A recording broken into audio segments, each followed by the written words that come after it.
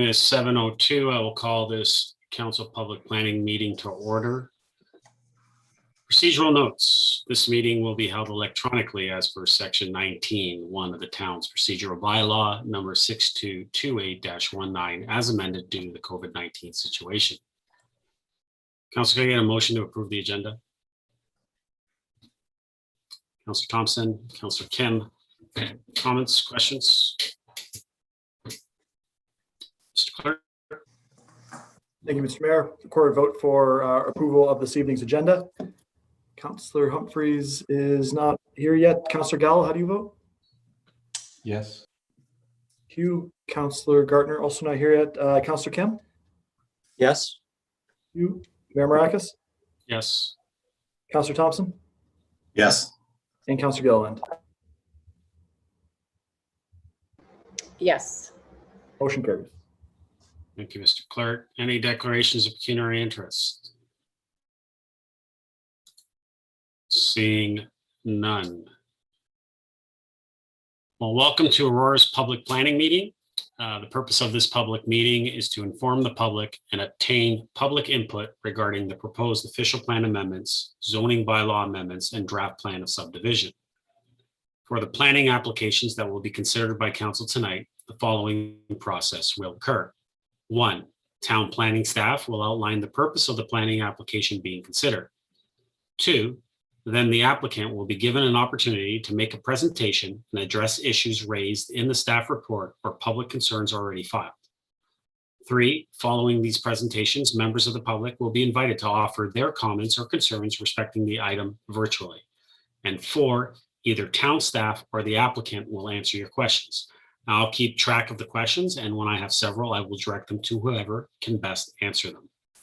It is very important that the town receive the correct names and addresses of individuals having an interest in the planning applications.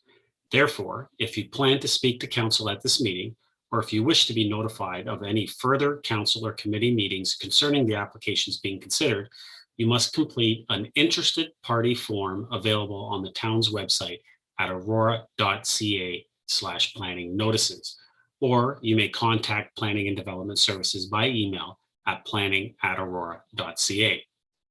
Under the Planning Act, the applicant or residents have the right to appeal any decision of council on a planning application to the local planning appeal tribunal. But you must verbally express any comments or concerns here tonight, or submit any comments or concerns in writing to the town prior to council adopting an amendment. The tribunal may dismiss all or part of an appeal made in respect of an application. This public meeting is being audio and video recorded. Names, addresses, comments, and any other personal information are being recorded according to the Municipal Act and the Municipal Freedom of Information and Protection of Privacy Act. This will help our town clerk prepare accurate minutes and to create a record that is available to the general public, including the town's website. Questions about this collection should be directed to the town clerk, Town of Aurora. I will now ask the town clerk to confirm that notification to the public occurred as required by the Planning Act. Mr. Clerk. Thank you, Mr. Mayor. Respecting item 4.1, report number PDS 21-73, official plan amendment, zoning bylaw amendment, and draft plan of subdivision, Shining Hill Collections, Inc., 162, 306, 370, 434, and 488 St. John Sideroad West, file number OPA-2021-02, ZBA-2021-02, and sub-2021-01. On April 1st, 2021, a notice of the complete application was published in the Auroran and Aurora Banner newspapers, and a sign giving notice of the complete application was posted on the subject lands. On May 14th, 2021, notices were mailed to all addressed property owners within a minimum of 120 meters of the subject lands and to all interested parties. Signage on the subject lands was updated with public meeting information. On May 20th, 2021, a notice of public planning meeting was published in the Auroran and Aurora Banner newspapers. Public notification has been provided in accordance with the Planning Act. Respecting item 4.2, report number PDS 21-62, applications for official plan and zoning bylaw amendment 260-1622 Ontario Inc., 26, 30, 32, and 34 to 38 Berczy Street. lots 4, 5, 6, 7, 8, and 9, part lot 10, Berczy Street, and the OPA number is 20,000 or 2020-01 and ZBA 2020-01. On February 6th, 2020, a notice of complete application was published in the Aurora and Aurora Banner newspapers, and a sign giving notice of a complete application was posted on the subject lands. On May 13th, notices were mailed to all addressed property owners within a minimum of 120 meters of the subject lands and to all interested parties. Signage on the subject lands was posted with the public meeting information on May 12th, and on May 20th, a notice of public meeting was published in the Aurora and Aurora Banner newspapers. Public notification has been provided in accordance with the Planning Act. Thank you, Mr. Clerk. I will now ask the Director of Planning and Development Services to begin with the presentations. Mr. Waters? Thank you, Mr. Mayor. For the first item on the agenda, we will have the applicant present, that's Don Given, and that'll be followed by a staff presentation from Rosanna Puneet. Thank you. Mr. Givens?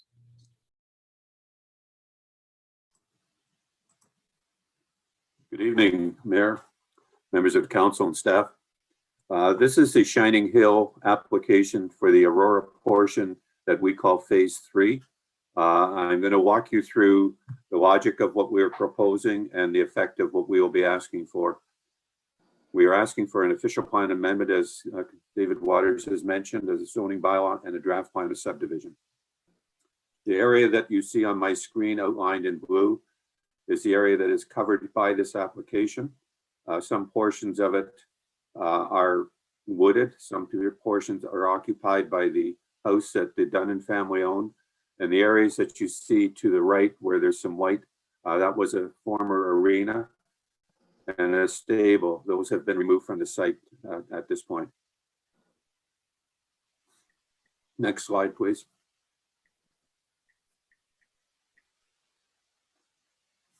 I've described this as Phase 3. Phase 1 was up in Newmarket off Yonge Street. That site is under construction. The entire holding that you see outlined in green are lands that were owned primarily by the Dunn family. And it's quite a large holding, the last of the really large properties in this part of York region that may be developed. In the future, there will be, and you've already approved Phase 2, a proposal that you'll see here to locate on the Shining Hill lands an opportunity for St. Andrew's College to open up a girls' school or a ladies' school that will be using the house and the grounds around it. And there will be also other opportunities in this area that I will describe to you for trail connections, park systems, etc. But I'm going to just give you a bigger picture to let you understand the whole aspect of it, because this backs onto Newmarket. And although the access comes from St. John's, a lot of the growth that's going to be taking place here in this plan will be up in the Newmarket side of the municipal boundary. Next slide, please.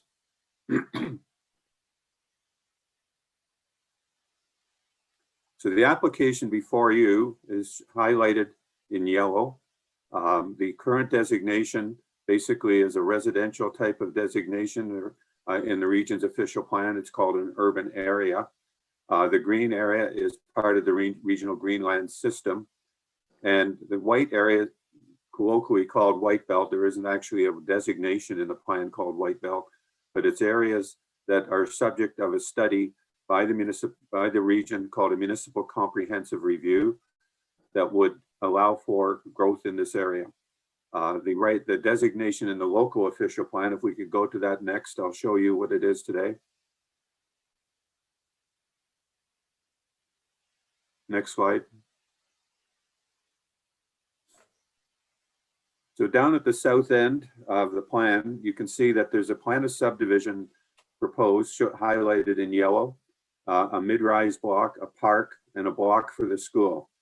And those are the uses that are before you today. I will get into further detail with the plan of subdivision, but I wanted to show you the larger picture of what we are contemplating in this area. Essentially, the road connection coming from St. John's would become a north-south spine road, or collector road as people call it, connecting to an east-west road coming from Bathurst Street out to Yonge Street. And within that area, you'll see it's primarily a combination of residential uses of low density, some medium density, and schools and parks. Swim ponds are shown in that pale green area and are intended to be done in a way that I will describe later as being the current thinking on how to deal with storm ponds. But you can see within this area, there's a huge amount of natural heritage feature that will be protected and in some cases enhanced. And all of that is intended to deal with the area in a way that makes it, I think, an unusual opportunity for the municipality, both Aurora and for Newmarket. Up to this point, the land has been in private ownership. No one's allowed access to it, has never been able to get on the property. What this will do is create an opportunity to get a connected trail system up into Newmarket and connecting south into the balance of your trail systems. And it'll also allow for education areas along some of these trails, because we will be having signage along it to help educate the public on what the different features are that you're seeing here. So that's the bigger picture. Next slide, please. This is the draft plan that we have submitted. It had 88 lots for a single family, a park block, and an area for mid-rise. The school is shown in gray. That's what was now called St. Anne's School Site. St. Anne's would like to have their first classes starting in 2022 in the fall.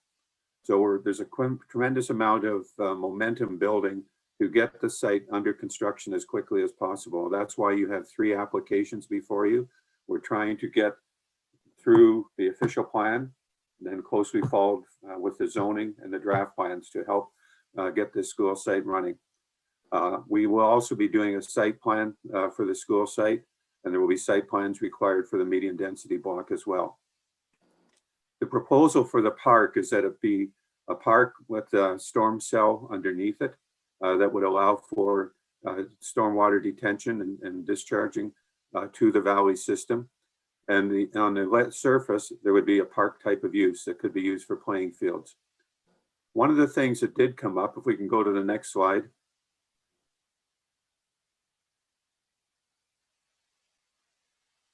was that that plan would have depended on access from the north through Newmarket to the St. Anne's School.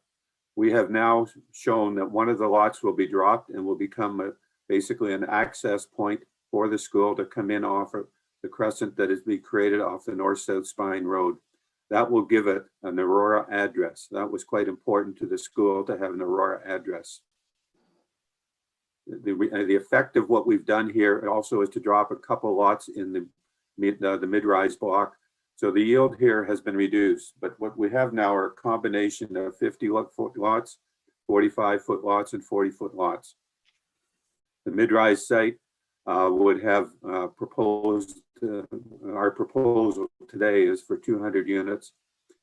We started with an application of 10 stories. We're now, and I'm going to show you, looking at an 8-story type of building. Next slide, please.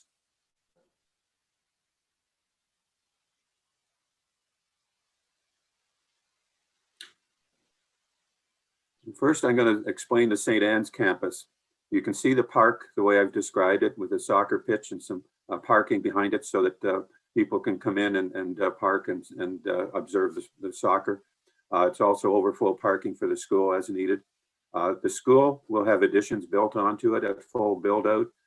It will almost rival St. Andrews in terms of the capacity. It's a magnificent building that is probably one of the most impressive buildings I've ever been through.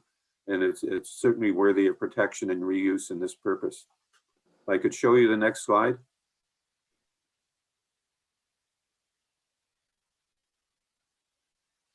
This is the house that will be the home for St. Anne's. That's the front door. We'd like to preserve that for ceremonial entrances to the school. It's quite impressive. It has a very long driveway coming in that exists today with some beautiful gates that we'd like to see preserved as well.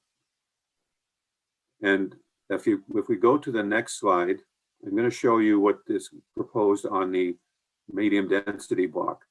This is the layout in that triangle. It's a very interesting pocket with on three sides. It has basically green space with the street coming in off the main entrance road. So it'd basically be two apartment buildings linked together. We could go to them now, to the next slide. This is the elevations that are being proposed. These are going to be large apartments, 1,500 square feet and larger. They're intended to be luxury apartments, adding some cachet to this area. We think there's a huge market that would like to have this type of quality development in Aurora. And it's in a great location, as I said, with the boundary being the green areas in the road. So it doesn't impact any of the residents that exist today. There's none there. And it will be built as part of this development. It also gives an opportunity for parents who may want to be close to the school to have an apartment here, which is something that we've heard many of them speak about as something that would be a good idea. Next slide, please.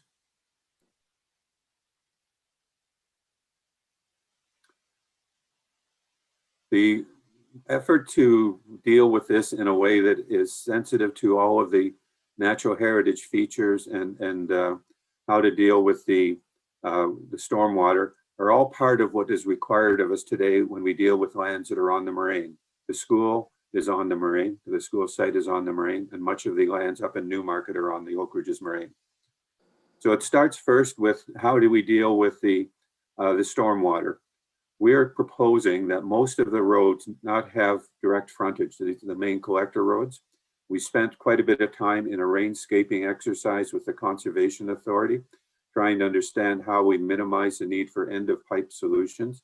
What we would like to do as much as we can is get infiltration into the ground through so that the rain water doesn't get flushed into the creeks, but rather penetrates into the ground. That's part of what you're expected to do on the moraine, but most importantly, it's something that is probably the better way to deal with stormwater from a management point of view, because it doesn't end up being a big rush of water into a creek that's warming the water. Instead, you're getting cooling water percolating into the ground. We're also under an obligation to deal with wellhead protection on the moraine. The well that we're going to be addressing is over on the east side of Yonge Street, north of St. John's. We're quite a distance away from it. The math that we've been given by the hydrogeologist is it takes about 25 years for the rainwater, once it gets into the ground, to make its way to that wellhead. So we don't think we're going to have any impact on the well. The groundwater will not be an issue here, but it's an interesting test that you have to go through with the Oak Ridges moraine. Much of what you see in the images here are ways in which we would also integrate walkways throughout the area to make it an attractive area for people to use and enjoy. There can be urban type of walkways, natural heritage walkways, parks with opportunities for skating, biking, etc. Next slide, please.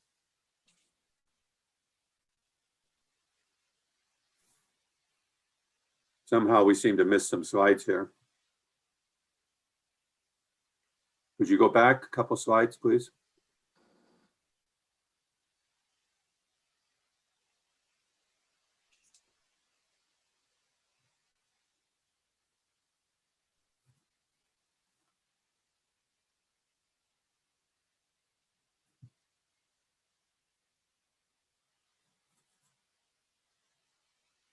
I apologize for this. My slide deck is larger than we've got here.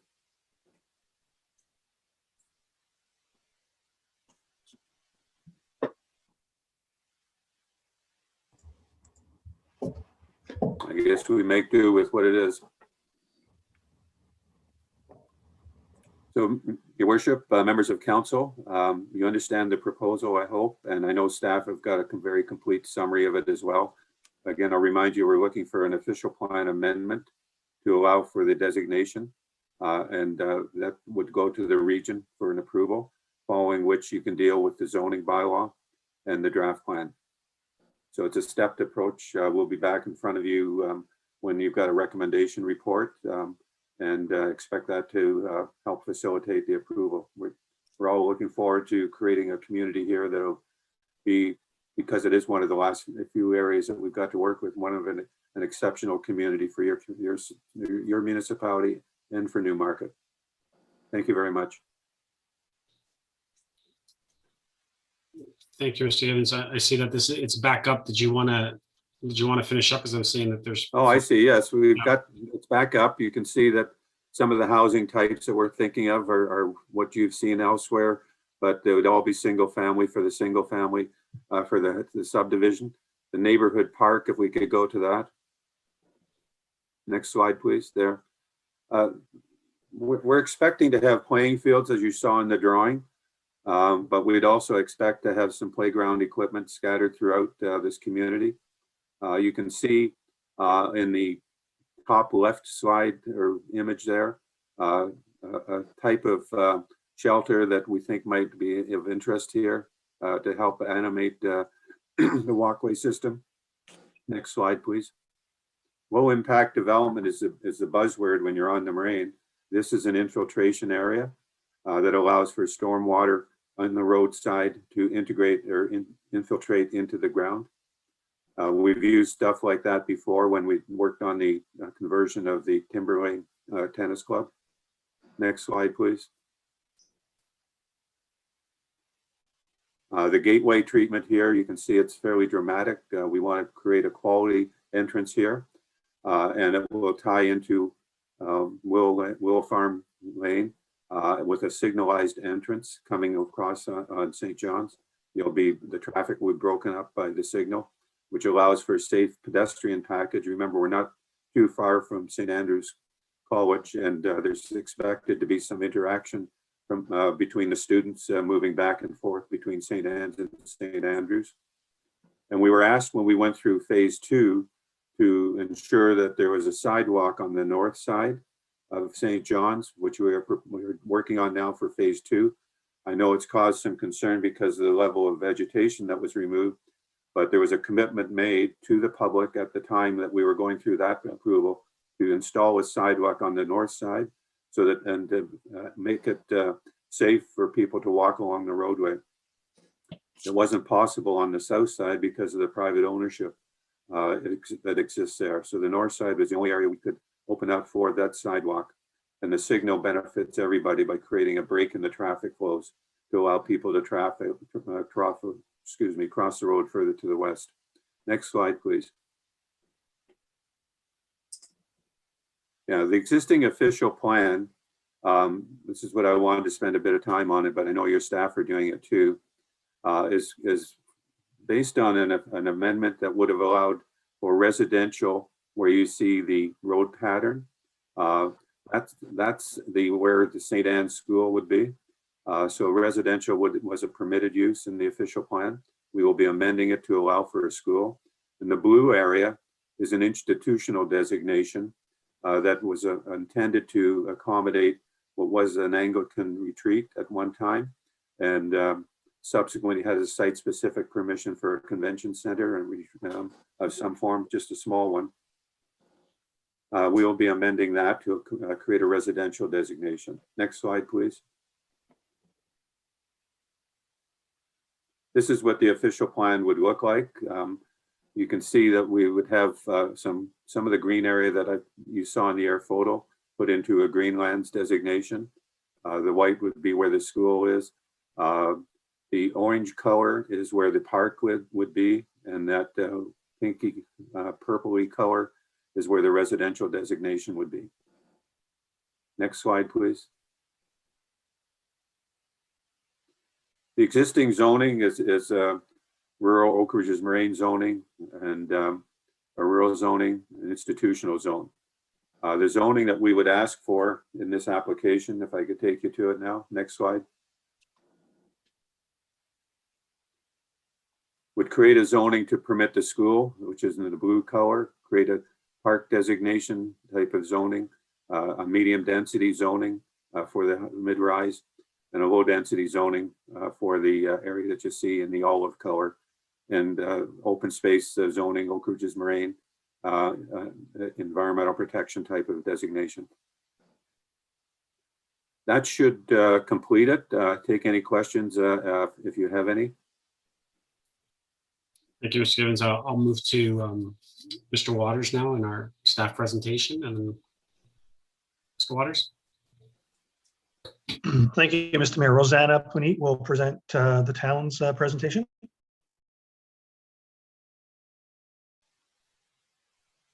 Good evening, Mayor, members of council, and the public.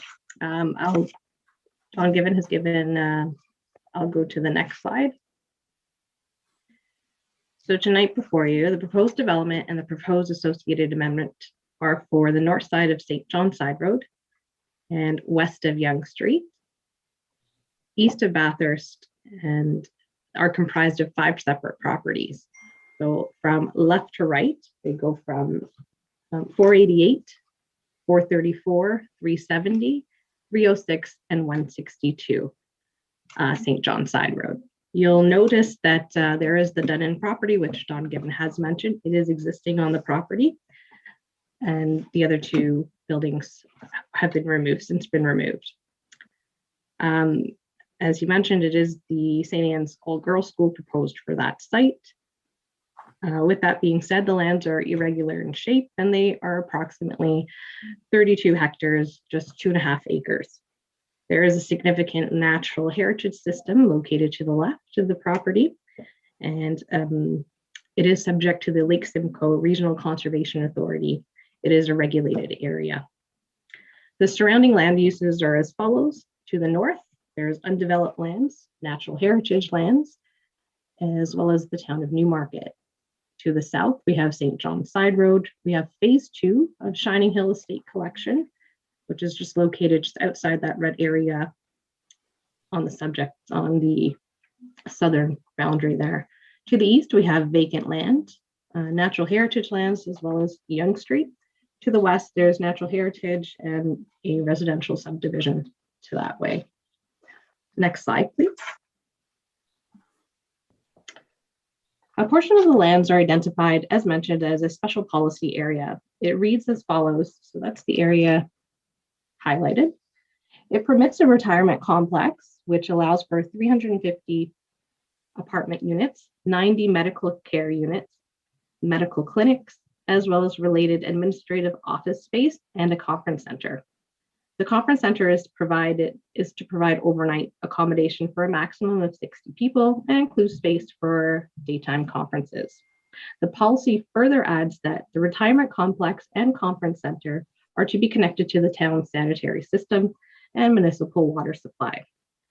Note that the development will not be permitted until council has an approved master site plan agreement for the specific site. Next slide, please. The existing official plan, OPA, which is OPA 37 for the site, is designated Suburban Residential 1, core open space, and supporting area open space. So, last year, the Town of Aurora Council General Committee draft approved the phase 2 lands, which are located to the south. And currently that development is for a 90 single attached unit, referred to as phase 2. And these lands are also owned by Shining Hill. The owner is working on clearing their draft plan conditions at this time. And they've also submitted a site plan application, which will be forward to council when it is ready. Next slide, please. The existing zoning on the lands are Oak Ridges Moraine General, Rural General, Rural, and Institutional. So there's within the Oak Ridges Moraine General Zone, zoning bylaw provisions state that no person shall use these lands, including expanding, enlarging, or otherwise altering an existing use, building, or structure for any other use than that legally existed on the property as of November 15th, 2001, or in a use for which the building permit has already been issued legally in accordance with the town zoning bylaw, in accordance with any policies of the official plan and the Planning Act. Uses permitted in the rural zone include agricultural uses, detached dwelling, second suite, greenhouses, home occupations, and places of worship. In the institutional area to the west, uses permitted, to the east, uses permitted include institutional zone, athletic fields, cemetery, daycare, hospital, public library, long-term care facility, museum, place of worship, recreation center, retirement home, a post-secondary school, private school, and a public school. Next slide, please.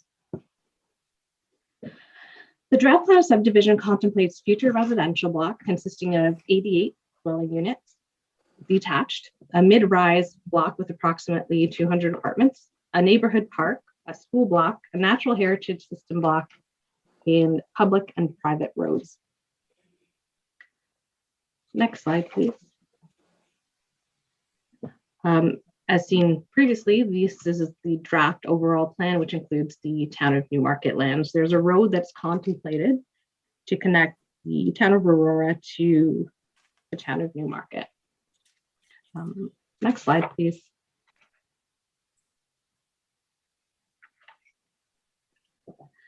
The redesignations proposed are as follows. The current SR1 designation within OPA 37 allows for neighborhood-oriented supported services such as schools and parks to be permitted on these areas. The land is not seeking to be changed to this designation. This area here. This is where the St. Anne School is proposed. So those lands are not subject to be changing as part of these applications, but this little corner area you see to the south, this small portion is proposed to be redesignated from supporting area open space to suburban residential SR1 to allow the school site. Note that this area is within the LSRCA regulated portion and will be subject to their review and their approval. The land subject to the residential development, so out here, are outside the limits of the Oak Ridges Moraine Plan. In addition to that, the environmental protection lands to the west down where it says OPA 37 are part of the application, continue to be protected and are subject to the ORM plan, the Oak Ridges Moraine Plan. The proposed official plan amendment seeks to establish a new site-specific policy to increase the maximum height permitted on the subject lands that were proposed to be 2 stories along in that high density block located here, as Don Given mentioned, is now 8 stories. That's subject to review at this time. The official plan amendment also proposes to increase the height for the single detached dwellings from 10 meters to 11 meters. And with that being said, it's approximately 3 stories. York Region has indicated that they will be the approval authority for this proposed official plan amendments. Next slide, please. The applicant is proposing to rezone the subject lands from rural Oak Ridges Moraine to institutional, environmental protection, Oak Ridges Moraine, environmental protection, Oak Ridges Moraine, and open space. The rural to open space, rural is being changed from rural to open space, detached 3rd density residential, 2nd density apartment residential, and detached 4th density residential. The zoning amendment contemplates a site-specific exceptions for single attached dwellings and townhouse dwellings proposed. The mid-high block contemplates site-specific exemptions. At this time, the applicant has not requested any exemptions to parking for this high-density site or the amenity space requirements to the current zoning bylaw. A further review is required to ensure this is the case. Next slide, please. The proposed applications will be reviewed in context with all provincial, regional, and municipal policy documents as listed on this slide. Next slide, please. There's a few items that have come up through the public process and through the first submission and some early comments from departments and agencies. We need to look at finalizing the official plan amendment, the zoning bylaw amendment, and the draft plan documents. In addition to that, no access driveway has been provided based on the plans provided to date. So there's no road right now connecting to St. Anne's School on a town of Aurora municipal on the side. Further analysis and potential road connections to the two municipalities. This needs to be further reviewed at this time. In addition to that, discussion about the apartment height, which was previously 10 stories as they submitted, but now I understand has been decreased to 8. And in addition to that, we need to look at the 3 stories, 11 meters proposed for their zoning amendment and their OPA. As mentioned, the parking rates need to be addressed for the mid to high rise building in further detail. Next slide, please. Another item that has come up are the engineering matters, including road widths. These do not meet operational or snow removal, garbage pickup, maintenance from that standard point. In addition to that, the location of the stormwater tank is located within a park block. Generally, this is always located on a not within our town lands. So that needs to be reviewed. There are a significant number of trees that are proposed to be removed from the site to facilitate the development. There needs to be vegetation management initiatives required to address these tree removals, and tree protection policies need to be adhered to. So this is in conjunction with the town parks department as well as the Conservation Authority, the Lake Simcoe Regional Conservation Authority. Lake Simcoe Regional Conservation Authority has not provided their fulsome comments on the submitted reports, and that needs to be done at this time. Next slide, please.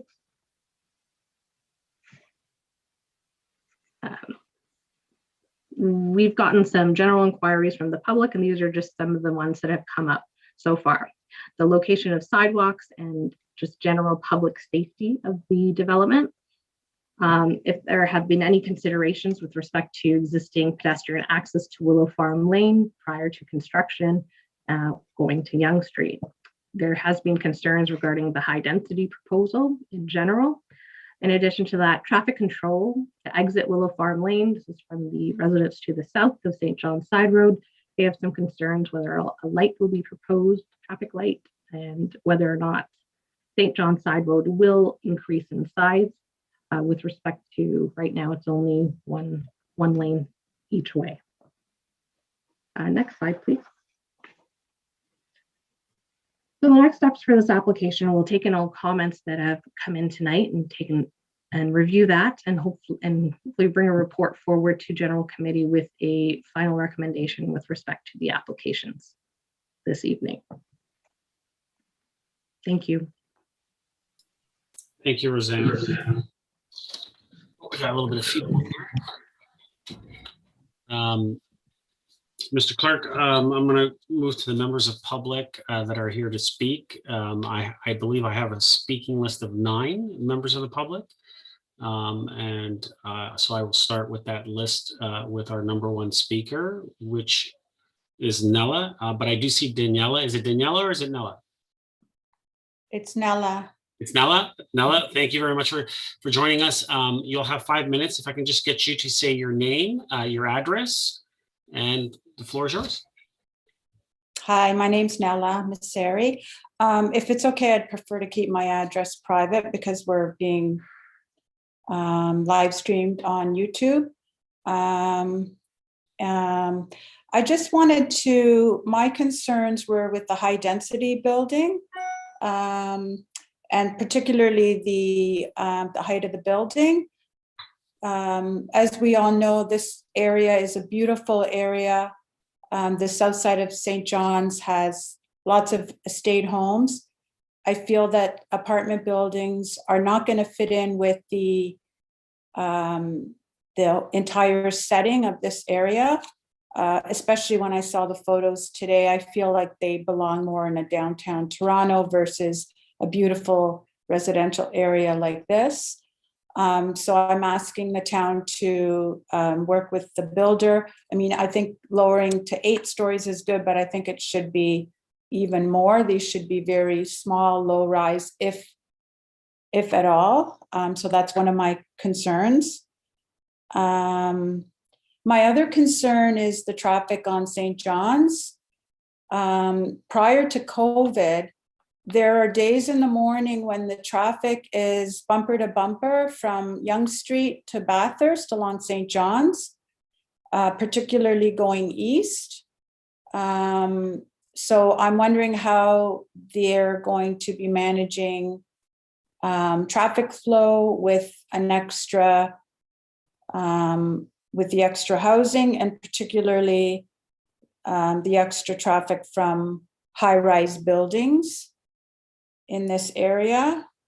And my third question pertains to the sidewalk. That's the proposed sidewalk on the north side of St. John's, whether that will be extended entirely from Yonge Street to Bathurst, or will it be ending at the new subdivision? Thank you. Thank you, Nella. Next, we have the Zentra. Is that correct? I apologize if I got that wrong. It's Zentra. Zentra. Okay. If I could just get you to say your name and your address, and you have 5 minutes. Yes, I am a resident of St. Andrews on the Hill development in Aurora there. My name is Zentra Schlatter. Good evening to you all. I have 3 main areas of concern that I'd like to address to council pertaining to this proposal. I'm going to read from my notes here. First of all, with respect to protecting the Oak Ridges Moraine, the proposed site of development was originally designated as Oak Ridges Moraine Rural. Development to the south, so that includes St. Andrews on the Hill and Tree Grove Circle, and to the northwest at St. John Side Road and Bathurst, which is Brentwood Estates. Comprising of approximately 400 homes on a much larger area of land, was done in a low-density residential plan with extensive nature trails throughout the entire subdivisions, leaving abundant naturally forested areas for the wildlife to survive. Why is a proposal of a similar nature not applied to the lands in questions in an effort to minimize the impact on the moraine? Mid and high density residential development in the Aurora proposal will be directly connected to mid and high density residential development in the Newmarket area where the proposed connecting road will be. And that can potentially bring thousands of residential site inhabitants through the area. And I believe the road is referred to as Road A or Bennington Road. That connects from Bathurst to St. John Side Road. So essentially it's going through the entire subdivision in Aurora as well as Newmarket, which allows the flow of traffic from both areas to come down. And this was information was obtained from the developer's plan.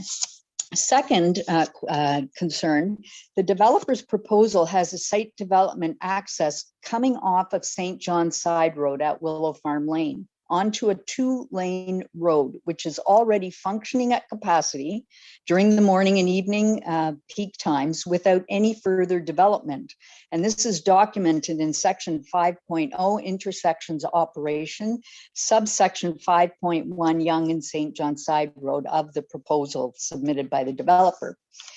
The development site is bordered by Yonge Street to the east and Bathurst Street to the west. Why are they not using Bathurst or Yonge Street, which are both 4-lane major roads, which can accommodate the large volumes of traffic? And I ask this, even if the development was a low density estate lots to maintain the consistency in the area already surrounding all aspects of the development, and would also lessen the environmental impact on the moraine. Third concern is that as a 30-year resident of St. Andrews on the Hill, there is not a safe means for pedestrian or cyclist traffic to get to Yonge Street via St. John Side Road. The developer draft proposals indicate that there is extensive bus routes serviced by 3 different systems with stops right at St. John Side Road and Yonge Street, which is all true, but there is no sidewalks anywhere along St. John Side Road from Bathurst to Yonge Street. The traffic studies that were conducted involving pedestrian and cyclist use was done on July 31st of 2019, which is the peak vacation time when residents are not present and schools are not operating. And of course, that study indicated that the cyclist and pedestrian traffic is at an absolute minimum. Well, of course it is. Nobody's in town, and there is no sidewalks that you can safely get to Yonge Street from Willow Farm Lane or anywhere on St. John's Side Road. So again, my concern is, when is the town going to provide a safe way to have the current residents and pedestrians get to the area? Because the problem will only be magnified when the development is in progress. And I know that there is a walkway that was created by the town off of Willow Farm Lane, south of Heatherfield Lane, and it goes from Willow Farm to Yonge Street. But this is not possible in the summer, or the spring rather, or in wet weather, because it's basically wood chips that are put down on boggy soil and is impassable during the times of the year when there is a lot of snow melt or a lot of rain. So those are the areas of concern that I and other residents in our area have surrounding the lands in question. Thank you for your time and consideration of our concerns. Thank you very much. Next up, I have Marie. Hello, hi. Thank you for Hi. allowing me to speak. My name is Marie Lorero. I live in the Brentwood neighborhood, down the road from the proposed development site. I'm here to express some of my concerns. A lot of them were expressed by Zithra right before I spoke, but there were three main ones that we brought up last time during the last proposal. And it was basically the environmental impact and the climate change impact of further destructing our forests and disrupting the wildlife in the area. Increased traffic and congestion, of course, on St. John's Side Road, which has already seen a huge impact from the east development on St. John's, as well as phase one of Shining Hill, with no added infrastructure to support it. And safety concerns, we've already expressed, and they were expressed, and I have to agree with Zithra. There is no way for us to cross currently across St. John's safely, or even bike or walk safely down St. John's. So those things were very big concerns back in phase one, and they still hold true right now. I do want to thank the developer. I think the proposal looks very good, and it looks like, you know, you put a lot of thought and into maintaining nature trails and everything. Looks great. But at the end of the day, we are still destroying a big portion of our trees. And I think that that is concerning to me as a taxpayer, when on one hand, we pay for trees to be planted to offset climate change, to offset all of these things that we know are a big impact to what we're dealing with today on the climate issue. And then on the other hand, we approve destructing further, you know, taking down trees. So it's almost counterproductive and disrespectful to the tax dollars that were put in for one initiative only to be taken out by another. So that is something that is a concern as a citizen. But I do think that, you know, the developer has done a lot of good work to put thought into it. My biggest concern is that we just keep doing it every time there's a new one that comes up. Another new proposal comes up and more comes off, and another comes off and more comes off. So I do want council to really think about the impact to not just now, but to the future, because it is destroying ourselves by destroying the natural habitat and the trees. And that is a big impact.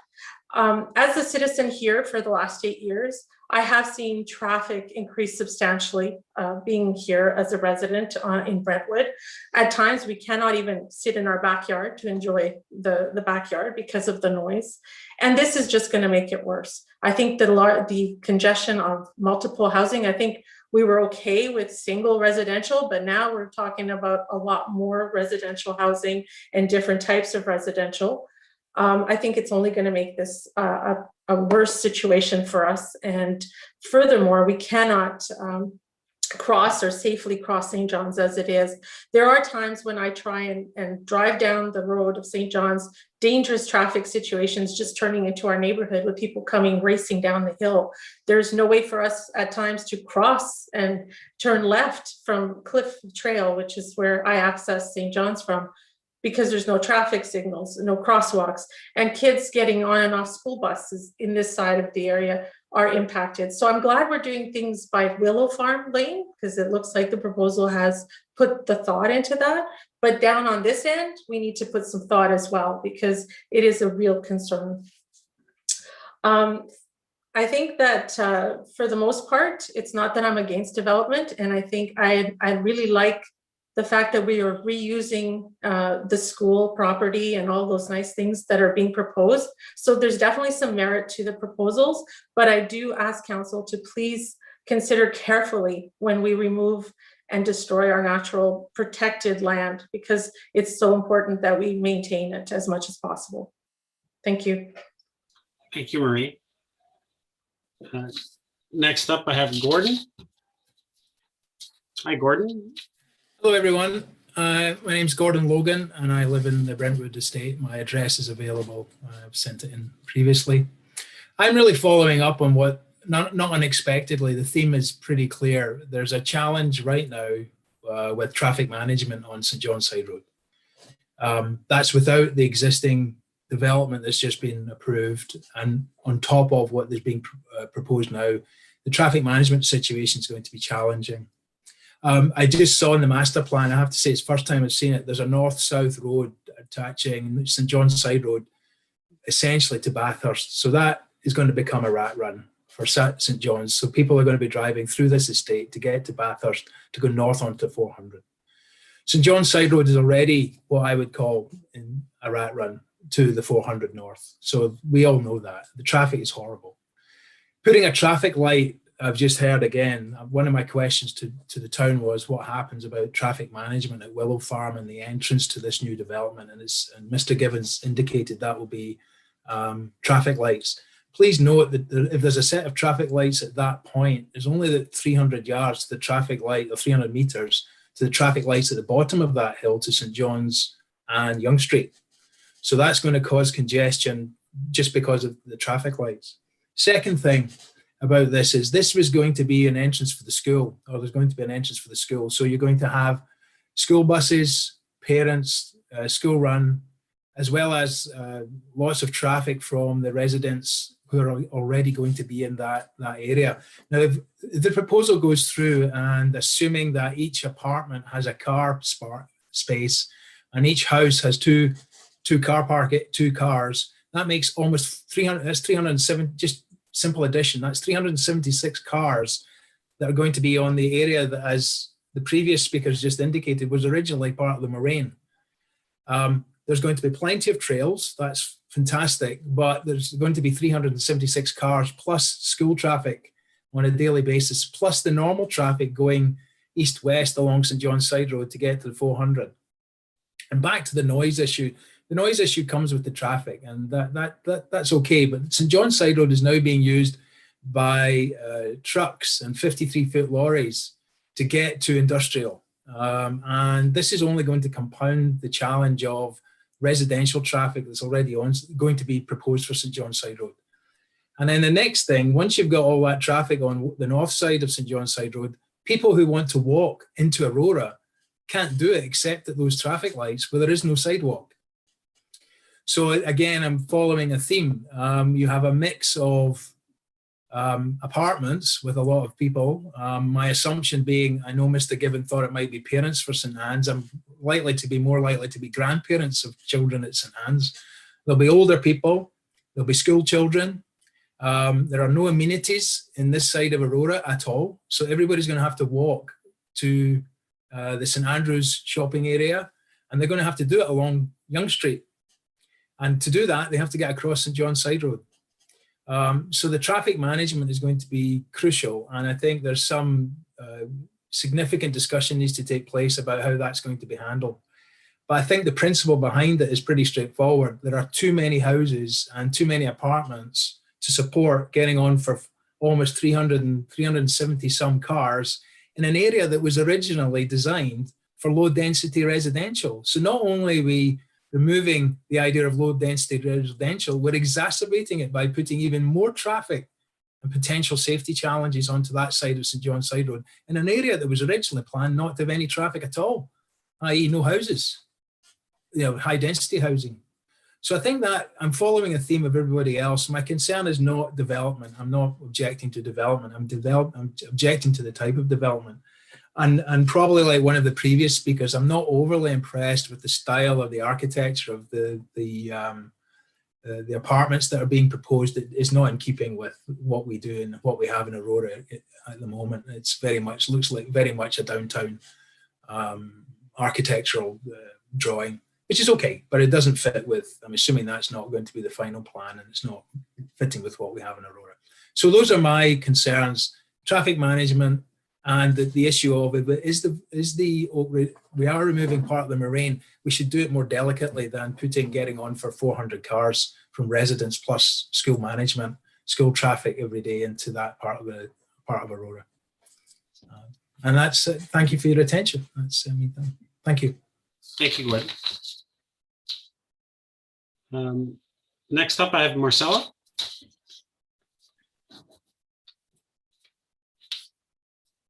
Marcella, welcome. Good evening, Mayor Marcus and councillors and everyone else that's joining us. I'm Marcella Sacida, and I live in the Wellington Lane area of Aurora. I'd like to know how the loss of over 2,200 trees in one area aligns with the town's declaration of climate emergency. Shining Hills Phase 2 application, which was approved by council in June of 2020, resulted in the loss of about 750 trees. The latest proposal will result in the removal of a further approximate 1,500 trees. Has anyone calculated how much stored carbon has already been released and how much more will be released should this application be approved? While I understand there will be a restoration plan and monetary compensation, this will not compensate for the immediate loss of mature trees and the essential services they provide to the community. Simply put, when we cut down a 50-year-old tree and replace it with a sapling, it takes many years for that sapling to provide the equivalent services, assuming it even survives. As I see it, emergencies, including climate emergencies, require focus on immediate, not delayed action. According to York Region's State of the Forest report, one large tree can store approximately 60 times more carbon and remove 15 times more air pollution annually than one small tree. The report also says that large trees deliver greater household energy savings, water quality improvements, and runoff reduction. So why are we not doing everything possible to retain the mature trees we have? Do we have a climate emergency or not? I urge council to recognize the irony of its powerful declaration and at the same time allowing the removal of thousands of mature trees within one area alone. While I understand that housing is important, so too is our natural environment. In my opinion, we need to find a better balance because from what I'm seeing on St. John Sideroad, this balance has already been lost. Thank you. Thank you, Marcella. Next up, I have Wendy.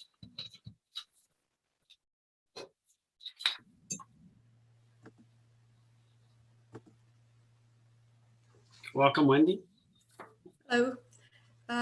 Good evening, Mayor Maracas, councillors, everyone. I'm Wendy Kenyon. I live in Aurora and I'm a VP of HFARA. 49 species of breeding birds are confirmed as present on these lands, including the threatened bobolink, barn swallow, the special concern eastern wood pewee, wild turkey, other wildlife such as deer, coyote, snakes, salamanders, potential endangered species. This is a rich and vibrant ecosystem, and this is what's at stake here. At the 2019 public planning meeting to discuss the previous Shining Hill proposal, the public raised concerns then about the impacts on wildlife. They were given explicit reassurances and were told, on the wildlife, we will not be changing that habitat. We would still have all that intact. Since then, over 700 trees have been lost. A threatened species nest was removed. 2 large ponds are being drained, one for sure noted as possible sensitive wildlife habitat. Tannery Creek is being realigned with the loss of immediate habitat and connectivity. Based on all this, those reassurances were, at best, misguided.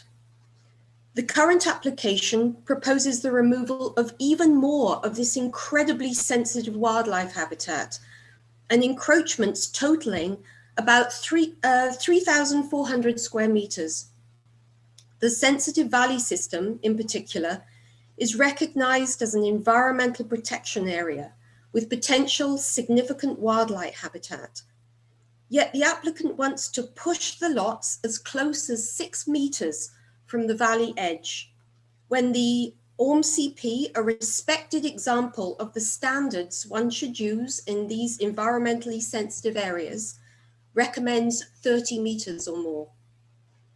Importantly, Section 12 of the official plan says that no development or site alteration is permitted adjacent to natural heritage features, generally 120 meters, unless it's been demonstrated that there'll be no negative impacts.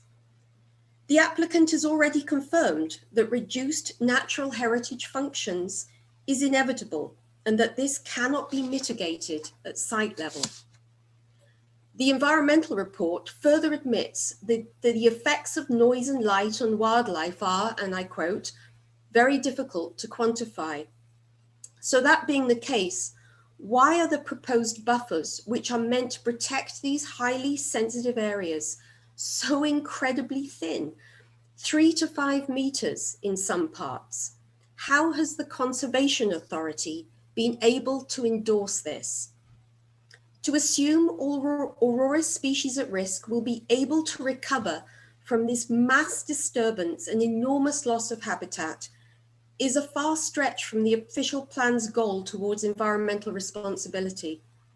Section 12 specifically says development or site alteration is not permitted within the habitat of endangered, threatened, or special concern species.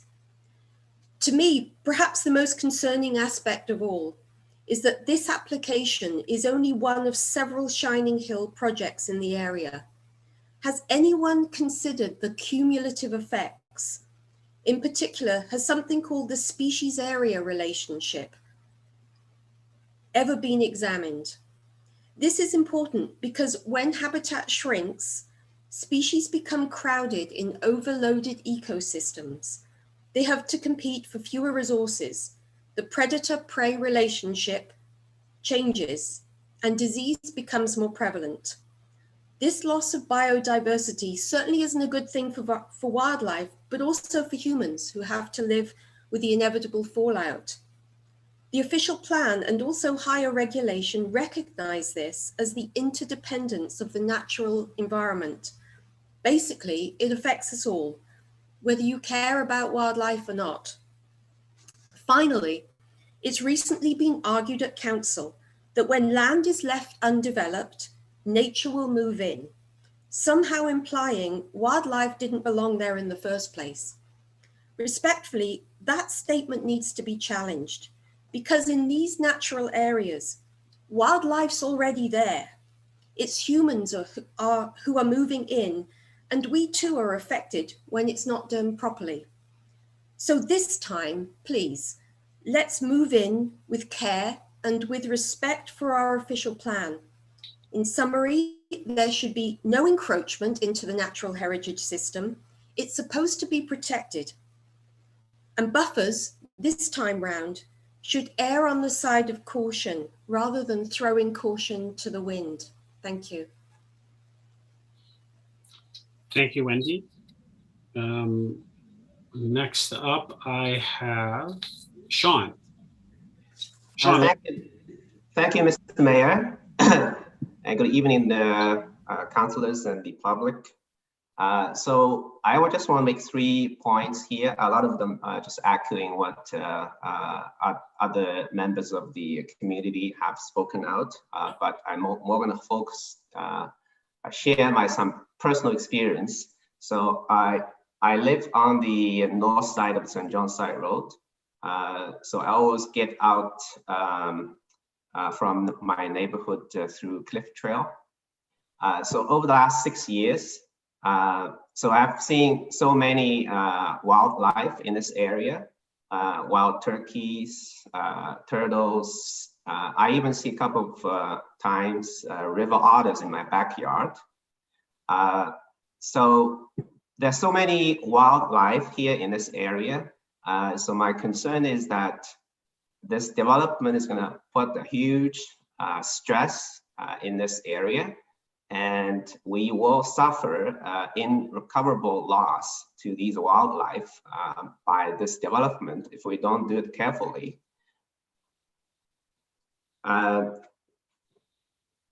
about the trees, just in the last month, we've seen so many mature trees being cut down in the phase 2 development, which was approved about a year and a half ago.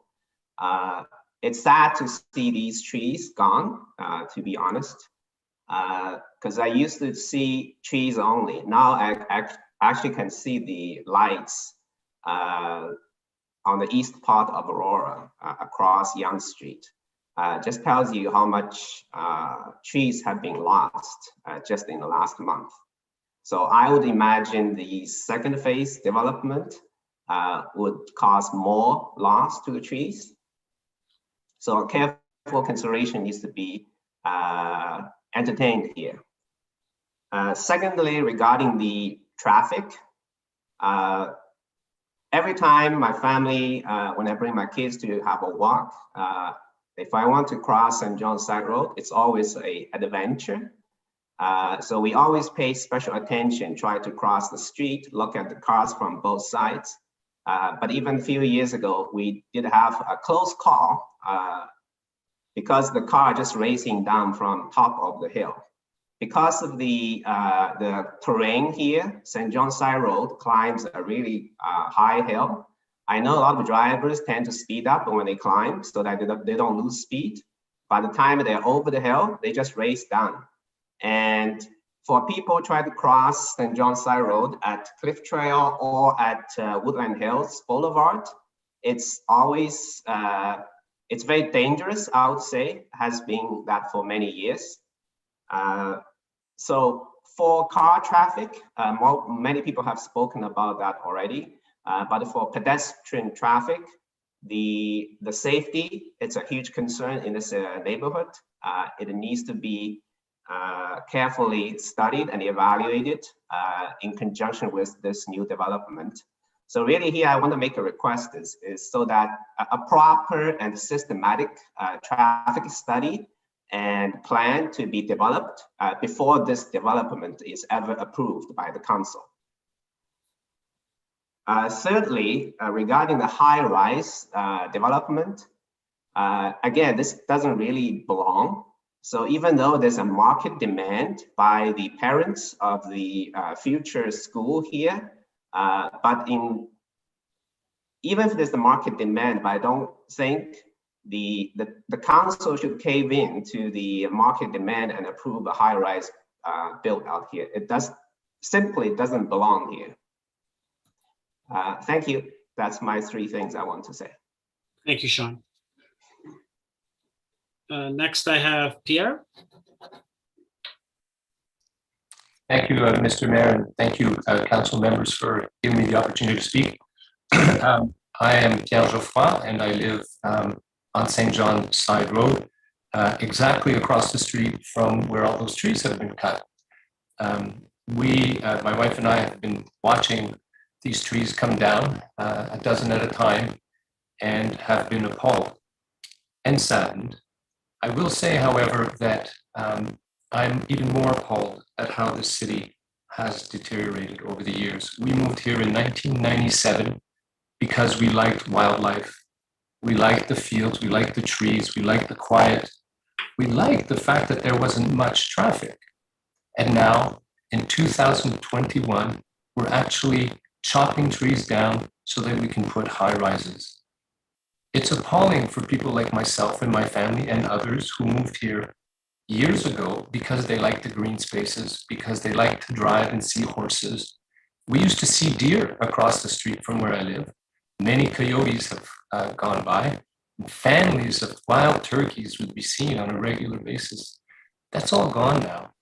The last little bit of green space that we have is basically where Shining Hill is planning to cut more trees and put up some more cement and more concrete and more pavement. Please, please, council, consider this very, very carefully. It's basically all that we have left. And really, as council members, you are the stewards. I remember talking with Evelyn Buck on many occasions about what has happened to our city. And she herself said that the council are to be the stewards of what many, many years ago had been set in motion to protect our lands, to protect our city, to protect the animals and the wildlife that live in this environment. And gradually, year after year, project after project, we've let that erode. So please, council, stop the erosion. Please stop this project. Thank you. Thank you, Pierre. Next, we have George, number 9.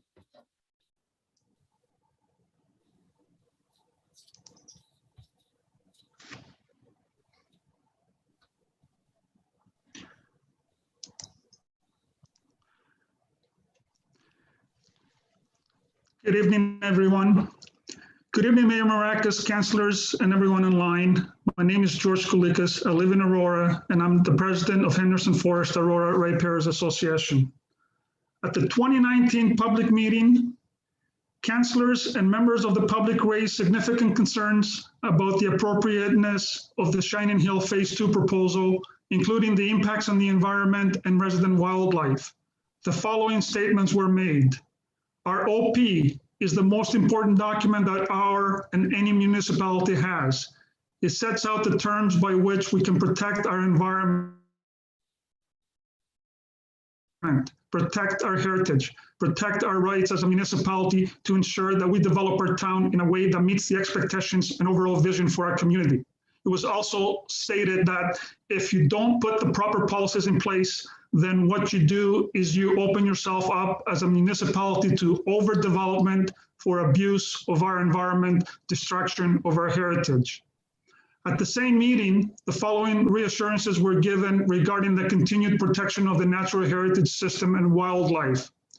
We are not touching any of the natural heritage system. If anything, we're growing it because we cannot touch the actual feature, which is the trees and the wetland.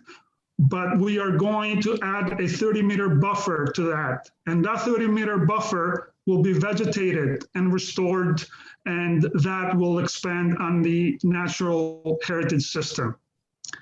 Given that the objective of a buffer is to insulate the natural system from the proposed site alteration and development, these statements gave residents some hope. However, it is now apparent that the natural heritage system and wildlife are not being protected as was assured. The final Phase 2 subdivision plan applied the following buffer zones. Significant woodlands buffers, 10 meters, and in some instances down to 4. Wetland buffers, 15 meters. Now, the latest proposed development by Shining Hill, directly east of the Phase 2 development, represents a major change in land uses and increase in density. This proposal is to develop the lands to accommodate 88 single detached dwellings, a 10-story high-rise residential building with approximately 233 units, and St. Anne's School. Given the intensification development proposed, I'm greatly concerned about the adverse effects to the ecological integrity of these lands. Adverse effects which include the following. The removal of approximately 1,500 trees. Certainly, hundreds more trees will be lost to potentially accommodate a soccer field and the neighborhood park, stormwater management facility, road access to St. Anne's School, all yet to be determined. Although this will be in addition to the 750 trees already removed from the Shining Hill Phase 2 approved development. Further impacts are encroachment area of 3,400 square meters into the natural heritage system. the removal of a 1,000-meter marsh wetland to area to accommodate 6 to 7 additional residential lots on the south end of the subdivision. Direct loss of vegetation and wildlife habitat, loss of wildlife, changes in hydrology associated with increase in impervious surfaces, soil and sediment compaction and mobilization, noise and light disturbance to the natural system in post-development conditions. I'm also very concerned about the 6-meter buffer zone applied to lots created on hazard lands along the edge of the valley on the east side of the subdivision plan. The provincial policy statement defines negative impacts in regard to the applicable natural heritage features and areas as degradation that threatens the health and integrity of the natural features or ecological functions for which an area is identified due to single, multiple, or successive development or site alteration activities. In conclusion, I am greatly concerned that development of lands on a site-by-site basis has the effect of a piecemeal approach to development and would cause a decline and degradation of Aurora's remaining ecological features, ultimately creating a loss of the existing features and functions. Overdevelopment, as suggested by this application, abuses our environment, causes destruction to our natural heritage features, and immeasurable harm to wildlife. A major attraction for living in Aurora is the green space available. If we allow overdevelopment to chip away at our protected natural heritage system, one site at a time, soon there will be an unacceptable cumulative loss of our critical green and blue infrastructure. This proposal represents a death by 1,000 cuts. Thank you. Thank you, George. Mr. Waters, I have a few questions from all of that.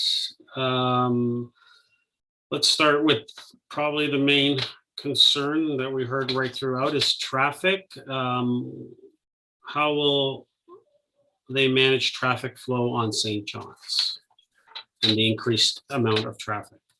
Through you, Mr. Mayor, there is a signal proposed at the intersection of the North-South Collector Road and Willow Farm Lane, so that will help control traffic.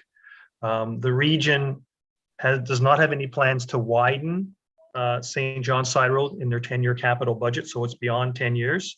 We don't know if that will be accelerated given, the volume of traffic that uses the road. So in the short term, it looks like it's going to be through a traffic light. Okay, thank you. So will the sidewalk be extended right to Yonge? Yes, Mr. Mayor, that's my understanding. It'll be extended right to Yonge Street. Okay. Noise issues. Is there anything that we're looking at or discussing about mitigating noise issues from the traffic for the surrounding communities? Through you, Mr. Mayor, what we're looking at is the development here and whether there is some noise mitigation required. That's still to be studied and to be determined. Would that, and just to further that point, would that be part of a regional perspective as well? The region would be commenting on that as well, yes. Okay. I'm going to ask you some of the environmental questions. Removal of 2,200 trees. I'm not sure if this is fair to ask you, but I'll throw it out there. Maybe council will chime in on this one when we get to our portion, but removal of 2,200 trees, how does that align with the climate emergency that the town has? Through Mr. Mayor, on this particular application, we're looking at approximately 1,500 trees that are to be removed on the institutional designated lands. The natural heritage system is not proposed to have any tree removal and is proposed to be dedicated to the town for public ownership. All the tree removal that is intended to be removed will be on the institutional lands. And then any of those trees will be subject to compensation as per the town's policy. Okay, and how much carbon release will be lost? How much carbon? Sorry, I don't have that information. So maybe we can get that at some point. Sure. Has a species area impact been investigated? there's been a natural heritage evaluation report submitted by Beacon, and that has identified, from my understanding, no endangered habitat on the development block.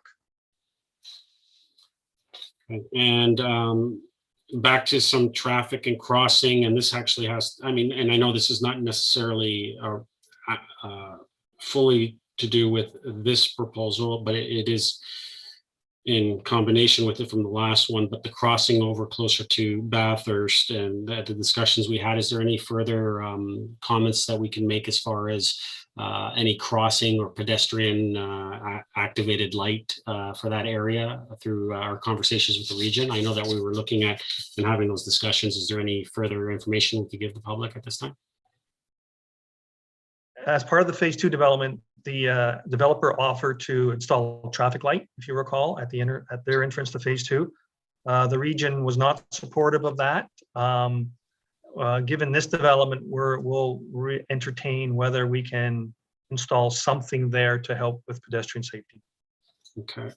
And is there anything that I might have missed, Mr. Waters, that you might have down there? Oh, actually, here I have another one here. Why? And maybe this is for Mr. Givens. Mr. Givens, why not just use Yonge and Bathurst as accesses and not have it access St. John's? Across the valley.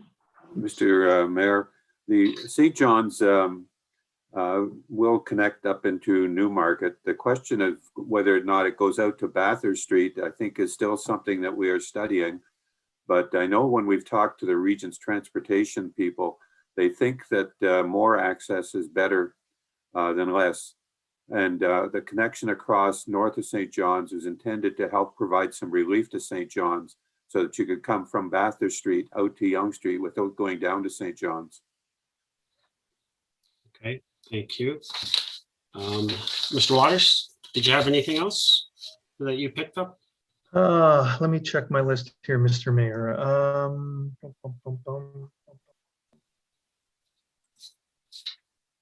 No, I think you've covered it all, sir. Okay, actually, one more traffic study. Has the traffic study been completed yet? And maybe that's for Mr. Givens. Mr. Givens? Yes, it has. The traffic study has been submitted. And it's considered the larger scope of what's going on in this area, not just this particular application. So it is also taken into consideration the Newmarket proposal as well? That's correct. Okay. Thank you. So what I'll do at this point is I'll ask any of the members of the public that are on the list if they would like to speak for a second time. If there are any, if you want to just turn on your camera. Oh, I see Nella right away. Nella, absolutely. Second time, go ahead. Okay, so just with all due respect, Mr. Waters, I don't feel that a traffic light at Willow Farm Lane is going to take care of the traffic problems on St. John's Sideroad. This is going to be an absolute disaster. I think it's imperative that the town does everything it can to limit traffic on St. John's Sideroad. And putting a light, especially so close to Yonge Street, is just going to cause a bottleneck of traffic between Yonge and Willow Farm Lane on St. John's Sideroad. It's not going to control the flow of traffic. I also feel that we should not have an access onto St. John's Sideroad from Shining Hill. The access should be only between Bathurst and Yonge. That'll keep traffic off of St. John's. And it will also dissuade people that live in the new subdivision, obviously, to use St. John's as an access. Their access points should be through Bathurst and Yonge, which we've already discussed are thoroughfares, and they can hold the extra traffic. The other thing with regards to pedestrian access to at Woodland Hill, I think we talked about it at the last meeting. We were promised a crosswalk, unfortunately at that time, but that never happened.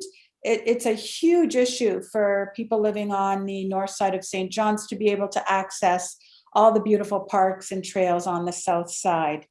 The other thing we haven't talked about, and I know this is a jurisdiction of York Region, is the speed limit on St. John's, which is another issue. Mind you, once we have all these cars on St. John's, speed won't be an issue because we'll all be crawling along anyway. So those are my issues specifically with regards to traffic. Thank you very much. Thank you, Noah. I see Zincha. Zincha, go ahead. Oh, you're on mute, Zincha. Sorry. Sorry, thank you. From what I've heard, the main concern is not necessarily just the traffic, it's the density of the development that is being considered, causing a devastating effect on the surrounding environment.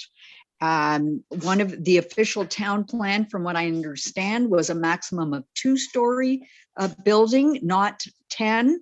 And I know that the builder has amended that to be 8-story, but it still is 6 stories, 2 buildings, 6 stories higher than what was proposed. I believe everyone who was speaking about development, we realize that yes, it may occur, but it's the amount of development and the density of the area. Also, it was mentioned that a sidewalk was going to be provided to Yonge Street, but a sidewalk where? On the north or south side of St. John Side Road? From which point? Is it from Bathurst to Yonge Street?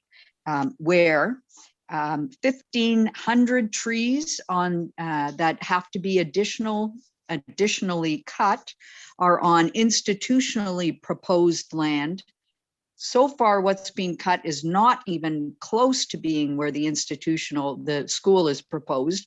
And viewing the map, it appears that where the school is and the surrounding lands are already open fields. So I'd like to know where the 1,500 trees are in that area, because where I see Willow Farm exiting onto St. John Side Road, and that used to be the Aurora Conference Center, which my children played soccer, had a little open field, there was a little picnic area, public walking space, that is fully treed. So I don't see how they can put a residential development in that area without cutting down trees. So I can't believe that the tree cutting is going to only be where the school is.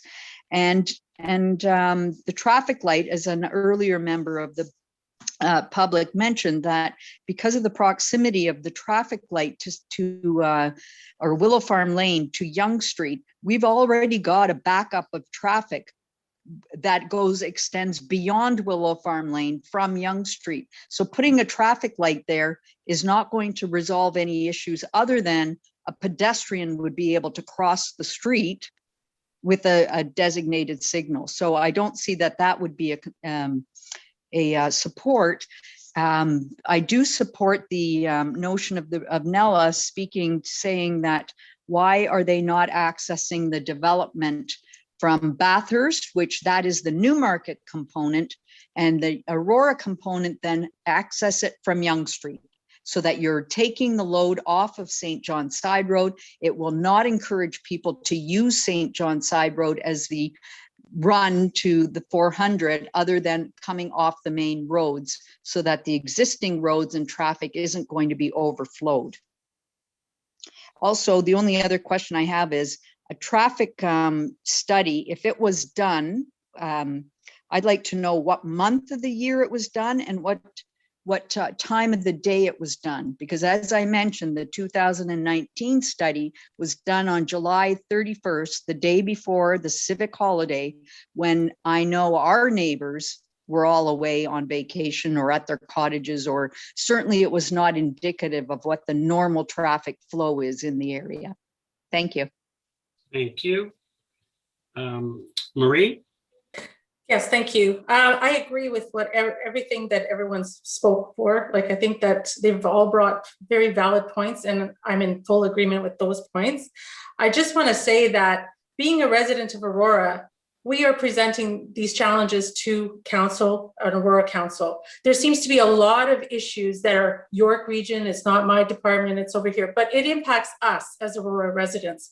And our voice is to you. And we do expect that you take those concerns because they haven't been addressed even from the first phase.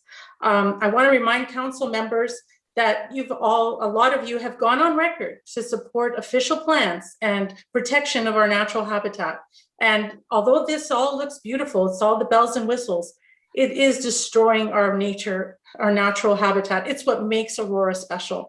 And the developer did purchase these lands knowing full well that there would be variance requirements and knowing full well that it was already protected as well. And the last time we heard they were going to do everything possible not to disrupt, but there's more trees. And the next phase will be more trees, and then we'll lose more space.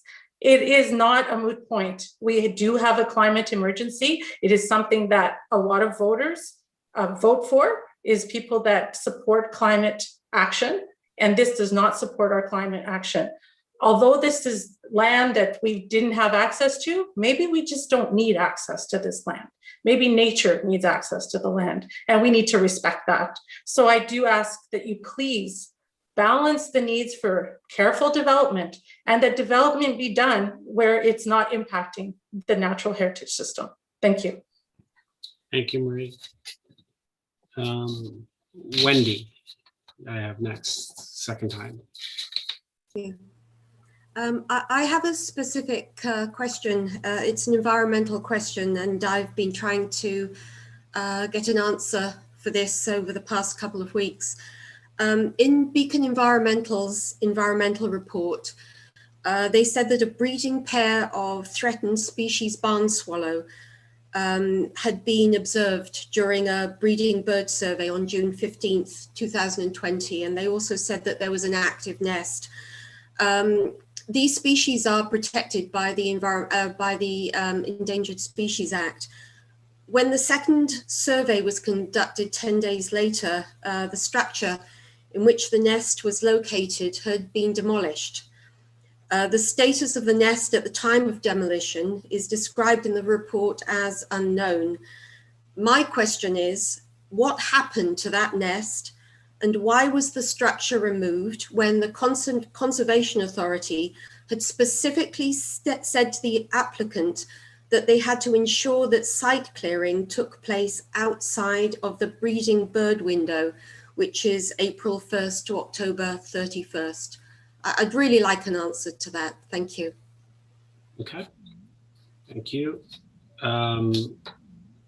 Sean, next for a second time. Thank you, Mr. Mayor. So I just want to ask a follow-up question regarding the proposed safety measurement for the pedestrian crossing at Cliff Trail and the Woodland Boulevard. So what is exactly is being planned here to improve the safety? And I also want to point out that in the proposed development for this phase, there's a new trail connection at the point of the east edge of the existing Brentwood neighborhood. So now, previously, only people like us who live on the north side of St. John's Sideroad want to cross to the south side to access the existing trails. So now, if after the new trails being opened up with this new development, there will be people living on the south end want to cross to the north side. So it will be more pedestrian crossing. It will demand more improved an improved crossing mechanism here. Given this the hilly St. John's Side Road, it's on a hill and adds additional safety concerns here. Thank you. Thank you, Sean. And I have George for a second time.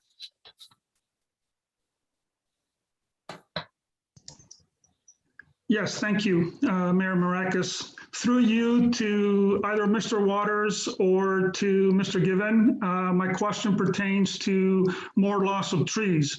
And the question is, we heard earlier today that, first of all, the potential of a soccer field and the potential future road to St. Anne's will definitely necessitate the removal of more trees. So 1,500 is not the absolute number, it is a minimal. It's a minimum number. So we know more trees will be removed. Tonight, I hear that the school will have extra buildings. They will be expanded to accommodate more buildings and also a parking lot. So I'm anticipating even more trees to be removed. So the actual number of trees, which is very significant in this case, is yet unknown. So perhaps Mr. Given or Mr. Waters could answer that question. I will get to it, George, when Okay, I get to the end. fair Yes. enough. And can I also please have one more follow-up question? Sure, you can. Yeah, you got your time. Okay. Thank Thank you. And there's no clarity, there seems to be a somewhat of a disconnect between the proposal or the presentation that Mr. Given provided tonight and the staff presentation. And my confusion is on the issue of the apartment buildings. Initially, you know, the proposal came in with an apartment building for 200 units. Then we heard it was revised to 233 units. One apartment building, maybe 8 stories, maybe 10 stories, right? Now, during the presentation, I see 2 apartment buildings and 6 stories each. So I'm just wondering how many, what's the total number of units of you know, the latest count? So that's my question. And the significance of that is because I think council at some point has to allocate servicing, have to provide servicing allocation to these lands when the proposal is completed, I guess.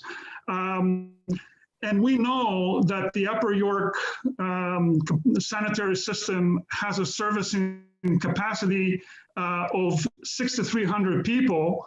And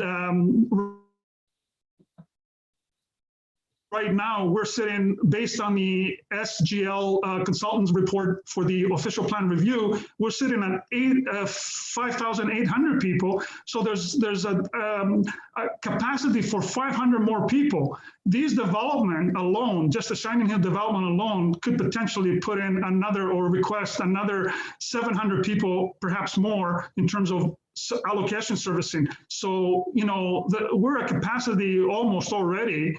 And what happens to, you know, to allocating all these proposals with, you know, allocating servicing to all these proposals.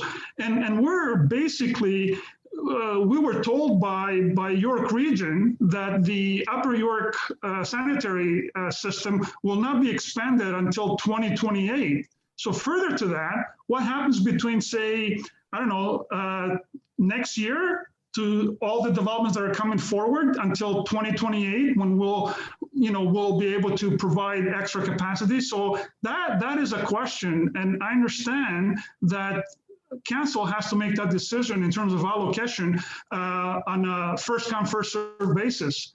So, you know, that's a conundrum, I guess. That's a tough one to answer how we go forward with this. But anyway, those are my questions, and thank you. Thank you, George. Is there anyone else for a second time? Gordon? Yeah, go ahead. Yeah, thank you. Really, it's just to support and confirm what's already been said tonight. I mean, it's pretty clear that the issue of traffic management has been handled in a glib, frankly, a glib way. It's just not acceptable. The idea you put a traffic light at Willow Farm, someone clearly hasn't actually stood at Willow Farm and looked down to Young Street and at 5 o'clock any evening of the week. So that's glib. That needs that. I'm disappointed that that's just not been sorted out. It needs to be dealt with in a different way. The other observation I'd make is that the fact that that study's not thorough enough. I mean, clearly you do it the day before a public holiday. Guess what? There's not a lot of traffic. But it didn't. I'm assuming the bias also included the new development from Shining Hill that's not actually been built yet. So that needs to be considered. So that's the traffic piece is one thing. And then the other thing about the 1,500 trees, I mean, we have to bear in mind that Mr. Givens already indicated this is the last piece of land that really Aurora has to develop on in any substantial way. So it meets a boundary condition between the environment and the town. And that's the challenge. This is a difficult development to approve simply because of where it is. And it is the last parcel of land. Therefore, it will be a boundary condition that's very difficult to manage. So it's a difficult decision to make. I don't underestimate that. But I would also point out, as I said before, even if you do simple arithmetic, getting on for 400 cars in that area takes the density or the carbon footprint from almost zero in terms of challenge to higher than probably anywhere else per acre than anywhere else in Aurora. We've gone from a carbon footprint that's very low because of what it is to one of the highest in the town.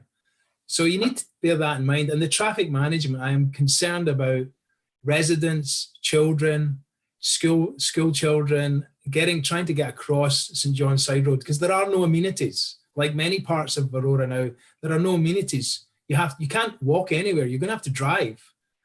You want to go for a cup of coffee as planned. You're driving to St. Andrews if you're of a certain age. That doesn't help the idea of a reduced carbon footprint. So again, I would just like to probably confirm and support what already has been said, that this has not been thought through. I'm assuming it's called a draft for a reason, but more work needs to be done. That really, what I've heard tonight seems to confirm that, that there's some significant amount of work needs to be done by the developer to improve this application, because it's just, from my perspective, it's just not complete, and it doesn't take into account some simple logistics, i.e. a traffic light in Willow Farm is not an answer. So anyway, I just want to make that comment or confirm what I've already said. Thank you very much for your attention. Thank you, Gordon. Anyone else for a second time? Before I go to answer some of these questions. Okay. Actually, I just want to say density, yes, is absolutely an important factor. And you'll probably hear, once we get into conversations with council, you'll probably hear a lot of conversation about density. Sidewalk, Mr. Waters, north or south side? Through you, Mr. Mayor, it is on the north side. It's on the north side. And the length, we heard it goes to Young. How far does it go west towards Bathurst? Through you, Mr. Mayor, at this time, it would be at the entrance to Shining Hills Phase 2. That would be the furthest west it would go. That's at this point in time. So can I ask Mr. Givens that same? Mr. Givens, do you have an idea of how long the sidewalk will be? I can't give you the length, but it is, as David described, to the entrance into Phase 2. It could be extended further to the west to the end of the property. But beyond that, you're getting into property acquisition from residents that exist there. That was something the town would have to take on. Okay, thank you. And I guess, Mr. Givens, you might as well stay on. Do you know what month and day the traffic study was completed? No, it's been a while since I looked at it. I'd have to get back to you on that. Okay. I think, if there are questions about the traffic study, just raise them with us and we'll come back with answers. Okay. We'll make sure we get any of those questions about traffic study. If we can get those answers at a future time, that'd be great. And I guess, Mr. Givens, this one's for you as well. Beacon Environmental with the bond swallow and the removal and the demolition. And it was mentioned that at the time of the demolition, it was there is unknown. And why was that structure removed at that time? And was not removed? I'm assuming that it was either the arena or the stable that the barn swallow was nesting in. I don't know that for sure, but those were the two structures that were removed. The arena was removed by the previous owner, who dismantled it and took the materials away. If that's the case, my client had nothing to do with it. With respect to the stable, it was removed by others as well. So I can't give you a date, but I will look into it. I know that Beacon's a very credible group and would not be recommending that type of a removal. If they could, they would get in the way of it. I think, yeah, if we can get some more clarity on that issue, I think it's important, and it's been brought up by Okay. a few. So if we could get some more clarity on that, that would be great. The proposed safety and crossing that was mentioned as far as towards the Brentwood Estates, I think that Mr. Waters, you already kind of mentioned that, and we're working with the region. I think that maybe we need to push again for that pedestrian activated light to go up. And I know that Mr. Givens, I know that your client has been on board with putting that light there and actually and paying for that light instead of the region. And so therefore, I guess we need to make another push with what's being proposed so that people can safely get across, especially with a trail system. So I won't ask for an answer on that one. But okay, so we'll move to soccer fields and the roads. We had 1,500 trees, or roughly 1,500 trees are being said to be removed in the area with the soccer fields and the roads, and any changes that are being made. Will that number of trees be increased, or is that basically what we're looking at as far as with anything that's being proposed, the 1,500 number? Mr. Gibbons? That is the number that we're looking at. Most of those are not native planted, so they were planted as part of the grounds that are around the house or around the stables. We have done a very detailed through Beacon assessment of the natural heritage system and have looked at the appropriate buffers that are necessary to protect the natural heritage system. And that's all part of the document, but we would not be going into the natural heritage system for any reason. Our direction is to protect it. And we're very pleased that we've got about 30% of the total site that's in natural heritage that would be protected. Thank you. And the apartment was 10, 8, it was 200, 233 units. Can we just get clarity? What's the total number of units? Well, originally it was 233 and approximately 10 stories was what we thought would not be offensive because it just seemed to be not part of the community and wouldn't impact people. But we appreciate the history that you have in this town of wanting to keep the heights down. We've said, well, we'll go with 8 then, if that's acceptable, and not written 200 units. You know, remember the suite size may vary, and that could affect the total number. But at this point in time, that's the number we're talking about. The more detail will come with the site plan when we make application. So it's just to be clear, it's 200 units, 8 stories is what's being proposed. That's correct. Okay, thank you. And I guess I'll just go to Mr. Waters on this one. Mr. Waters, is in regards to allocations, did you want to speak to how allocation is given out? I believe it's, you're going to say it's not by person, it's by unit count, correct? Through you, sir. Yes, that is correct. There is a number that's applied depending on the structural type. And that will determine the number of units that are allocated for a particular development. In the case of the town, we reported back in February, I think, of this year, to provide you an update on servicing. And at that time, we had about a 5-year balance available to the town. That would take us to approximately 2024. That would provide for 6,300 people or 2,100 units. Of available capacity until the Upper York system is up and running, which is planned for 2028. That's the best information we have at this time. Okay, thank you, Mr. Waters. So I'll go back to the members of the public and see if anyone wants to speak for a third time.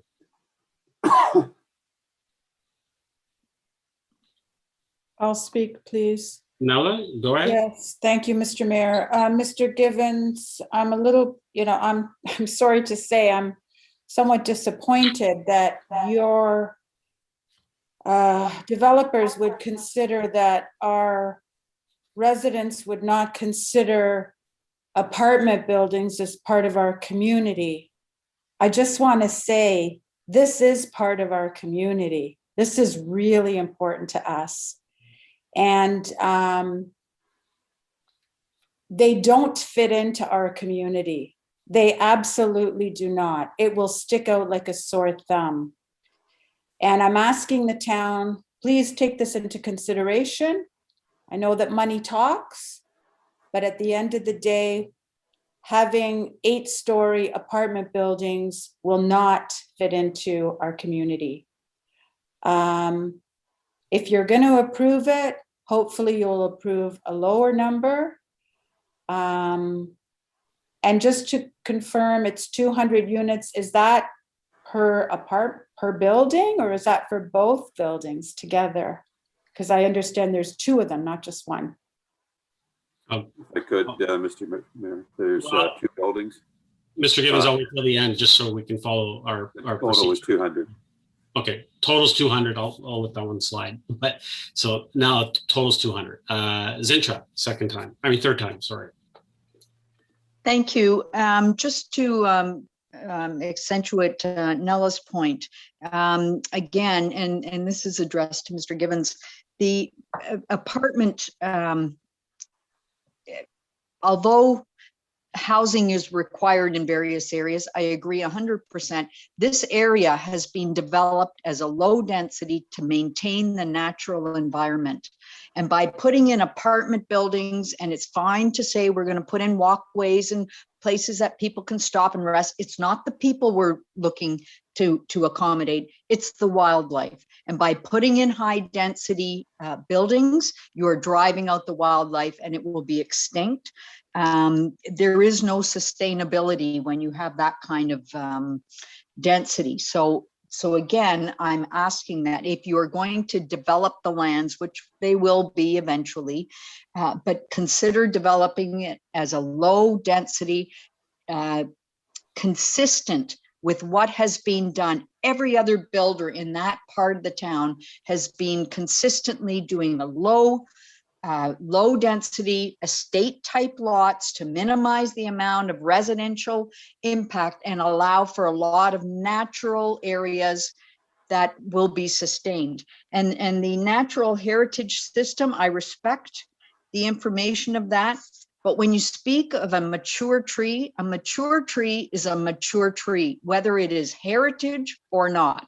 I don't care if it was planted 50 years ago by somebody else, it is a mature tree. So to worry about whether it's on natural heritage system land or whether it was a tree that was planted by somebody else, it is a tree and it still does have an impact on the carbon footprint of our area. Thank you. Thank you, Zintra. And I'd like to add as well, Mr. Mayor. Absolutely, Marie, you're next on the list, so go ahead. Yes, just to add that, yes, this plan, our zoning was meant for low density. And as much as I can understand, we want to develop, and I think the school already has a significant impact. You know, the fact that we're putting in a school, all those buildings, all the supporting structures, that's going to be a big impact beyond our low density official plan from before. Now, if you add medium rise buildings and all the high density, you're just compounding that impact. And piecemealing this plan doesn't, you know, when you look at it as a global plan, it looks pretty significant. And I think, you know, respectfully, please balance nature with development, because we all need that for our future. Thank you. Thank you, Marie. Wendy. Thank you, Mr. Mayor. Through you to Mr. Given. I'm a slightly confused, Mr. Given, because I think I was correct in hearing that you said that you're not going into the natural heritage system. But I'm looking at page 43 of Beacon Environmental's natural heritage evaluation. And it says that the encroachment into the natural feature is 30.34 hectares, which is 3,400 square meters. So I'm just wondering if you'd be kind enough to tell me what exactly is the natural feature if it's not the natural heritage system. I'll get to it at the end, Wendy. Thank you. Thank you. Next, I have Sean. Thank you, Ms. Mayor. I just want to echo 2 points that have been made. So one is regarding the high-rise building. So I kind of understand that we want to kind of put in a bit more density here, divergent from the original really low density official plan. But I think the apartment is kind of like 2 or 3 steps away from the original plan. So I urge the council to carefully consider that when approving this development. It's not like 1 step away, like we are like 3 steps away. Secondly, for the traffic management plan, is able to get a copy of what has been done regarding the traffic management plan study? I'll ask that for you. Okay, thank you. Thank you, Sean. George, third time.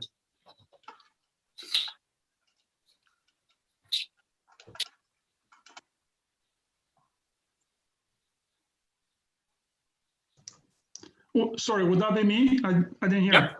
Yep, Oh, George, you're up. Thank you, Mayor Marakis. My 2 questions. My first question is that the part of the removal of additional trees to accommodate stormwater management and the soccer fields, I believe it's in the report that some of the most mature trees on the site will be removed to accommodate that. Number 1. Number 2, I just heard tonight that additional trees will be removed along the north side of St. John's Side Road to accommodate the sidewalk. Those, I believe, are mature trees. I drive by the site every day, and I think, you know, those are mature trees. But regardless, and then follow-up question regarding the servicing allocation. I read the report, and the report, I understand it was produced in March 3rd, 2020, and that servicing allocation report specifically stated that in 2019, the report was done, and at that time, they estimated a 5-year supply to 2024. Now, they also said in that report that represented 6,300 people or 2,100 units. The latest, consultants of SGL that are looking at the official plan review have already taken into account that there's 5,800 people already in the system. That's table 4, page 27 of that report. So by my math, we have capacity for 500 people. And since the SGL report has come out, we have a Shining Hill proposal phase 2, a Shining Hill proposal phase 3. We have a Berczy proposal. We're talking about probably an additional 700 to 1,500 people that we need to accommodate. And yet the system only has capacity for 500 people. Now, there's some programs that the town can take advantage of, but I've been assured that any program to alleviate some of that full capacity is only going to accommodate maybe an extra few units, like a small percentage.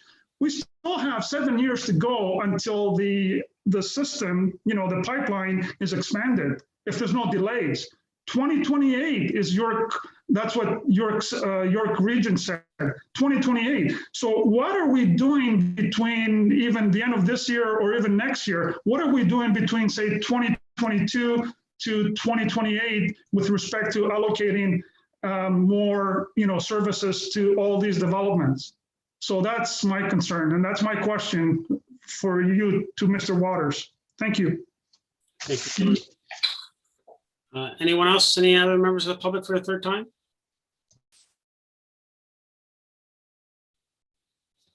Seeing none. Mr.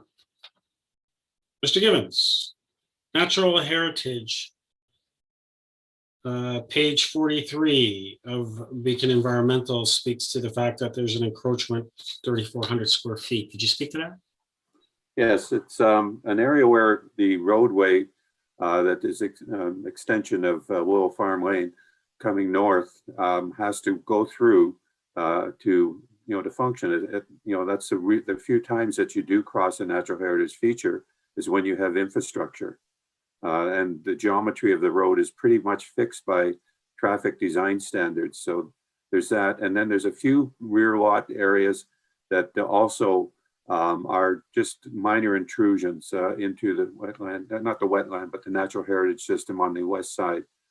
But they're very small. It's as you said, it's approximately an acre in total size over the entire site. That's a pretty small inclusion. Okay, thank you. Can members of the public get a copy of the traffic study? And I don't know if that's for you, Mr. Givens, or maybe Mr. Waters. Will that be on our website? Certainly, Mr. Mayor, we can provide a copy. If I could get the resident's email address, we can provide it digitally. I'm not sure if it's posted on their website. I don't think it is. Okay, if maybe just to the members of public that are here, if you just wanted to put in the chat your email address, and we'll make sure that Mr. Waters can send you out a digital copy of the traffic study. I hope we can get that out to you as soon as possible. Oh, or you can send them to the clerk. So when the person that you messaged to delegate this evening, if you want to send that request, if you want that traffic study, our clerk just messaged me and let me know that you could just send him the request, and we'll get a copy, a digital copy out to you as soon as possible. Servicing allocation, Mr. Waters, did you want to go back into that? George asked questions about that again. Certainly, Mr. Mayor. I think Mr. Skoulakis is confusing the work done by SGL and the actual allocation that is remaining for the town. So the SGL analysis did look at future growth, and it did not assign allocation. We assign allocation either at the draft plan stage or at the site plan stage, depending on the type of development.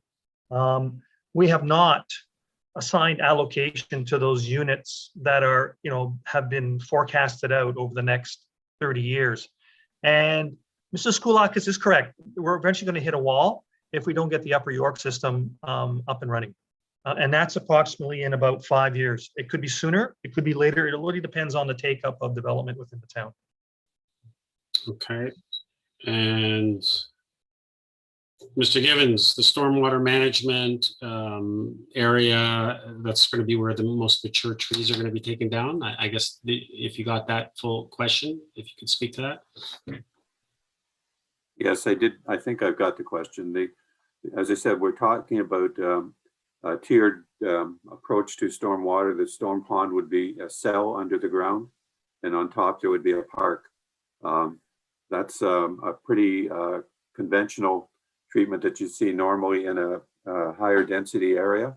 One of the owners of the property has done that in Newmarket at Bathurst, and just on the west side of the town at Bathurst and Davis Drive.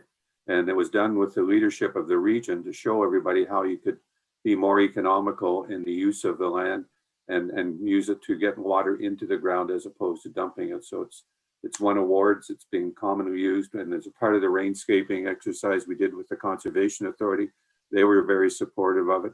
And I thought your engineering staff that we had on the rainscaping exercise also saw merit in it. Thank you, Mr. Givens. Is there any members of the public that would like to speak for a forward time and ask a question? Just make sure I'll see if there's anyone else. Right here. Yeah, before I go to you, George, I just want to, I got the order. Sorry. I'm just going by the order. So if anyone else pops Yes. up first. Zintra, yes, fourth time, go ahead. Yes, I still honestly, I feel like nobody is addressing the concern of the density of the population that is proposed, or the development site. I think if it was a low density in keeping with what has already been developed in that area with existing nature trails and the wildlife, I live in that area, so I see the coyotes still I see the deer, I see the wild turkeys, because we are living with nature, because it is a low density developed area, and you can do that. And nobody seems to be concerned about addressing that. As soon as you bring in high density, you are not going to be able to maintain that.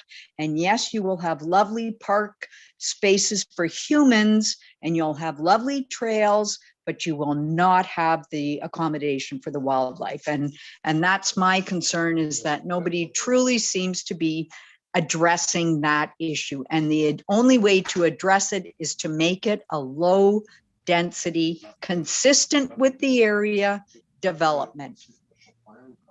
And that's what the official plan called for originally. And if they maintain that, I think a lot of these issues would not be of a concern today. Thank you.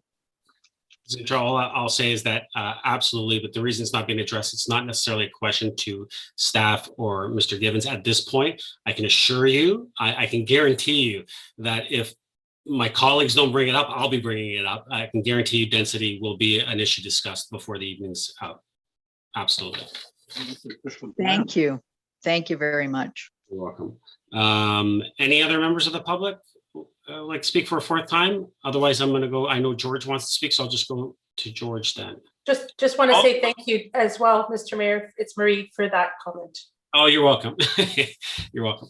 Wendy, fourth time.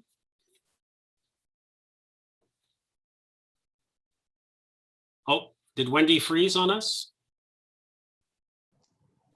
Okay, maybe she did. We'll wait for her to pop back in. George, I'll go to you for your fourth time. Yes, thank you, Mayor Marakis.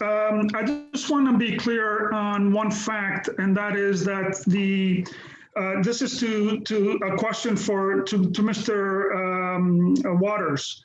The table that I referred to, table 4 on page 27 of the official plan review growth management discussion report, specifically talks about approved and proposed. So anything that's already in your applications report, and you do an applications report, I believe 3 times a year. So they have to take that into account, anything that's been already in the books. So approved and proposed is 5,800 people already in use. So that allocation's been already distributed. So this is not a confusion on my part. This is a specific understanding of how the projections work. Then you have to take into account that future development will take more allocation, but that's for the future. Currently, there's 5,800 people that already have been given allocation. And that's, like I said, page 27, table 4 by the growth management discussion paper. So I encourage everybody to look at that, because like I said, by my math, we have unused capacity right now for 500 people. And we're talking about 2 developments alone that are going to accommodate or require approximately 1,400 people. So I don't know where the allocations are going to come from. And we still have to wait until 2028 when the system is going to be expanded. So thank you for that. Thank you, George. Any other members of the public at this time for a fourth time?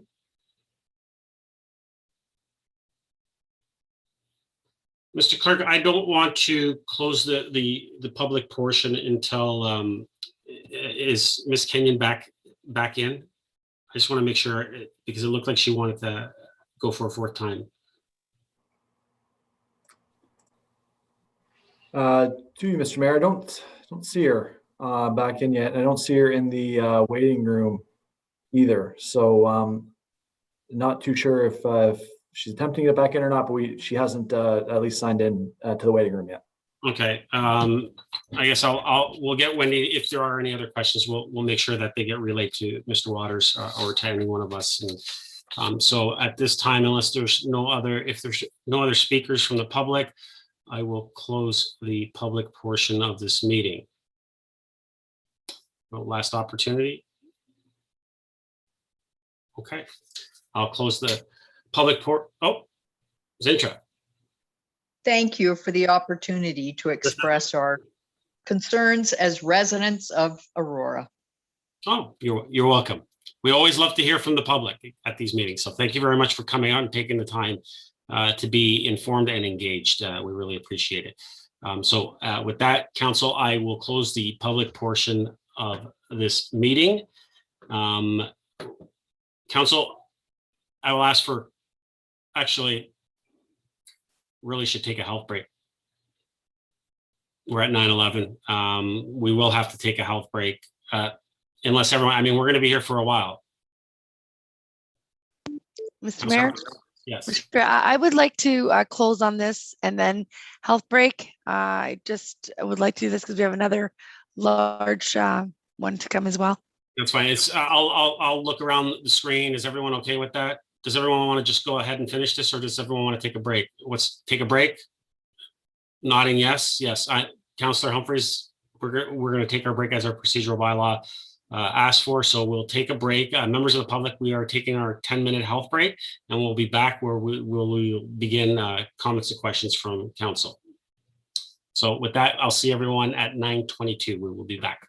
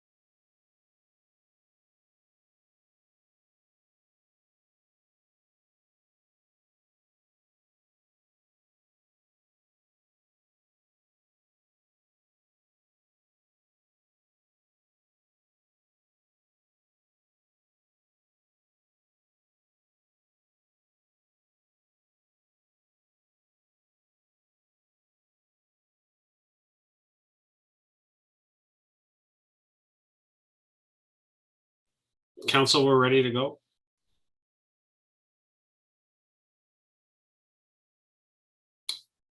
We have quorum.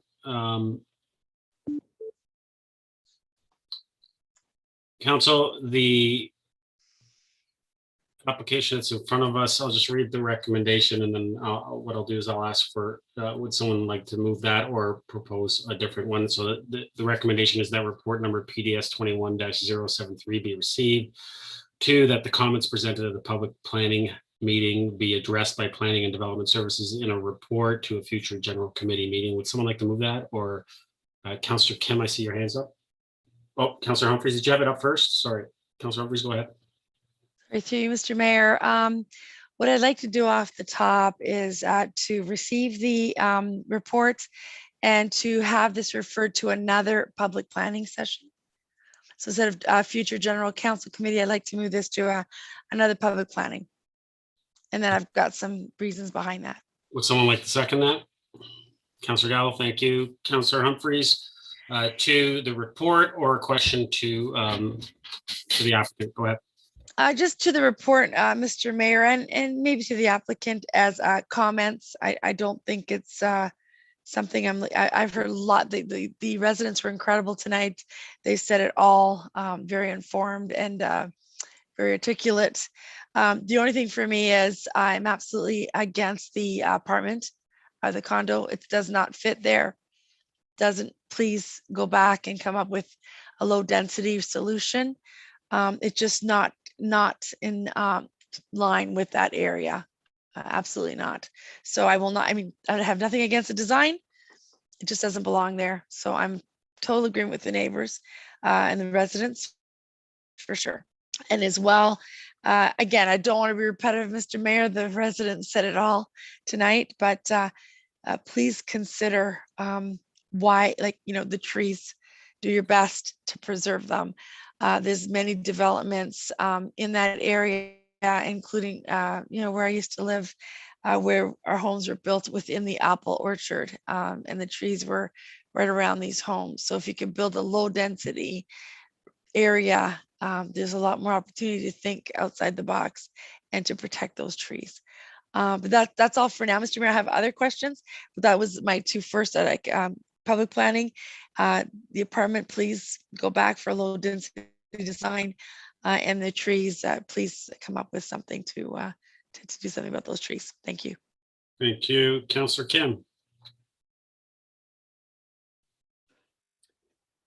Thank you, Mr. Mayor. And I would also support the amendment that this report come back to a future public planning meeting. And for those public members who did participate earlier and those who are watching, just to remind them that the public planning phase is the first phase of the planning process.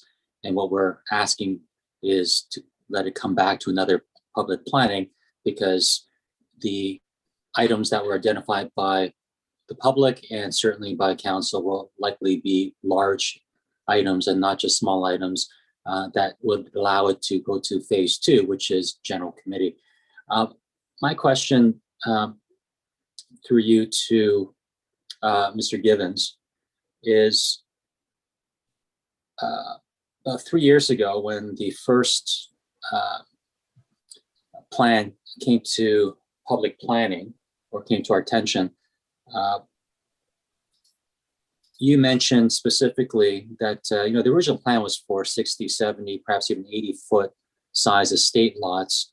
And that was the original desire. But because the market did not have the capacity to maintain that type of market value, that you revised it to 40, 50, 60 footers. The market has changed quite a bit since 3 years ago, and certainly who knows what the market will hold for us 3 years from now. Is there a capacity now to go back to the original plan in order to kind of satisfy one of the desires, which is to have less density? Mr. Givens?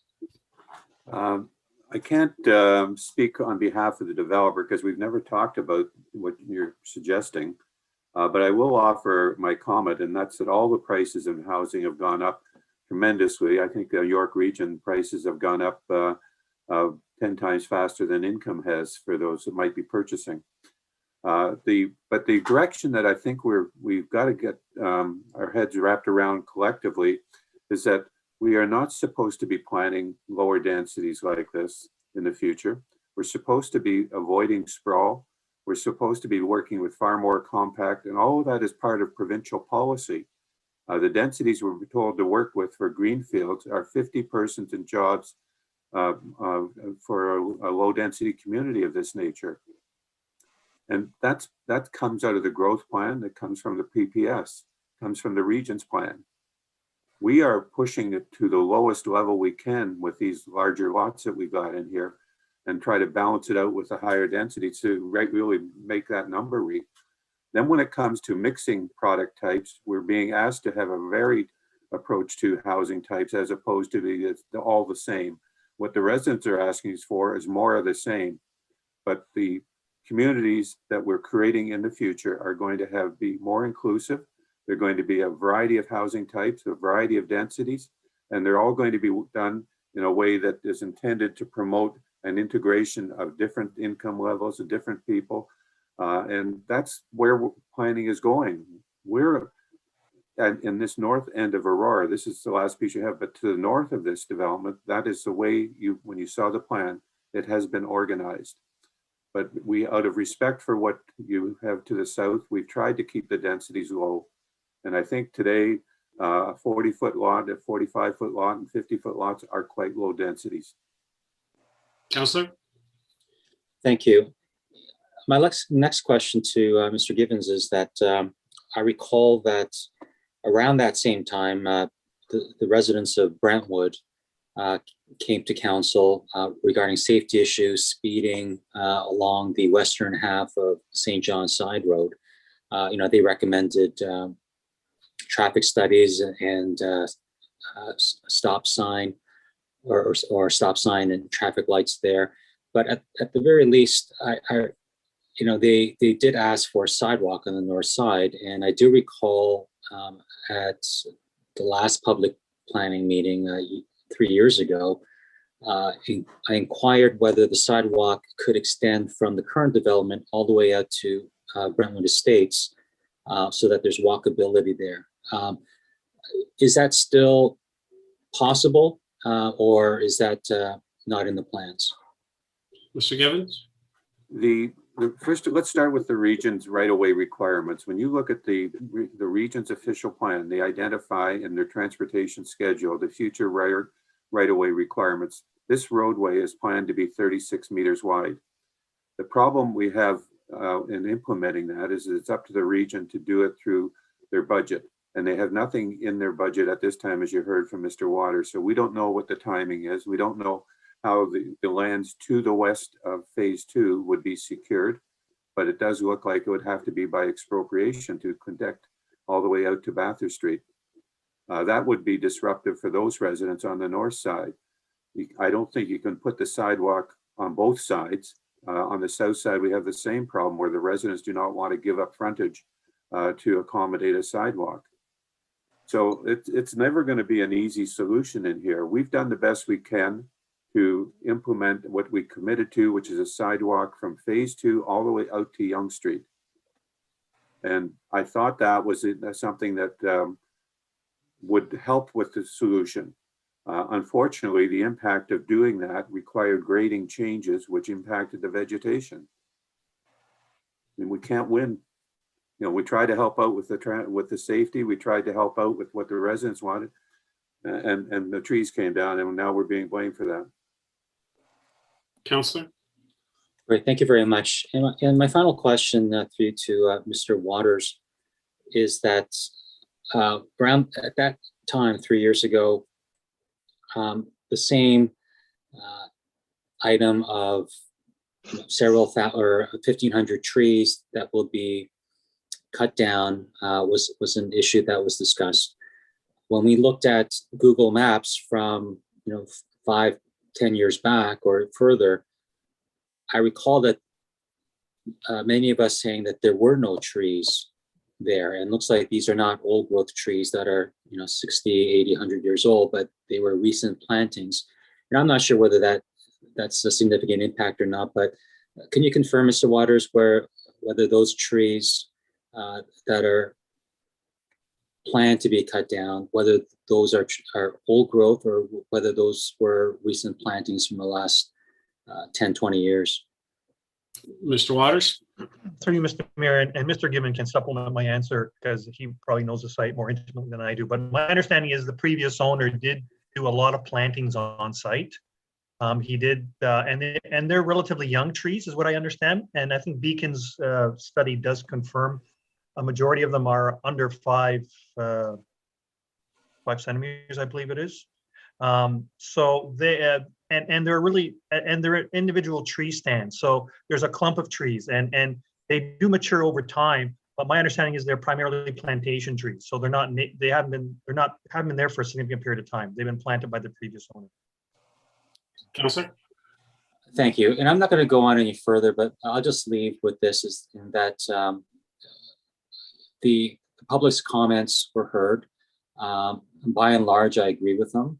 I'm certainly surprised at the 10-story and then the 8-story building, because that certainly was not what I had thought when I opened up the report last week.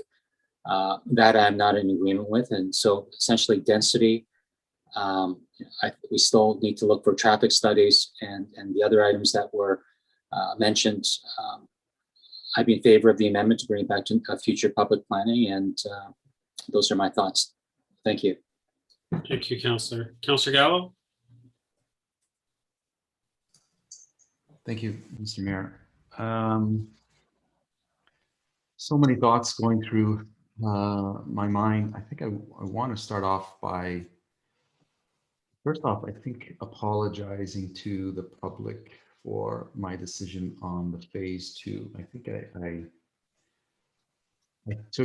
apologize to the public, and I think even more so perhaps to Councillor Gardner, because she raised the red flag and I just didn't see it. And I'm thankful for Mr. Gibbons talking about the trees that came down and the sidewalk, and he's probably correct. You can get the sidewalk without doing them. But I think maybe where we erred there is that we didn't understand that, because I certainly wouldn't have agreed to cut down all those trees to put in a sidewalk. And I just didn't understand it, and I missed it, and I apologize. But we're here now. I can't change the past, but we can affect change with this application.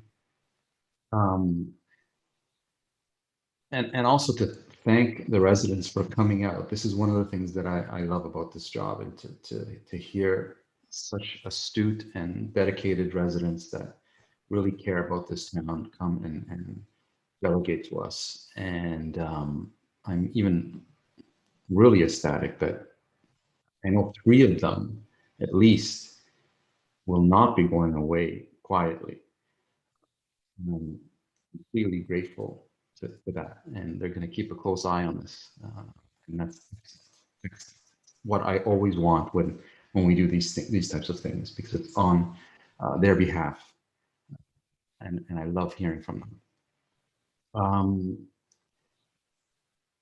I guess from a very high perspective, I want to ask Mr. Waters, because I'm somewhat confused. It says in the report that the authorizing body is going to be York Region, and I wanted to get a sense on how they make that decision. Does it revolve around the fact that this application will eventually, well, it does to a certain degree now, but eventually border on 2 municipalities, and that's kind of the driving force why they would eventually be the authorities that would make the final decision on this? Or what determines that? What are the points that the region looks at and says, no, we're going to be the final authority on this? Through you, Mr. Mayor. Mr. Waters? Through you, Mr. Mayor. Each OPA is reviewed by the region, and they determine whether they're going to step in and be the approval authority. In this case, there are a couple of reasons.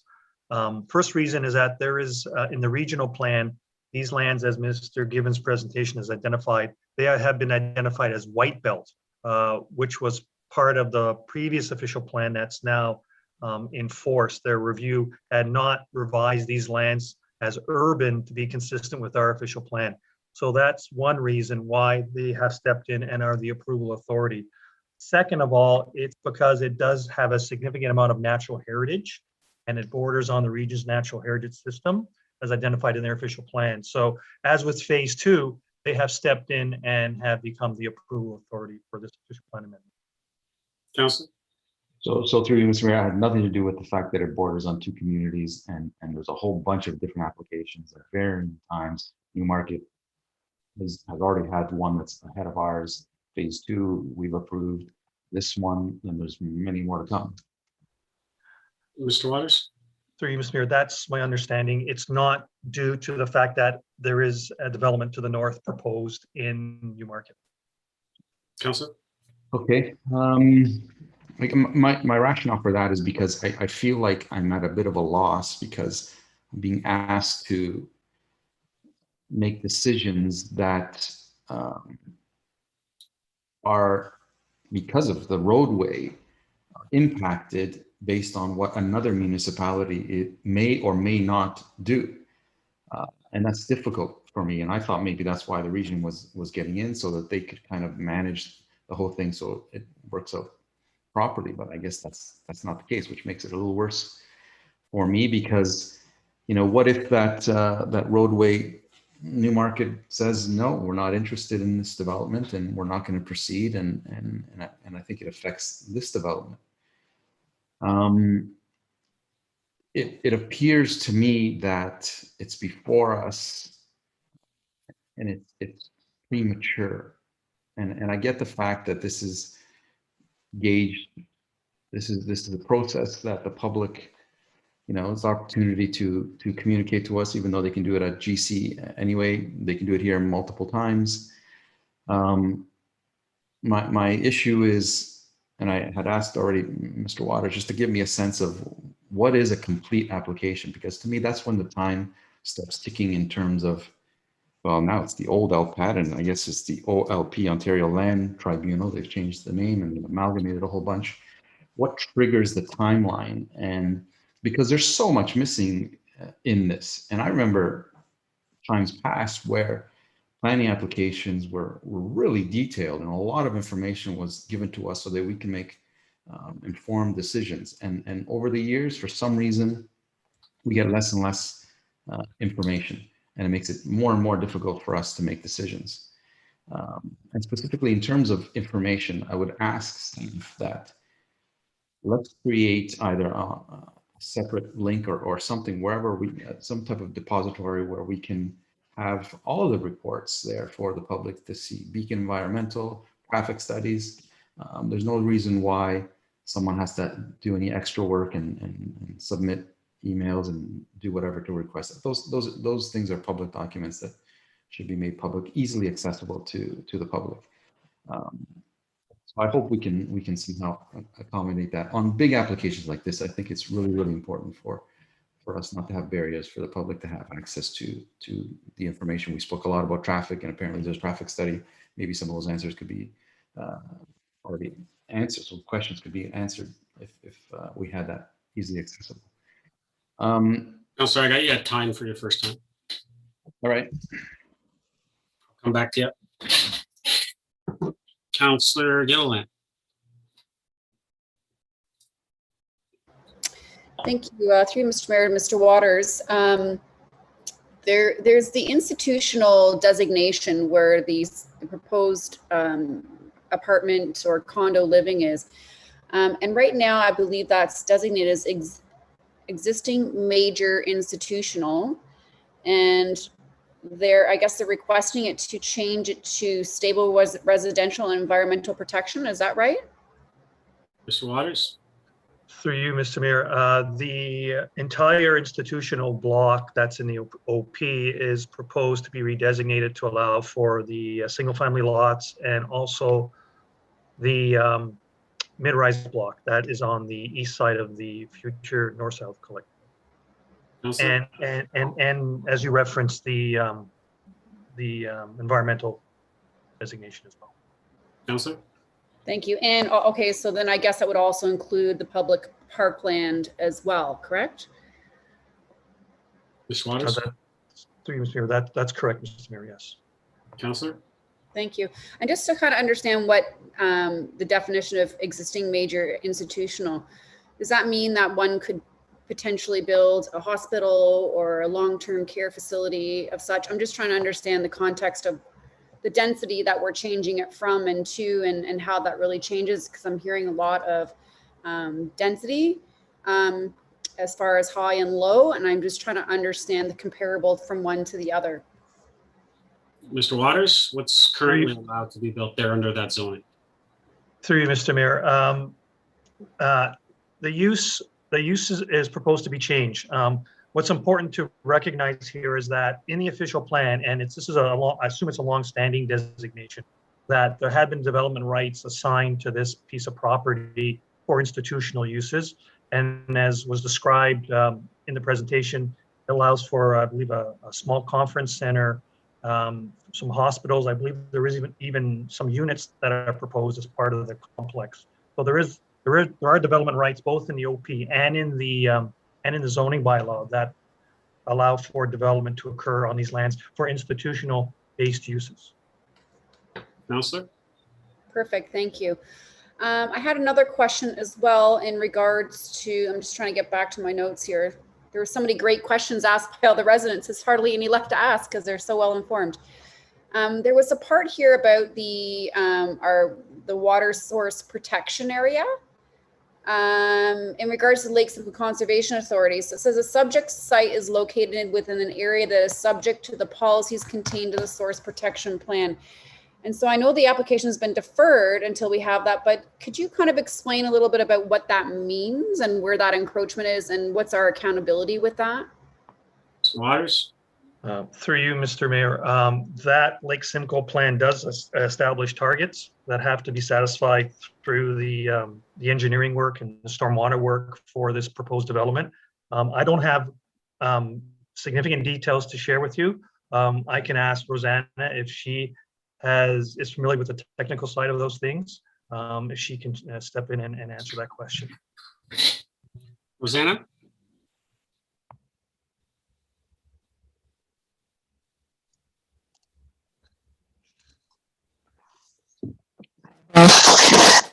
Through the chair, with respect to the source protection, it is going under the the Lake Simcoe Regional Conservation Authority. So I don't have the exact answers for you, but we do have to go through that review process with them to determine all those areas and what needs to be addressed. So I don't have those answers, and they haven't provided their natural heritage comments yet. So I don't have fulsome comments on that at this time. Okay, thank you. Counselor? Thank you. And so, I mean, I support coming back to public planning and such, and I would like to know the details of that report and obviously what the accountability is, because it's our responsibility as a town to protect our drinking water. Is that something that's going to be prepared by the time we have our next public planning meeting? Should we expect this information? Rosanna? I can make that request with respect to, depending on timing and how quickly the meeting comes, but I'll make sure that that is added before a public planning is rescheduled.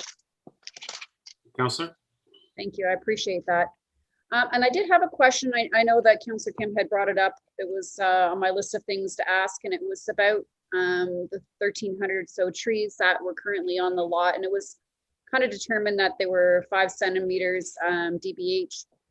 And I just kind of wanted to know if there was some sort of average tree age within the property and what that constituted for what was going to be removed or proposed to be removed, just to get an idea of, you know, what the replacement of the kinds of trees that we're considering. So I know that carbon capture is extremely important, and I fully support that. And I know the environment is extremely important to our climate.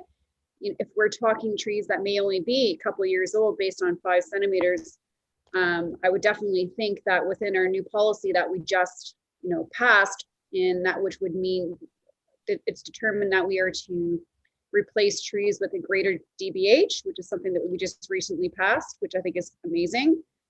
If you could just kind of give me a generalized idea of what you feel the average age of these trees are, that would be helpful to understand what the proposal is. Because I do understand they are saving or recommending preservation for 588 trees, which are great. And then I guess there's 171 that are at risk. But if you can touch on the 1,300, that would be great. Through the chair, with respect to the trees this evening, I've read it and I've come across what you're correct in stating that a number of the trees are at 5 centimeters DBH, which is a smaller size tree, and likely were probably planted within the last not too long ago to grow at that height. With respect to the trees and so with the Conservation Authority, have been reviewing their and the natural heritage impact. I've read that the trees that are being preserved are part of significant woodlots. The areas that are not, kind of like the orchard and kind of like these smaller areas, are not identified as significant tree woodlots. With that being said, the Arborist report does identify a number of trees that are, with respect to that are not going to be preserved because of their size, and because we do a review. And I apologize, I'm not the tree person on the site, but I will make sure I get these answers for you. We'll be looking at compensation with respect to certain sizes, certain species. There are 2 butternuts that are on the site that are being preserved, which are great, which is what we want. With respect to the others, I would have to do a further review with our Parks Department and making sure I work with our LSRCA as well to make sure that we deal with compensation, or make sure we're getting compensation. Well, I'm not sure in payments or if it's replacements and where it's going to be. That's something that we further need to review at this time, but hopefully I'll have an answer going forward for the next round. Councillor? Thank you. And that's a really important piece of information to have for the next public planning meeting. Tree inventory, I don't know if that's something that we're doing as well. I think it's really important that we have our eyes and ears open as to what's actually being proposed to be removed. And if there's any way we can make some more preservation in areas and something to consider, I think we should fight for that. Let me just see other questions. I know you, I think I've covered everything. I think Councillor Gardner is going to cover a couple of them on buffers and wetlands. So I'm gonna pass the baton over and let my other colleagues speak. Thank you, Councillor Thompson.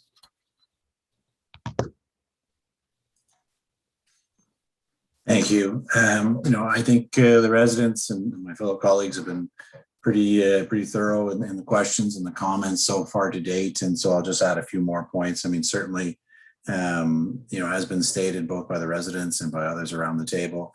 I too don't think that an 8-story building is compatible or suitable for the area. I'd like to certainly see that reduced. In terms of going forward, I think there needs to be some degree of collaboration or coordination with Newmarket, because how that property develops just north, does have an impact very much so on Aurora. If you look at the master plan that was in the consultant's presentation, there's a fairly large development just north of the St. Anne's School. And I would agree that most of those people will travel south down that road onto St. John's. And so, I would like to know how that is unfolding. And I think that has relevancy for our decisions going forward. And so any information about that can be relayed to us at the next public planning meeting is important. Furthermore to that, density is an issue. I would like to see how those lots in the compare to Brentwood, Willow Farm, because we've always tried to have compatibility and suitability when we look at developments. And so I'd like to see some more information on that going forward at our next public planning meeting. And most of the other points that I had were covered either by the residents or my colleagues, but as was stated earlier, the public planning, this is the first stage. It is a draft proposal. There's obviously a fair bit of work still to be done. And so, I look forward to seeing some significant revisions as we go forward and seeing it at the next public planning meeting in the future. That's it. Thanks. Thank you, Councillor Gardner. Thank you, Mr. Mayor. There was a question asked that I don't believe was answered, and it is, How much larger is the school with the additional buildings on it? Mr. Waters?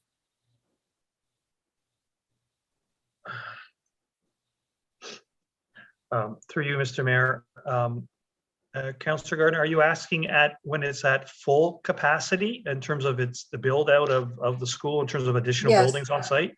Yes. I haven't been involved in the master planning of the school. I know Mr. Given has, so I'm going to ask Mr. Given to answer that question. Mr. Givens? Thank you. The plans that we have seen have evolved and they continue to be fine-tuned. But start with the house. The house is approximately 40,000 square feet. It's basically an acre of building, and it will have additional space created that allows for accommodation on site for the students that will be living on site and that would be a fairly modest building because they won't have more than a few hundred people and that would be staying over, is my understanding at this time. Well, that could change as the school matures and they become stronger. There will also be some recreation requirements that will be accommodated on site in buildings. So that would play into it, and that's more of a field house type of building. But to give you the complete picture and prepare for the next meeting, I will ensure that you get all of that information. So I'll give you a plan with all the statistics on it.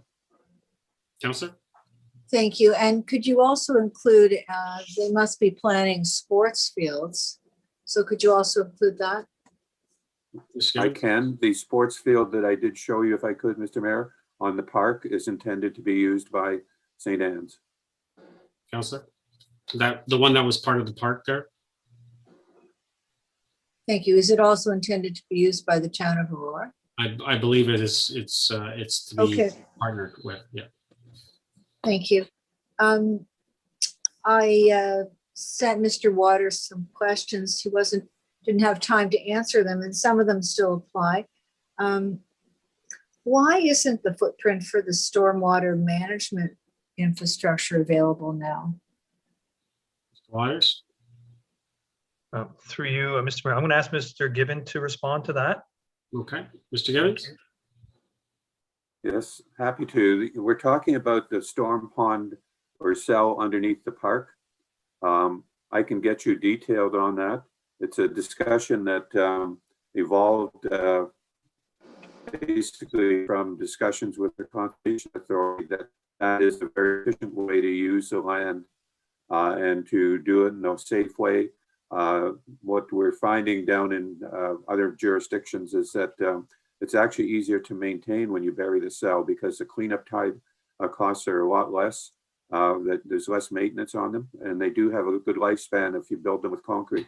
So I'm happy to give you that kind of information. It's something that I'm hoping is going to catch on everywhere. But as I said, there was one up at Davis Drive in Newmarket and Bathurst Street is an example of that you may want to look at someday. Councillor? Thank you. And I certainly do agree with the cells, and I hope we can do more of them. But I'm not sure why we can't know that information now. If I could, Your Worship, we can get you the information. It normally would come out through the draft plan of subdivision and be a detail we'd address as part of the conditions. But we can get you the information we have now. Thank you. I don't know if this is to Mr. Given or Mr. Waters, but is what we approve tonight going to impact Newmarket? Mr. Waters? Through you, Mr. Mayor. I don't believe you're approving anything tonight. I think you're just referring this to another public planning meeting. Thank you. I guess I'll add to that is the ultimate approval of whatever road we go down, anything that we approve, would that impact any development that Newmarket is looking at or what their submission is? Mr. Waters? Through you, Mr. Mayor. Well, that north-south road is going to be critical for a new market development. That development to the north won't be able to access itself from an east-west connection. It'll likely need a north-south connection, and this is proposed to be that connection. Okay. Councilor Gardner? Thank you. I think it said in the report, maybe I misread it, that we need to make a decision by the end of August. Mr. Waters? Through you, Mr. Mayor, I believe that's when the appellant or the applicant's appeal rights crystallize. But I don't see them, I can't speak for them, but I don't see them, working towards an OMB or LPAT hearing. I see them working collaboratively with them through this process. Councilor? I think we should verify that. I want to thank the residents for coming out again. I can imagine they were disappointed with the last phase of this development. So really appreciate that you've taken your time to express your concerns, which I agree with completely. Just in response to a comment Mr. Given made, this is Greenfield, and the provincial policies that are talking about density, they're not talking about Greenfield. Intensification, they're not talking about Greenfield. And we just had the consultant's report on that. And we're looking at Yonge Street and around the transit. Mr. Mayor shaking his head. I'm shaking my head that you weren't asking a question, so I wasn't gonna ask Mr. Gibbons for a response. That's why I was shaking my head, but go ahead, Councilor. Thank you. No, I don't need a response, but this is Greenfield. This is not land that the provincial policies apply to for intensification. I did have some questions about the staff reports. The first one is about, I don't understand this comment. A slope stability report was provided and is not correlated to the proposed lot and road fabric and the long-term stable top of slope based on stable gradient. Mr. Waters? Translation, please. Through you, Mr. Mayor, I'll have Rosanna translate that for you. Councilor Gardner. Through the chair, through the mayor, with respect to that comment, it's with regards to the plan of subdivision that was submitted and the grades. So the plan of subdivision draft plan that was submitted and the slope stability report don't match up with respect to the slopes and how roads are going. So that was my understanding of the review. So we need to do a further review. With that being said, LSRCA, the Conservation Authority, is required to give us feedback on that slope stability report and whether or not it works or not with respect to the grades and the roads proposed on the site. Thank you. And going to Lake Simcoe, in the report, it says the Ontario Regulation 17906 does apply. A permit from the Lake Simcoe Authority is required prior to any development taking place. The applicants have not demonstrated consistency with 3.1 of the provincial policy statement. So it says very clearly the application should be deferred until such time as Lake Simcoe have completed the technical review of the submitted reports. So I assume that's something that staff has taken into consideration. Rosanna, I see Rosanna. They use the word, but they use the word deferred. So what do you take from that? So no approval.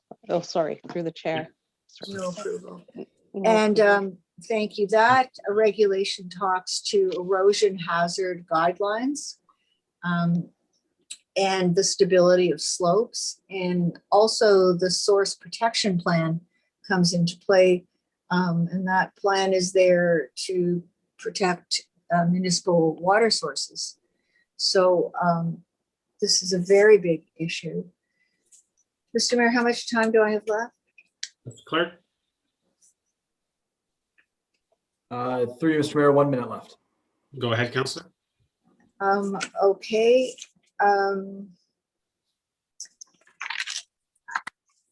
I think the questions that I have will go to my next time, Mr. Mayor. Okay. Thank you, Councilor. I have Councilor Gallo, second time. Thank you. I wanted to actually just continue on, I think, Councillor Gardner's train of thought on the report on page 414. As far as the Conservation Authority, it says that the subject site is partially regulated within an area governed by Ontario Regulations 176/06 under the Conservation Authority Act. And then on page 10 of 14, under, I think, the engineering comments, it says the Ontario Regulation 179-4/06 does apply to the subject site. Does it or doesn't it? For you, Mr. Mayor. Rosanna? It does. So partially, so all that natural area that's to the west, it does. And they're actually looking at the entire site. Okay. No, sir. Thank you. Just to the point of having all the information, I happen to have a copy of the Beacon Environmental. I know all you don't, or some of you may, I don't know. But in terms of tree removal and where the information was obtained, it says vegetation removed to accommodate the proposed development is concentrated in the eastern portion of the property where the residential portion of the site plan occurs. I thought I heard that the tree removal, majority of it, is on the institutional part. Rosanna? Through the chair, my understanding it was the significant woodland features were being protected. There were trees being removed in other areas, but they weren't identified as significantly woodland as part of the review. And this is why the conservation natural heritage comments are quite important. And we haven't received those to date, which will address that Beacon environmental in more detail.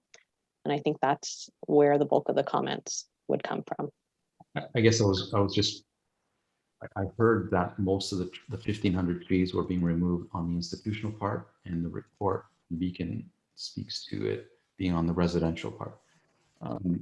On the Beacon report, there's just for some clarity on the encroachment on the natural heritage that Ms. Kenyon was speaking to, and Mr. Gibbons had said it had to do with the roadway.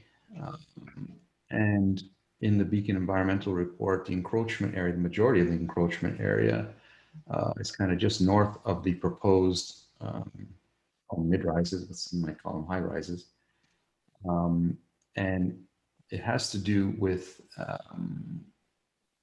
outfall and stormwater management pipe location, both on the north side, just past the buildings, as well as a small strip on the south, which is also outfall and stormwater management pipe locations. At least on this map, it has nothing to do with the roadways. So the encroachment into the natural heritage area has to do with stormwater management and not roadways. This is, with all due respect to everyone and consultants reporting to us, and unfortunately, in my view, when we have people speaking to us and answering questions that have somewhat of an invested interest, this is why all the information should be made public so you can verify and not necessarily, you know, and sometimes mistakes are made. And in this case, some pretty big chunks of land are being removed, and we were led to believe it had to do with the roadway, and it has nothing to do with the roadway. It has to do with stormwater management. So I urge staff to put all the information online so that the public can review it properly and ask the appropriate questions as well as us.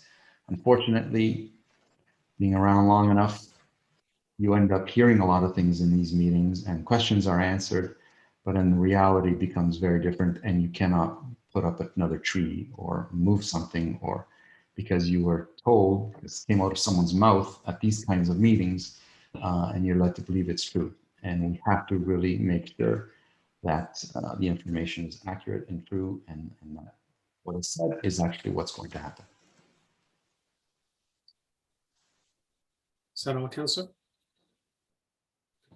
Thank you. Councillor Gilliland? Thank you.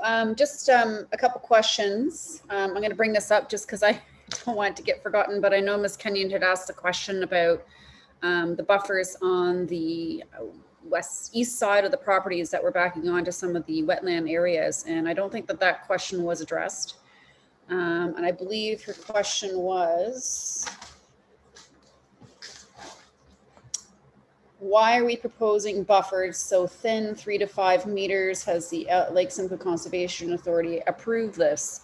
So I'm wondering if, through you, Mr. Mayor, to Mr. Don Givens, has there been any approval for this setback for these buffers that seem to be so close to these residential homes versus the, I believe, 30 meters that's recommending? Mr. Givens? Thank you. If I could, through you, Councillor, the Lake Simcoe Conservation Authority have walked the site and staked all the features. The buffers that we are working with are the standard buffers that you would apply to a provincially significant wetland, which is 30 meters. If it's a wooded feature, it's a 10-meter buffer, is the normal from the drip line. Those are the standards we're working with, and there is a stable top of slope issue as well on the east side here that is basically something you can either calculate or you can observe what appears to be stable.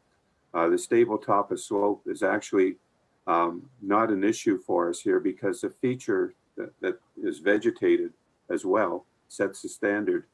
So I'm going to get what I will do for you to help, because I cannot tell that from all these questions that this needs more discussion.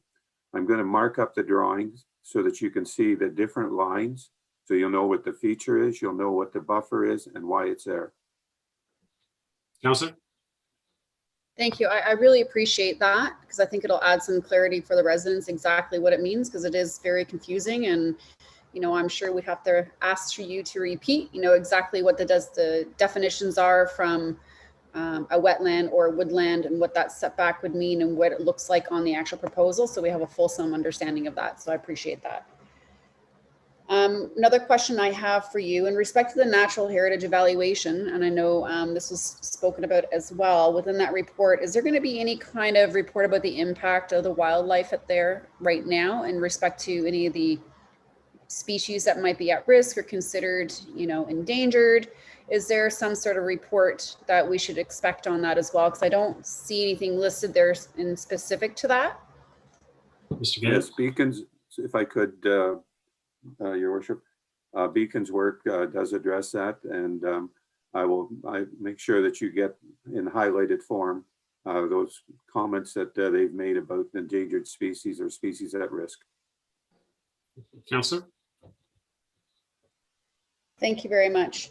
And then finally, if I may, through you to Mr. Waters, I know that there was some discussion about a barn swallow that and a nest that had been removed at the site not too long ago. And I know there's been some timeline discrepancies of when this happened, how this happened and such. And even tonight, I think I've heard some different timelines. I'm just hoping that you could probably shed some light on kind of, how it started from one assessment and that time lag to how it was removed or wasn't identified. If you could just explain to make it clear, because there's a lot of confusion and mixed information that I've heard.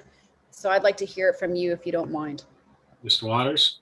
Through you, Mr. Mayor, I believe the nest was initially identified in the barn that was on the phase 2 lands.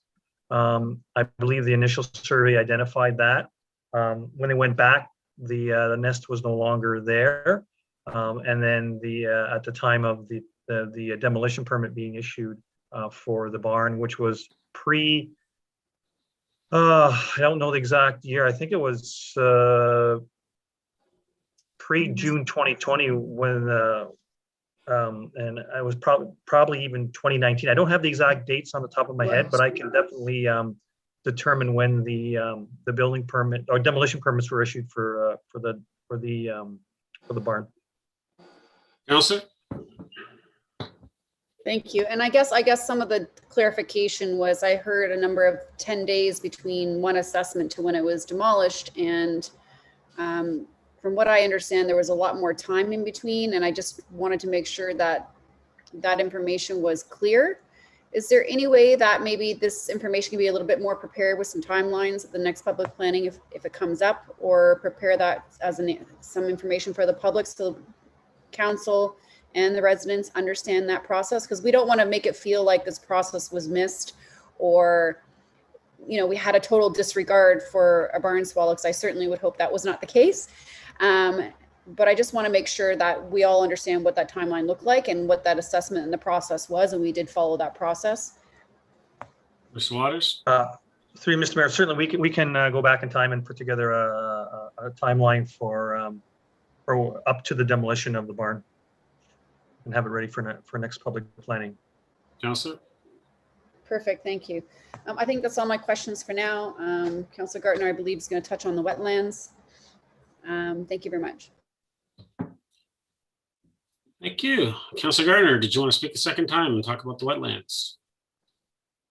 Thank you, Mr. Mayor. But first, I'd like to speak to the demolition. So that barn was demolished in 2019 with a permit. There have been 4 buildings demolished, and I think perhaps only 3 permits. So I would ask Mr. Waters to look into that. The building that was demolished with the barn swallow was in June 2020. So I would like to ask, I guess, to Mr. Waters, when the motion came out of the last public planning meeting, or maybe it was the general committee on Shining Hill, there was an amendment made that said that the buildings that remain go to the Heritage Advisory Committee for assessment. I don't believe that happened. Mr. Waters? Through you, Mr. Mayor, we actually did report on that at the HAC meeting on Monday. Councilor?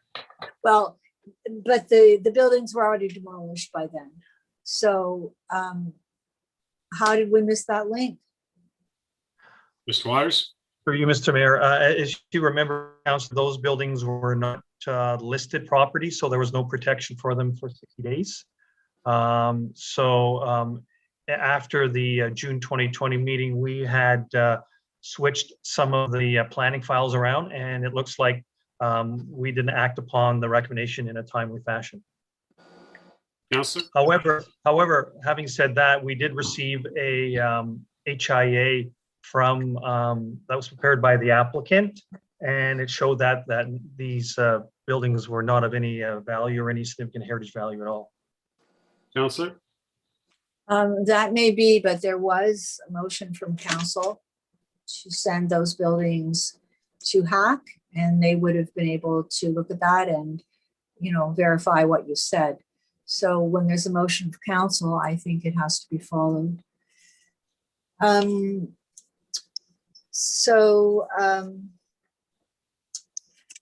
guess the closing is we're draining 200 square meters of wetlands. So I wanted to know where that is. And that is at the bottom, the southwest corner of the housing development. And in fact, to build lots 81, 82, and 83, and 73, 74, and 75, the developer is proposing to drain wetland. I think that's completely unacceptable to provide for 6 homes. The other concern is where the high-rise building is going to be built. At the moment, there's a hill there, and it borders to the north on a mineral meadow. So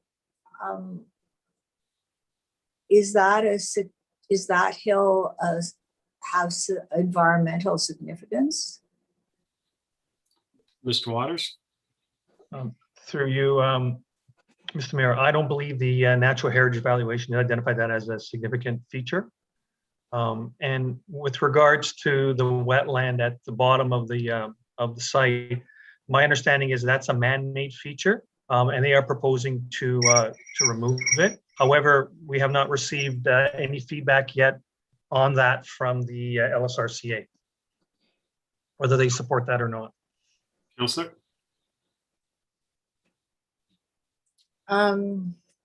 Well, it borders on environmental land to the north. Beacon included that in the area that it studied. So, and they are talking about mineral meadows. So can we please have some more information on that? A wetland is a wetland. I don't know how long it was there for. But there certainly would be wildlife that would be using that wetland. So to me, it's significant. I don't know, you know, I would like to have more information on that. That just doesn't sit right with me. Thank you. Thank you. Mr. Waters, you get more information on that for Councillor? Absolutely, Mr. Mayor. Yes. Thank you. Councillor Gardner? Excuse me, Mr. Mayor. I don't think that wetland was a man-made feature. So could we have some more information on the origin of that? Absolutely. Thank you. Thank you. Thank you, Councillor Gardner. Councillor Humphrey? Mr. Mayor, I'm so sorry. Just to address something that the delegate said, not the delegate, Mr. Given said, you know, with the demolishment of that of the building that had the nest in it, I think that was owned by Shining Hill at the time. It was 2020. Pretty sure that Shining Hill owned all of that land. So I think we should find out some more about that, please. And Councillor, I'm sure we can get some more information. I think there was some agreements between the previous landowner, Mr. Dunning, and the developer and the applicant as far as when things transitioned. So that might be the case, but we can definitely get more information. Absolutely. Thank you. Thank you. Councillor Humphrey, second time. Sorry, through Mr. Mayor, everything I was going to say has been said. Thank you. Okay. Any other comments or questions? For a call, a vote. I mean, it's quite obvious. There's a lot more work that needs to be done on this application from an environmental perspective, traffic concerns in the area, how it's going to basically work with Newmarket, possible Newmarket development to the north. I do have to say, as far as I know, it's been brought up a couple times, but I think that there needs to be an understanding. 8 stories is not going to fly, is absolutely not going to fly in this area. We in the town of Aurora do not even approve an 8-story building along Yonge Street, let alone we're going to approve an 8-story building in the middle of a subdivision. I understand it's on the edge of it, overlooking the green space, but it's an absolute no-go. It's not going to happen. I think that that needs to be absolutely changed. And not even just a little bit, dramatically. Can there be a building there?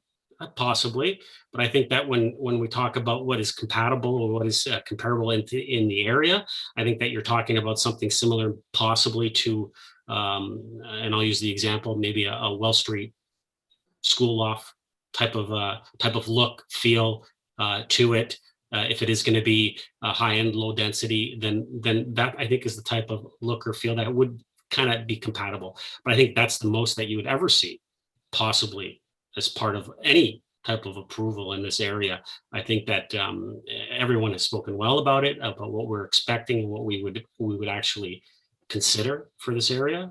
So I think that the applicant needs to go back and maybe revise and take into consideration the comments, not just from council, but also from members of the public. And I think that if when the proposal comes back, if we see the necessary changes that will allow for us to possibly move forward, then we can move forward at that time. But I think the way it's being proposed right now with that building, ultimately, it's a no-go. And I'm looking forward to seeing how we can continue to work through this, hear from the members of the public some more, and work to get to a point that maybe we can see how we can do something that is compatible for the community and is not considered overdevelopment and would be appropriate for the area. So with that, actually, I did want to bring up, the building is still very, very troubling for myself, and I know for majority of council, actually all of us, I think, and for the members of the public. We heard the density part. When you look at across the street, even on Yonge Street, Hadley Grange, I think that's four stories. So to me, it just 8 stories does not fly. But I did want to bring up one point before I call a vote about within our OP, the institutional. I know one of our councilors brought up what is allowed. So just to speak to what was allowed under 10.9.2 of our official plan, permitted uses on lands identified as existing major institutional. We got facilities related to federal, provincial, or municipal government service delivery, places of worship, public and private educational facilities, adult care facilities such as nursing homes, long-term care facilities, retirement homes, continuum of care developments, and independent living units for seniors developed in conjunction with on-site provisions of retirement-related services, facilities, amenities, housing for students and or staff of any institutional use, parks and recreation facilities, public uses, and public and private utilities. There's a few more, but I would suggest that everyone maybe take a look at 10.9.2 of the OP and the permitted uses for major institutional. With that being said, I will, Councilor Gardner. Could you say what the motion on the floor is? The motion is just to go to another public planning. We got a long way to go on this application. So like I said, I think there's some really hard, and there's some things that I think that can be worked on, but we'll see where we go from here, and we'll continue to work with the applicant and make sure that the public is heard. Mr. Clerk. Thank you, Mr. Mayor. My apologies for interjecting there. Record vote for the first item under public planning this evening to return this application to another public planning meeting. Councillor Kim, how do you vote? Yes. Mayor Maracus? Yes. Councillor Thompson? Yes. Councillor Humphreys? Yes. Councillor Gilliland? Yes. Councillor Gardner? Yes. And Councillor Gallo? Yes. Motion carries. Thank you, Mr. Clerk. Clerk, we have one more item. Yes, Mr. Mayor, if you'll just give us a moment, we're just having the next group come in for the waiting room, and then should be able to get started with the presentations fairly quickly. Do we need to extend the hour? Yeah. That would be a good idea. Motion to extend. Councillor Gilliland, Councillor Gallo, all those in favor? Opposed? That carries.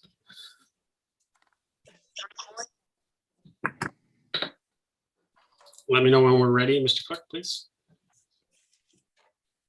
Will do.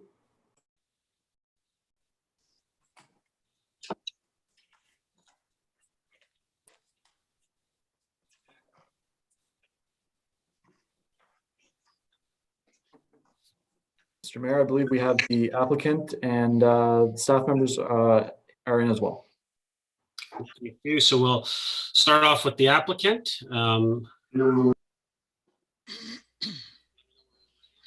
Hello there, Your Worship, members of council and staff, and those that are tuning in. My name is Ryan Gooder, and just want to make sure everyone can hear me okay.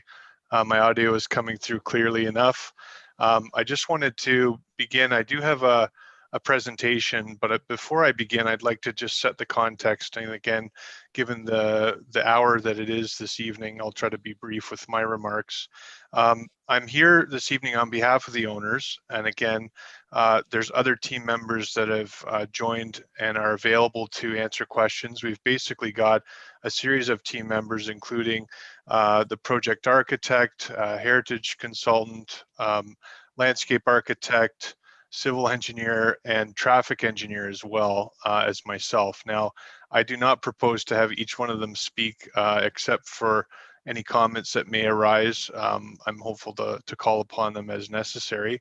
And I also want to just remark that they're taking down careful notes in terms of items that are raised. So we're appreciative of the comments from both members of council and that of members of the public. So I just wanted to set the context for the presentation, which I'll go through in a moment. We've had an application before the town since January of last year. And that initial application was contemplated for an official plan amendment and a zoning bylaw amendment. And it was for an 8-story building. And it was accompanied by a series of technical materials, including a variety of studies, traffic, civil engineering work, a heritage impact assessment.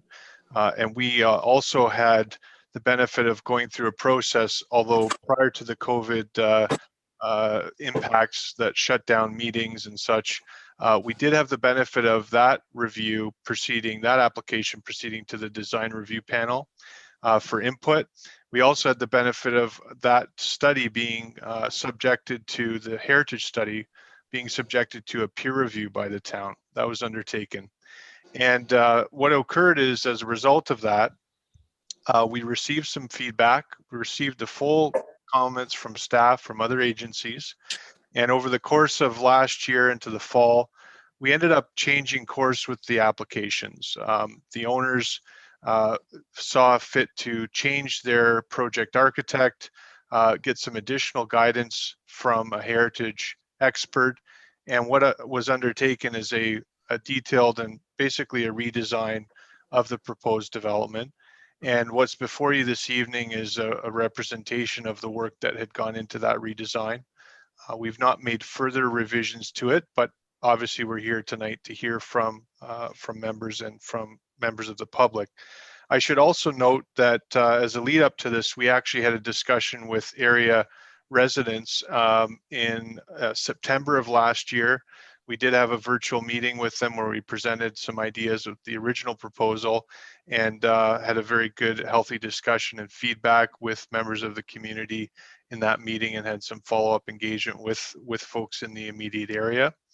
And I have had the opportunity to read some of the correspondence we've been provided with. And what I'd like to do is, with the attention of Mr. Clerk, perhaps I'm happy to share my screen unless you'd like to call up the presentation directly, and then I can call out the slides perhaps. I'm in your hands, Mr. Clerk, as to your preference. I'm happy to screen share myself and then have control of the slide deck, or whatever the preference is. And I defer to your judgment as well, Mr. Mayor, in terms of walking through the slide presentation briefly. Mr. Clerk? Through you, Mr. Mayor, I think we'd encourage the consultant to share his own screen if he's comfortable doing that. Absolutely. Right. I will do so. And while I call that up, I just also wanted to mention there was this matter, I guess, is subject of the applications for the proposed development. And what I wanted to remark is that we did have the opportunity to proceed to the Heritage Committee actually last evening, and had a very good discussion. Lots of good feedback. Can members see the screen presentation that has the presentation? It's in the agenda package as well.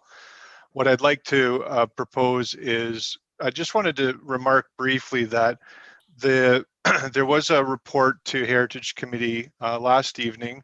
A lot of very important comments raised, and we're certainly keen to take those, and the direction was ultimately that those comments be taken forward and considered not only by staff but by council. And we're certainly looking forward to working with staff and taking all feedback into account.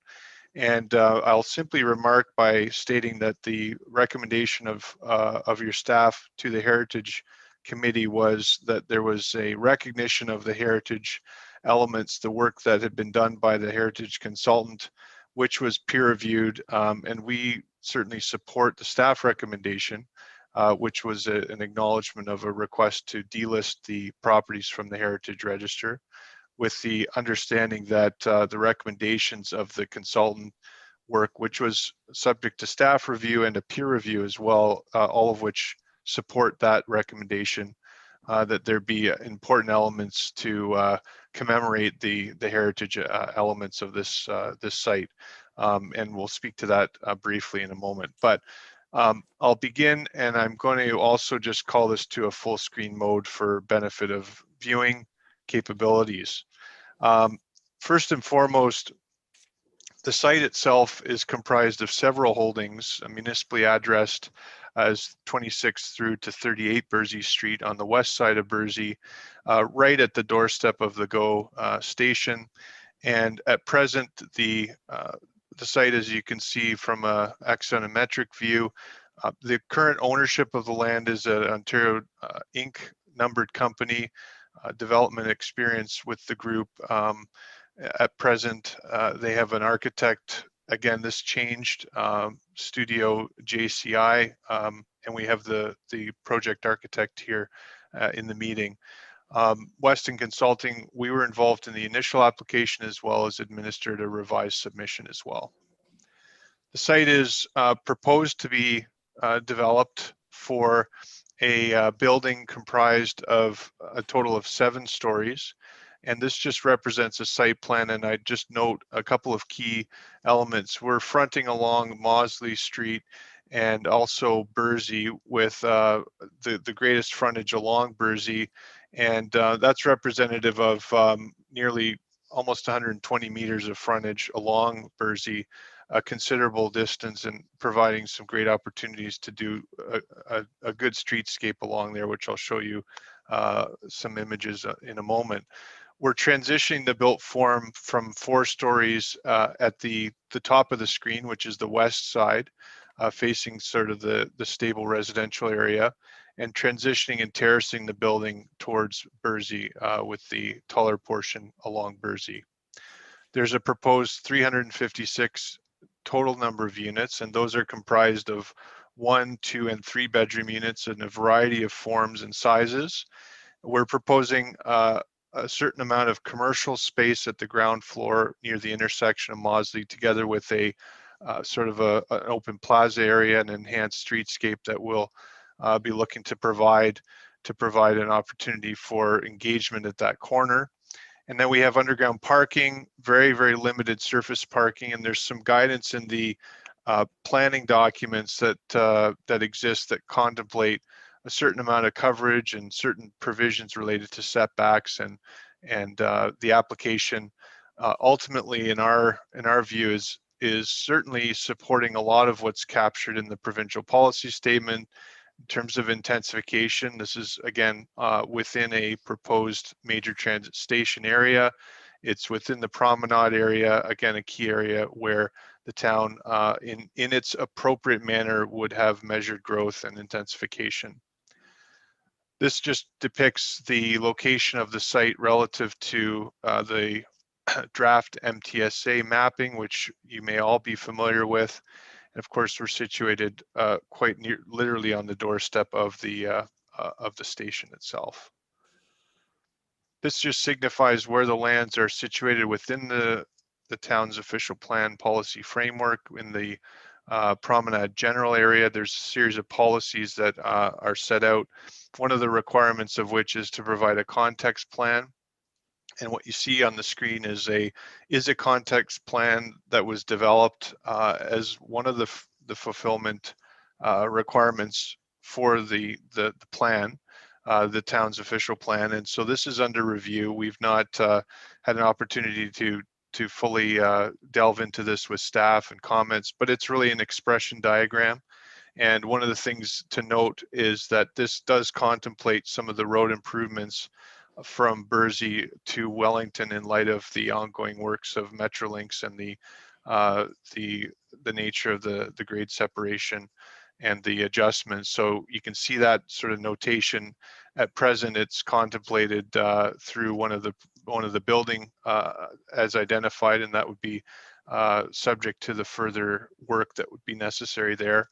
But you can see we've also identified the buildings and some other relationships and urban plaza conditions. This is again under review as part of the application materials, not proposing to represent other lands, but an expression of what could occur. And this was taking inspiration from the Aurora Promenade design strategy that was developed a number of years ago.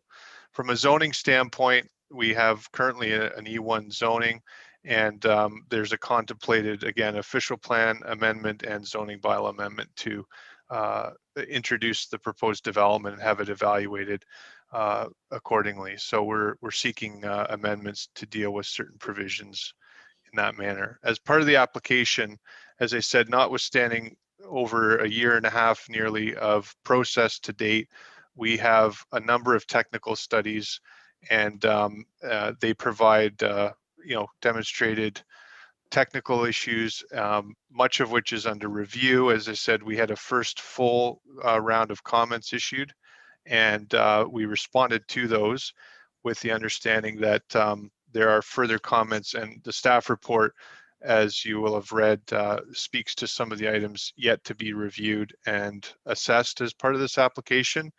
And so we're certainly keen to hear and have the benefit of that further review. So we recognize there's work to be done. I mentioned earlier the heritage impact assessment examined the buildings on site and identifies recommendations that are consistent with what the staff recommendation was and the peer review that proceeded to heritage advisory last evening, dealing with the nature of how to incorporate sort of best practices in heritage conservation based on the work of Neil Phillips and his team at ERA Architects to deal with the appropriate commemorative strategies for the heritage qualities that are exhibited. And that is something that has been incorporated into the design and will evolve.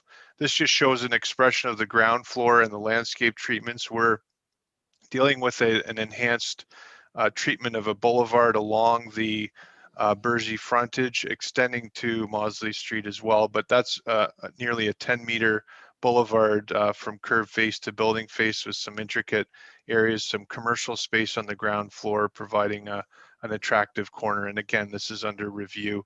Landscape around the perimeter, very limited surface parking. Those are policies that are set out in the town's official plan. This provides the roof amenities that we are seeking as a concept as part of the landscape plan. This provides an expression in the form of some rendered images. One of the key things that was advanced by the architect as well as the heritage consultant team was to ensure that we're dealing with the scale of the building and breaking the facade in appropriate manner to reflect the length of the building, but also to provide a lower scale and appropriate transition. And this diagram, a series of diagrams, expresses our adherence to the angular plane principles. Those are set out in the policy and guideline documents. So we've adhered to those and expressed the building with the transition. Again, 4-story townhomes are situated in the interior, and the two wings of the building extend along Maudsley in the north to provide sort of a C-shaped configuration.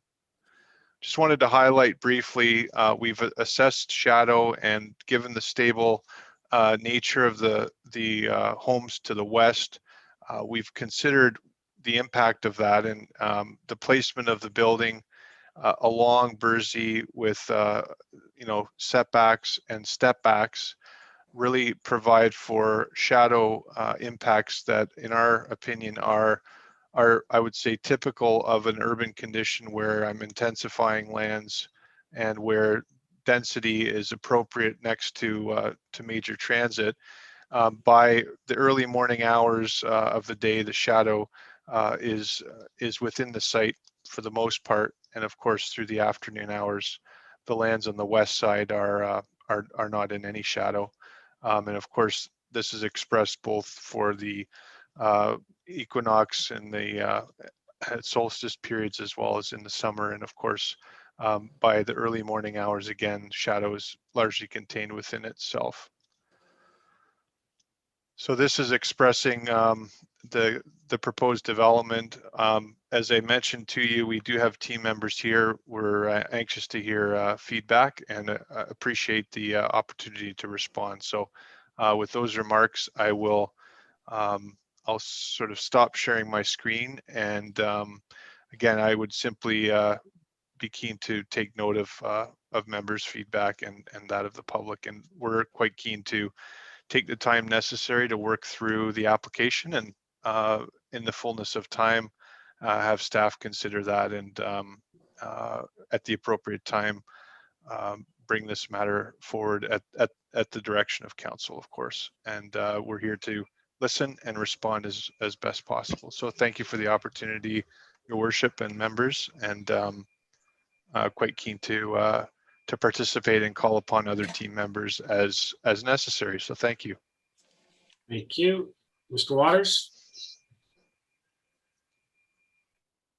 Thank you. Mr. Mayor, Carlson will now present for the town. Okay, Carlson?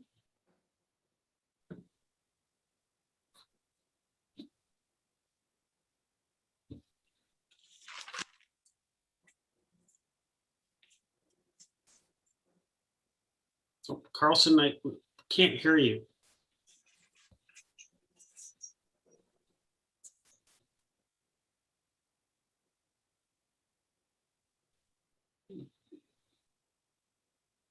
No, it doesn't look like you're not on mute. You might want to just check your settings. Just make sure it's coming. Or even don't use video, just your voice if it's too much sometimes. I would just check which speaker your system is using right now. Under the speaker with the little arrow there.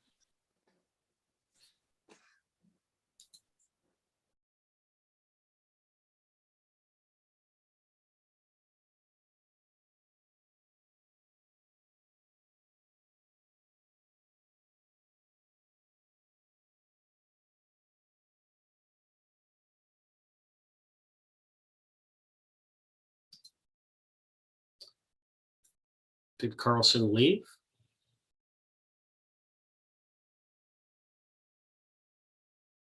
Mr. Clerk?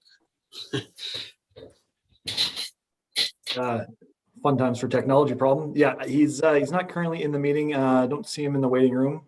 Just come back in now. Yep. All right. Carlson.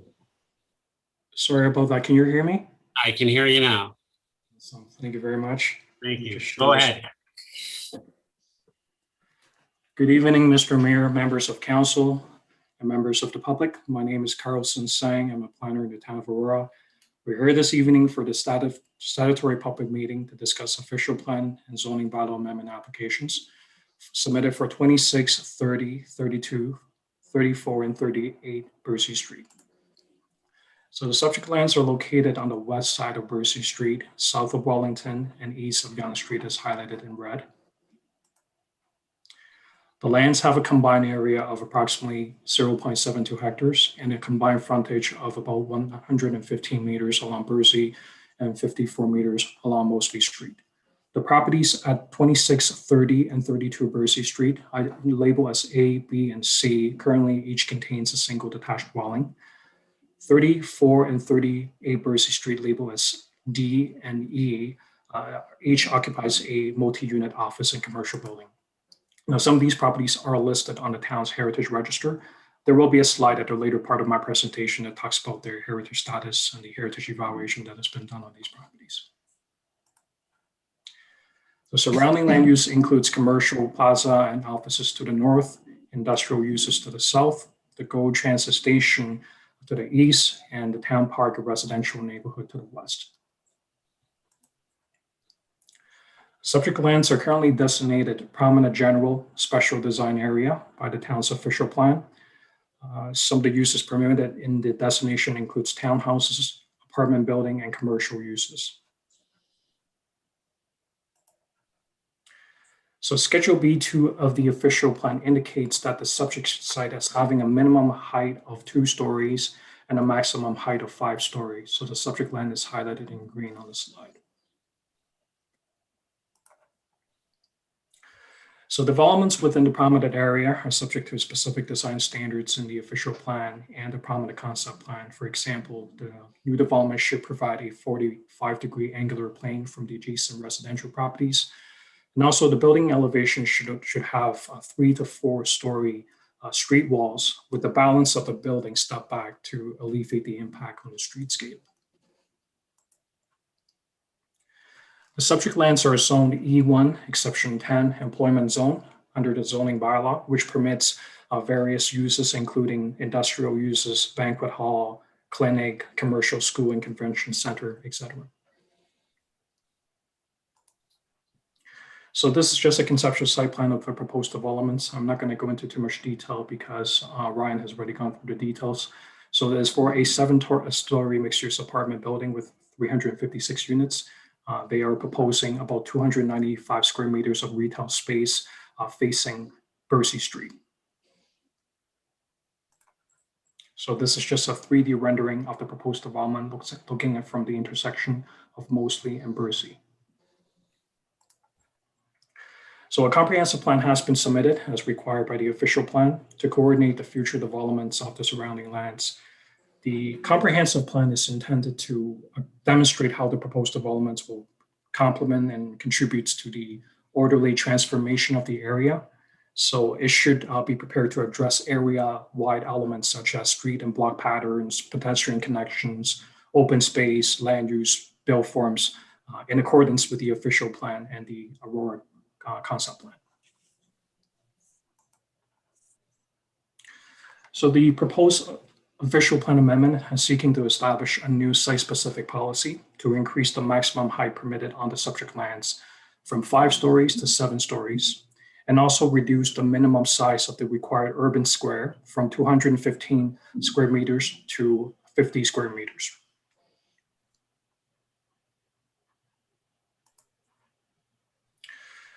The applicant is also proposing to rezone the subject lands from the E1 exception 10 employment zone to PDS1, a prominent downtown shoulder exception zone, to permit the proposed developments. So the applications will be reviewed in the context of provincial, regional, and municipal policy documents listed on this slide, including the town's official plan and also the Aurora concept plan. So the applications are currently under review by the town. There's still a number of matters that needs to be addressed before a final recommendation report can be brought to council for consideration. Number one, staff do feel that the overall scale and massing of the building to be a little bit excessive, and we would like to work with the applicant to try to break up the massing of the building and try to alleviate the impact on the streetscape. And also we feel that there may be opportunities to reduce the vertical massing of the building, perhaps reduce the building height, and also the overall density of the development as well. So staff will continue to work with the applicants to try to address these matters. Number two, staff are currently reviewing the comprehensive plan that was submitted by the applicants to ensure the comprehensive plan is consistent with the design objectives set out in the official plan and the prominent concept plan. And also the comprehensive plan should include some of the surrounding new developments, including the official plan and zoning bylaw amendment application that was submitted for the lands on the south side of Mosley Street, just across the street. And the comprehensive plan should demonstrate that the proposed development will not preclude any development opportunities on surrounding lands. So number three, the town's design review panel has already provided a number of comments on the applicant's first proposal, such as the overall scale and massing of the building, building materials, and architectural treatments, etc. So town staff will need to undertake a review to ensure all the design comments have been addressed. Now, a further review may be required because the applicant has submitted a brand new design. So a second review may be warranted. by the design review panel. Number 4 is regarding heritage evaluation. So the properties at 26, 32, 34, and 38 Berczy Street are currently listed on the town's heritage register as potential candidates for heritage designation. The owner has already submitted a request to delist these properties from the registered to accommodate the developments. And as mentioned by the applicants, the Heritage Committee discussed about the delisting of these property at its meeting on June 7th, which was last night.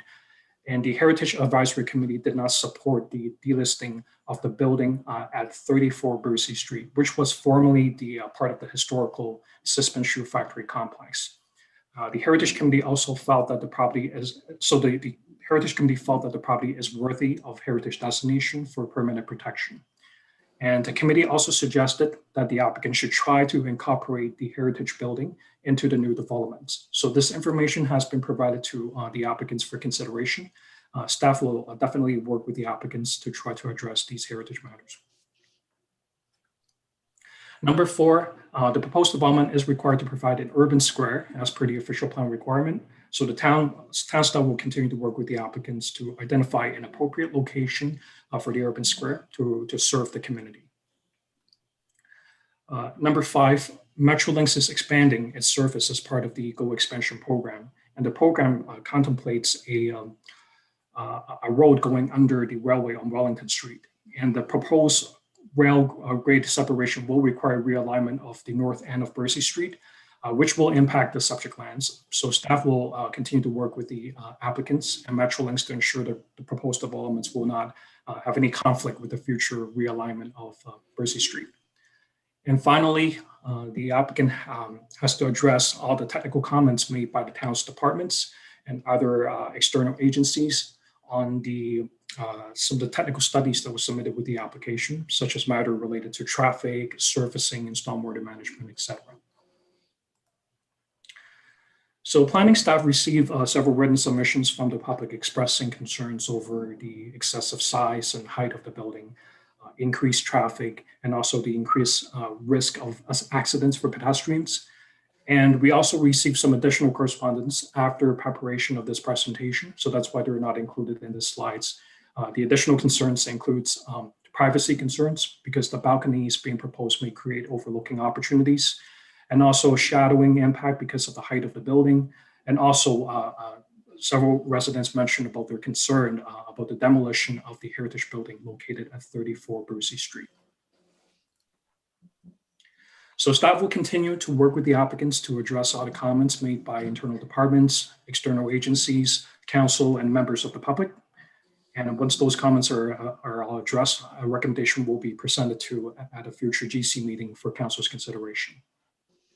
And that concludes my presentation. Thank you. Thank you, Carlson. Move to the members, any members of the public. I believe we have 4 of them. Speaking order. First up, we have Ron. If I could get you to state your name and your address, and you have 5 minutes. Oh, I'm being told we have just 3 now.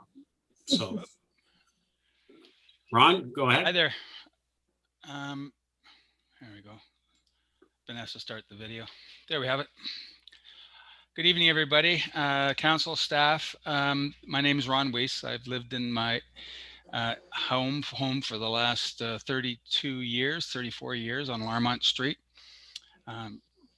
Fortunate that I've raised 3 children here, and now I'm helping to raise my grandson who lives with us. We're adjacent to the proposed development on Berczy Street, item 4.2 in tonight's agenda. In fact, the development will be directly behind my property. I have several concerns as you may have already heard or anticipated, but I wanted them on the record. I thank town staff for their work on this. My areas of concern are as follows. Much discussion has been made about the story count and potential violations of the so-called 5-story maximum. I want to know if the total height of this structure has been considered. The ground level looks to be greater in height, and so while this may technically be 7 stories, with rooftop mechanicals and a high ground floor, this total height is a significant concern as it affects sight lines and sun rights. The consultant reports that I will lose 1/2 of sunlight for the day and provides this in the month of March only. I'm not all that happy about losing 1/2 of my sunlight. I noticed also that the rear yard setback has been decreased from the first to the second submission. This creates a constant daily noise problem via traffic and parking on site, garbage storage and removal. I also note the tiered nature of the rear facing units does not accomplish its purpose of restricting sight lines, and it should be redesigned. All these issues create problems for the enjoyment of my property because the added height as well as proximity to my property will erase the morning sun and the enjoyment of my yard. In addition, the privacy of the property will be compromised with numerous rear-facing condos overlooking our property, regardless of the tiered setback proposed. I also note that the plan has changed with respect to parking. It is less than 1.5 cars per unit, and I think that's unacceptable as it may cause considerable parking overflow into adjacent streets. The town already is aware of the GO parking and the parking problems that we have in this neighborhood and in Town Park. So I think adding to this problem will be families or couples who may move in with 2 cars and who may create further problems. Notice that the plan includes numerous 2 and 3 bedroom units. This is both an environmental and an economic problem that must be considered. The previous council had been working with Housing York for affordable housing on the Royal Woodshop site. More people in this radius with more congestion and traffic and parking exacerbates this problem. I note the changes being considered north of Moseley as well, and that as the town has discussed tonight, that further densifies or intensifies the area. I also note that the requisite demonstration of the 2 buildings will violate the historical significance of these buildings. They've been discussed elsewhere and have been noted by the town tonight, so nothing more needs to be said about that. But what I've heard is that there's an opportunity to change the threshold for these buildings. And my problem with that is that if we do any changing to the historical significance, what we're doing is something that's inherently wrong from any historical perspective. I know the developers may try and tell us that a plaque will be raised, but it doesn't allow the building to survive. The proposed grade separation plan is also something that has been talked by the town. I want you to all imagine the nightmare on Wellington Street and Larmont Street with traffic congestion and general disruption that will occur with the current development of the railroad and this development. Please consider the impact as though you lived in this neighborhood. While on the problems of constructions, I know that construction of a building this size will create problems of vibration, noise, dust and dirt, pollution, and other yet unknown and disagreeable circumstances that will jeopardize the value of my home and the enjoyment of it.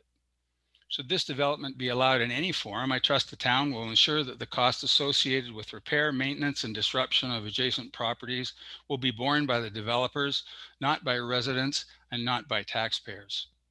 Finally, this development is the most disruptive and destabilizing proposal that I've seen in the 34 years I've lived in this historically significant part of town. This neighborhood is stable. Each one signed up, no one signed up for congestion, pollution, parking problems, intensification, and added traffic. The characteristics of this town park community is primarily single-family homes. Building high-density, multi-unit properties may allow densification to occur, but it will upset the family neighborhood and characteristics of this historical part of town. If intensification is what you want, please look elsewhere.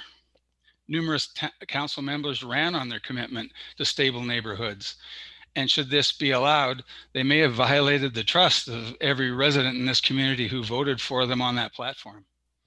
I'd like to close with a comment that was made by our mayor in reference to the provincial zoning of what is commonly known as the Bloomington lands.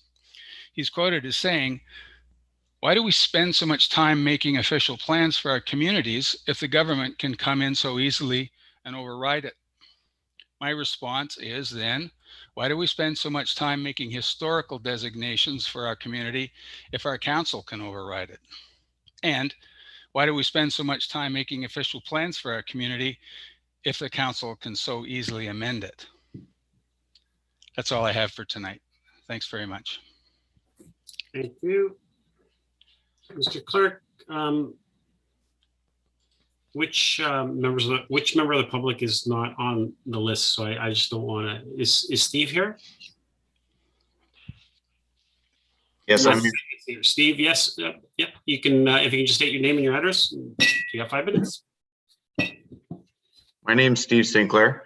I'm a local carpenter and I live at 98 Mosley Street with my wife Sandra and my son Henry. Our home is the eastmost house on the north side of Mosley Street and undoubtedly the closest to the proposed Berczy Street development. I'd just like to take a second and say that I agree with everything that Ron said and more.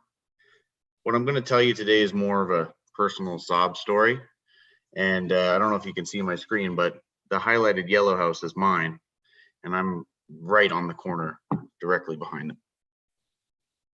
We were drawn to Old Aurora due to the look and feel of the old homes. The home we purchased 12 years ago was designated heritage, and that suited us for many years. 5 years ago, it was time to upgrade, and instead of moving, we worked closely with the Heritage Department to design our dream home, while maintaining many heritage elements on the exterior. We were made to go through a lengthy committee of adjustment process to maintain the setbacks to build our new home in the same location as the original. After a year and a half of permitting, we finally broke ground on what is our new home, and this is directly adjacent to this property. To no surprise, recently, our property taxes have increased significantly, over 100%, due to a 2020 impact assessment. To our disappointment, we're also told that we owe 3 years of back taxes for our new home, as it's increased in value of almost $10,000 in back taxes. Disheartening financial news in the middle of a global pandemic. We found ourselves asking, is that what it costs to live in a custom home in an old, beautiful part of old downtown Aurora? Since then, we've had our home appraised and we're understanding that this perceived value is real. I worked closely with the old owner of the Berczy Street properties, and I knew that he had sold them to a developer. I was under the impression that the bylaw was for only 3-story buildings, and so I made some assumptions. I had envisioned an upscale set of townhomes, similar to the ones on the south side of Town Park, and thought that this proposed promenade along the train tracks might suit us well. I felt confident that a build of this nature would increase my home's value and aesthetically add to the neighborhood if done properly. I would have never in my wildest dreams imagined a 7-story condo being built only a few feet from my home. And I'd like to know if it is not 3 stories, if it has been rezoned for 5, if council will try to maintain that. To be clear, I have no interest in living next to a 7-story condo with 356 units. I find neither the height of the building nor the occupants tolerable. I find the idea of ground floor commercial units difficult to imagine. The increase of traffic, parking, occupants, patrons, noise is going to have a direct and lasting impact on my quiet street. More specifically, while my neighbors on Laremont, like Ron, they will be disappointed at having a 7-story condo blocking out the sun from their yards. I will have a 7-story condo towering only a few feet from my house. The view from all of the easterly windows of my home will be looking directly into this building, and I will have absolutely no privacy in my backyard whatsoever. My home is undoubtedly reduced in value by virtue of this notice of proposed change sign going in the ground. It will be worth even less once this condo is built and will likely bottom out during the construction phase. I've worked with enough developers over the years to know that community members might slow them down and hopefully reduce the overall height but in the end, there's no stopping a development of this kind. If that's true, then my options have been reduced to sell now or sell later. So my question to the town and to the developer is pretty simple. If the 3 stories, or what I thought was 3 stories, or be it 5 stories that is allowed, cannot be maintained or protected, how will I be compensated for my losses? Will the town reassess my property value and adjust my property taxes? Consider removing the $10,000 in back taxes I owe due to the most recent assessment? Or will the developer offer to buy my home at a premium from me This will enable their development further and remove an objector from future council meetings. That's all I have. Thank you, Steve. George is next. Mr. Clerk? To you, Mr. Mayor, Mr. Skoulikas has left for the evening. Okay, so we're moving to Daniela. That's correct. Okay, Daniela? If I could just get you to state your name and your address, and you have 5 minutes. Hi there, I'm Daniela. And Frank Ornett. We're residents on Larmont Street as well. And we have several concerns to bring up. We've sent in a letter. Ron and Steve have addressed many of our concerns. We'd like to reiterate a 7-story structure is extremely excessive and very obnoxious. We're concerned about traffic, road, public, and pedestrian safety with regards to increase in traffic, the loss of privacy in our backyard on Larmont.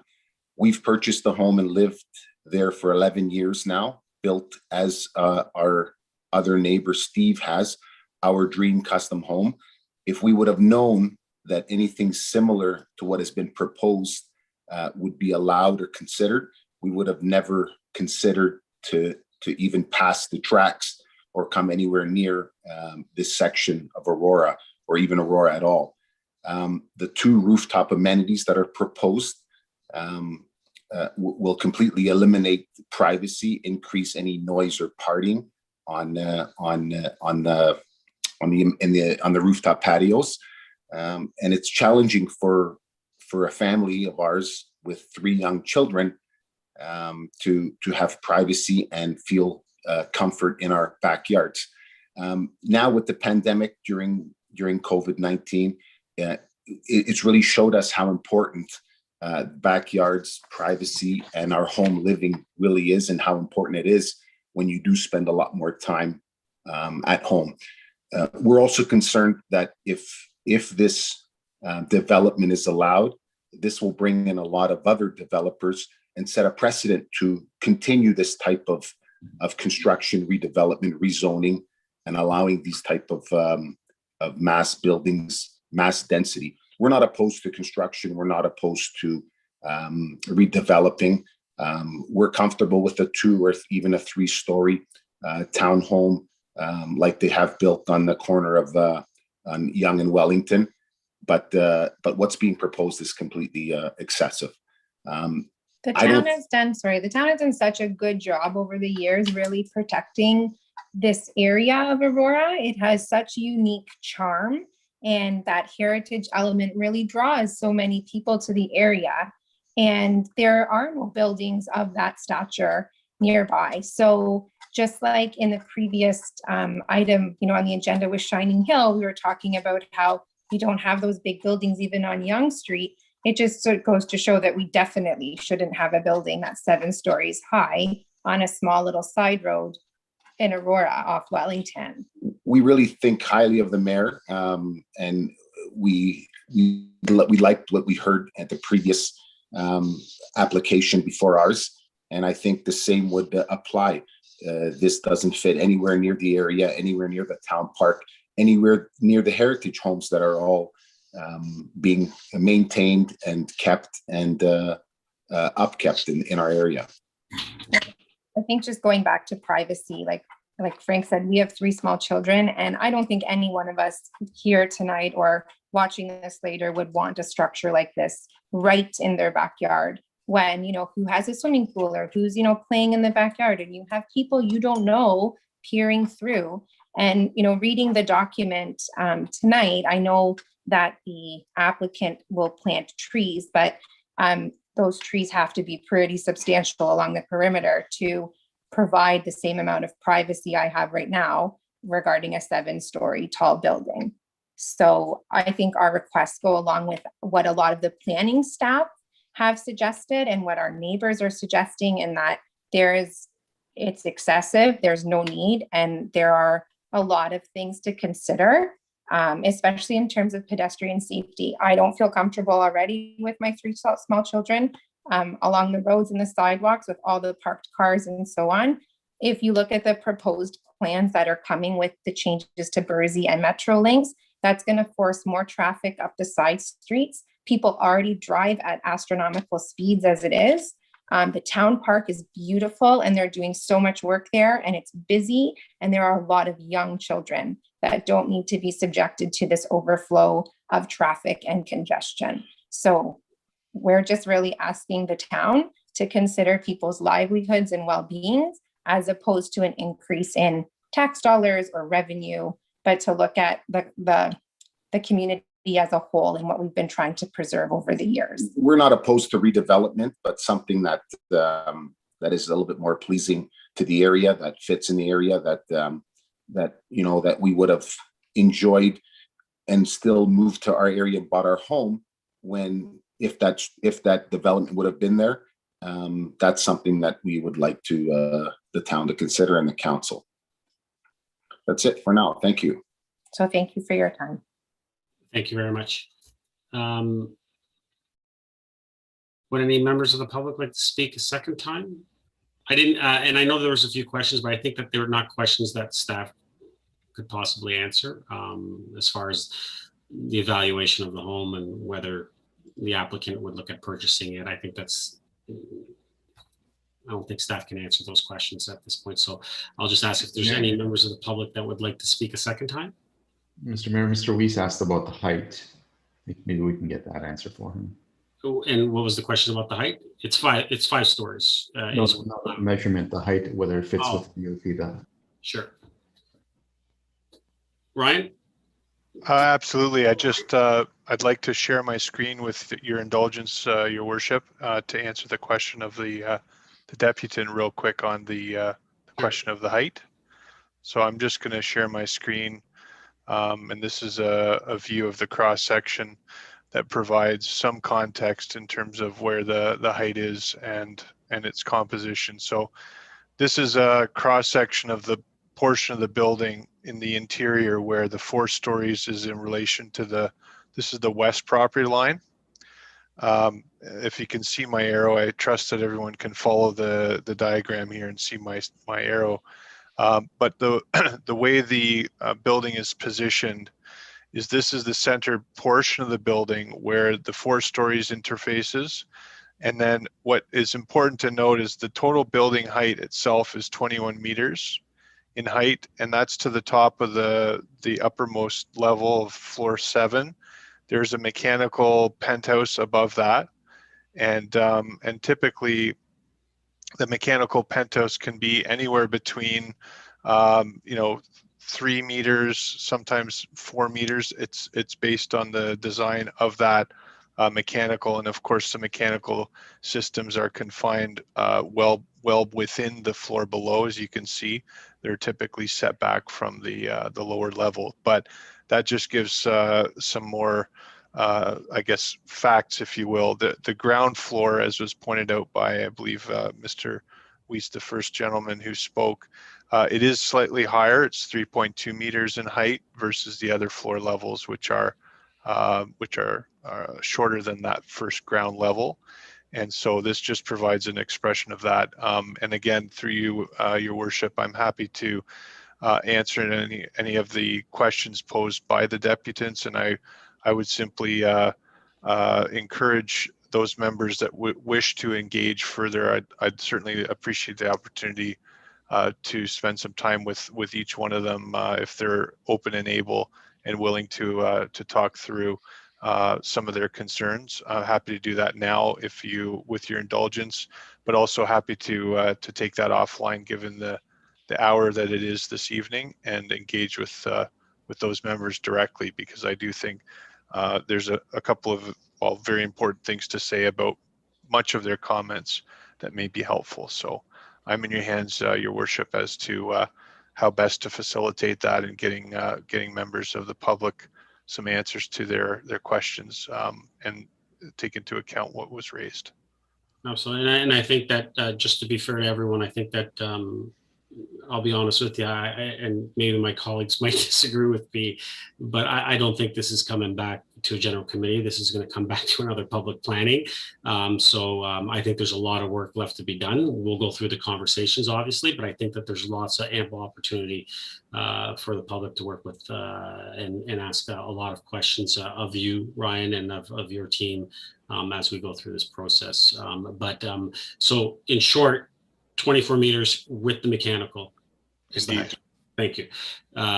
Any other comments from the public for a second time? Before I do that, I need a motion to extend. Sorry, I need a motion to extend. Councillor Humphreys, Councillor Thompson, till 11:30 for right now, and then we'll look at it again. Okay, all those in favor? Opposed? That carries. Mr. Reese. Yes, thank you.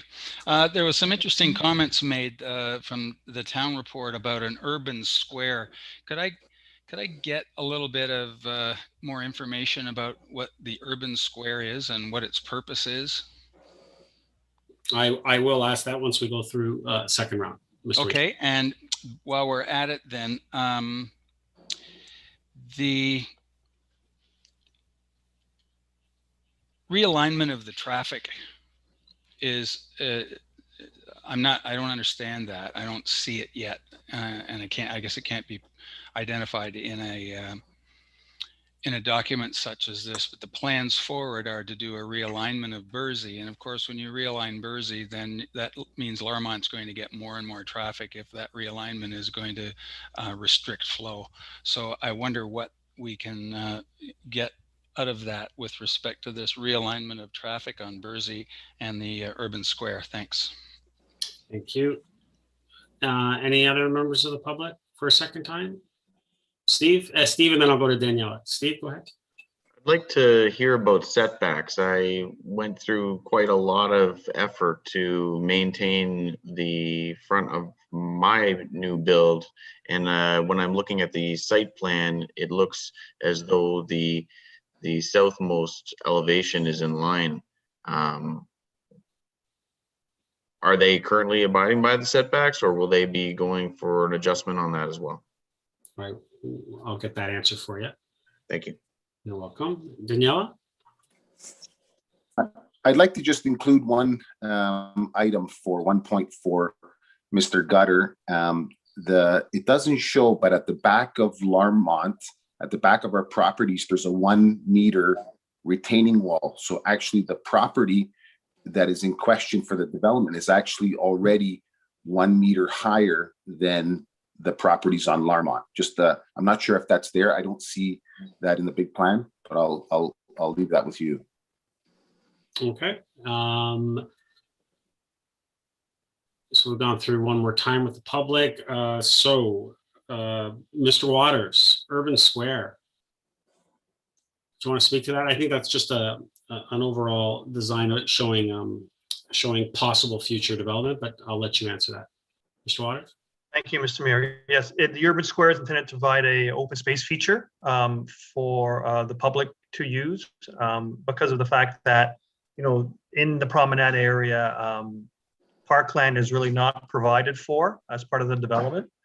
In this case, the applicant is reducing the urban square requirement.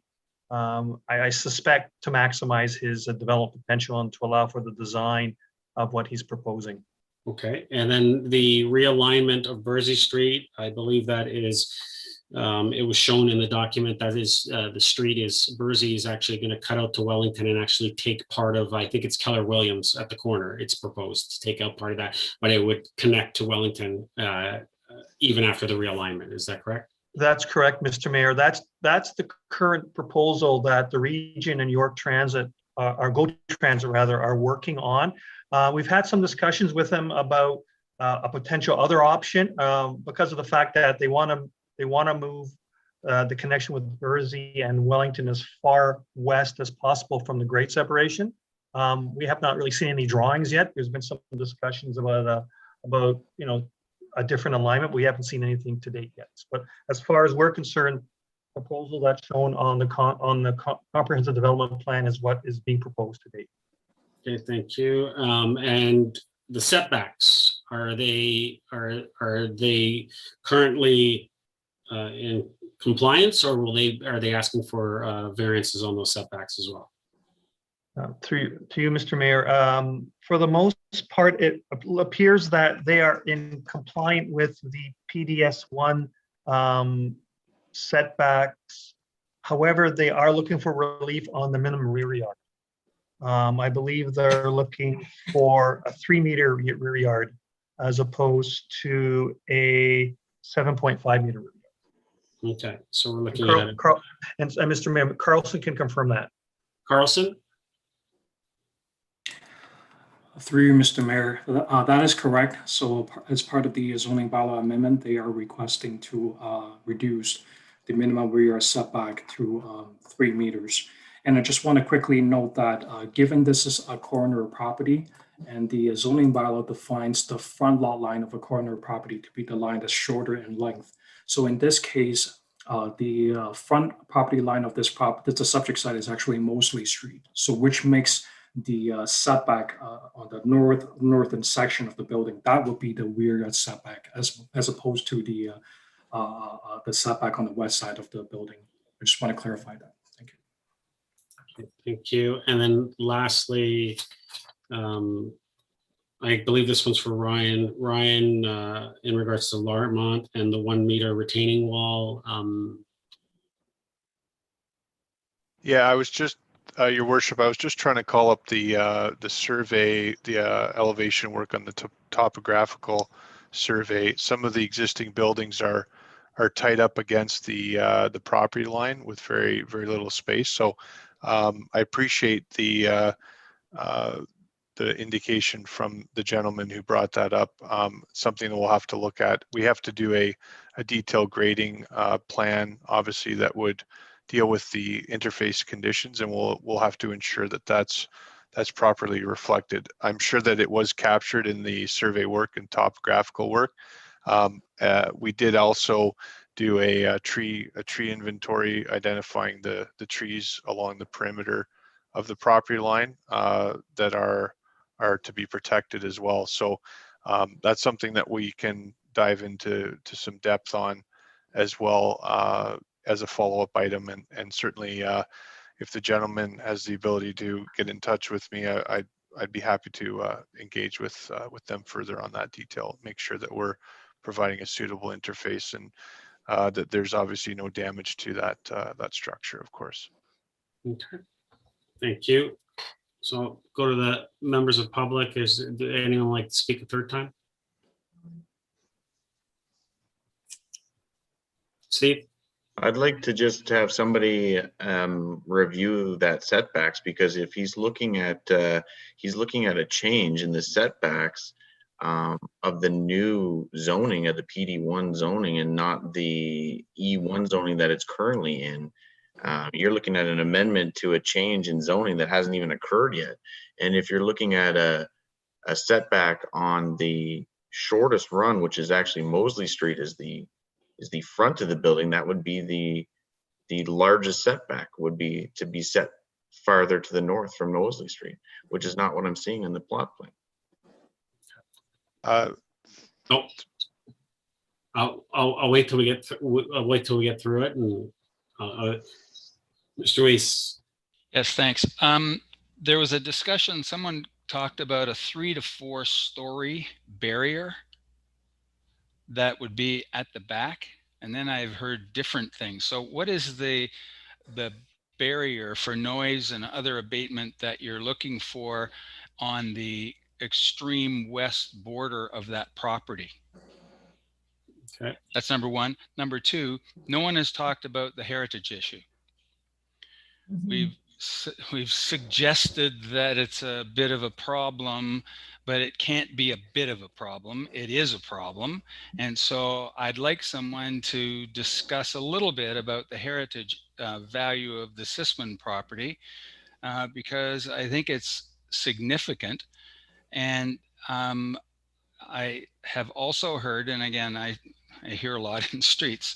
But I've heard that, well, the reaction to that is that they just have to change their threshold, and then it no longer goes from getting a score of 85 to down to 50, and so therefore it becomes less significant, and that just doesn't make any sense to me. So I just like to have the heritage thing understood a little bit better from our perspective. That's all, because it was stated, and there's been no questions around that. So thanks for that in advance. Thank you. Any other for a third time, Daniela? I was just going to say I second that. I think it's really important to know where the heritage position stands on that. So if you have more information, that would be great. Absolutely. Thank you. Ryan, the setbacks. Thank you, Your Worship. What I would propose to do is I'm just going to call up the site plan again and share my screen for purposes of clarity in describing the setbacks, because I think it should shed some light on those matters. So first of all, as was pointed out by town planning staff, this being the front lot line along Mosley Street, this being the rear, we actually are set back from the north property line 5.5 meters. That's the setback to the building face, and that is I guess distinctive from the rear being 7.5. So we are seeking relief. In terms of the separation from the west, I just note that we're to the third story, we're set back 9 meters. To the fourth story, we're 13.7. And then to the fifth level, it terraces back. So various measurements, 16.5 meters, and then nearly 20 meters to the seventh level. So that stepping is occurring, and the building is further separated as you move up. The fourth story, as was mentioned by the gentleman, I think it was Mr. Weiss raised, the interior portion of the site is proposed for 4-story townhome product type that is set back, and the third story is stepped back. So you have a 3-story element that rises to a 4-story element, and in a cross-section view, that's what I had expressed before. So there's a total of 4 levels, but it's stepped down as you move closer to the west. And then for the gentleman who was commenting, I believe it's this property that is your dwelling, sir, if I've got that correct. You can see that the position of the building in this location is again set back 9 meters to the third level, and then of course it terraces back. It's not dissimilar to what's occurring at the north end of the building. And I'd simply comment that we're certainly keen to sort of discuss with you what would be a suitable condition there. We're very open to that, and I'd look forward to engaging with you on that and with our team. But you'll notice that we have a 3-meter setback to the property line.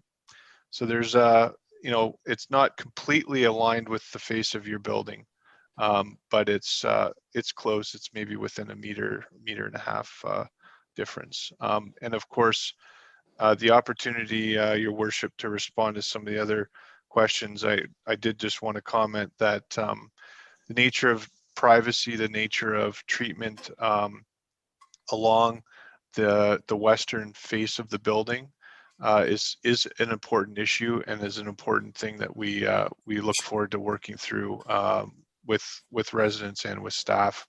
And there's ways in which we can deal with a suitable transition and a suitable interface there. So we are certainly keen to do that. Okay. Happy to respond to any other questions, Your Worship. Okay. I have the one about the barrier for noise. So the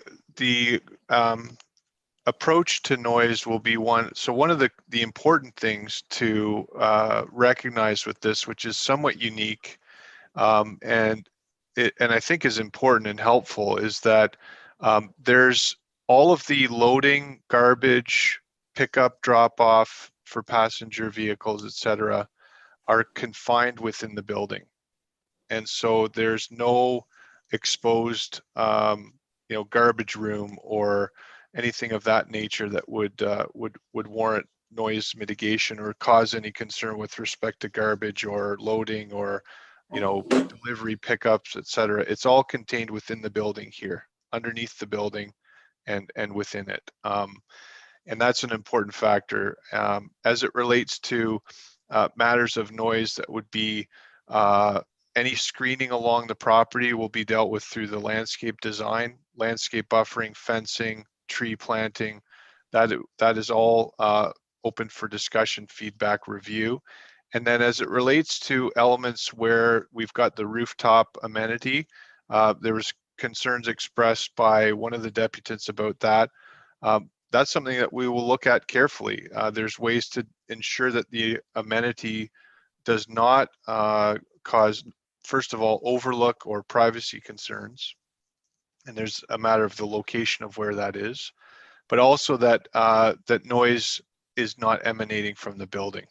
And that would be noise, for mechanical systems or activities, and that is assessed through a noise study. So those are matters that can certainly be addressed. And I've listened to the comments about the roof amenity, for example, and the privacy along these portions of the building.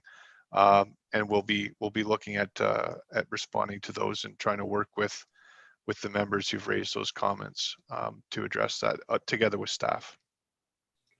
Thank you. And as far as from the heritage piece, I'll just let the residents know that I'm sure council, once we get to the council portion, you're going to hear a lot about the heritage aspect. You're going to hear a lot about the height. You're going to hear a lot about the massing. I think those are the three things you're going to hear about. So, and then Steve, I won't bring you back on, Steve, because I just saw your comment. Is south setback from Mosley compliant? I'll just ask Mr. Waters, south setback. I'm considering, I'm sure that, or Carlson, that is considered the front of the building, as you mentioned. So is that in compliant as far as setback? Mr. Waters. I will defer that to Carlson. Okay. Thank you, sir. Carlson. Thank you, Mr. Mayor. Sorry, I just want to make sure you're asking whether the front yard setback complies, right? That's right.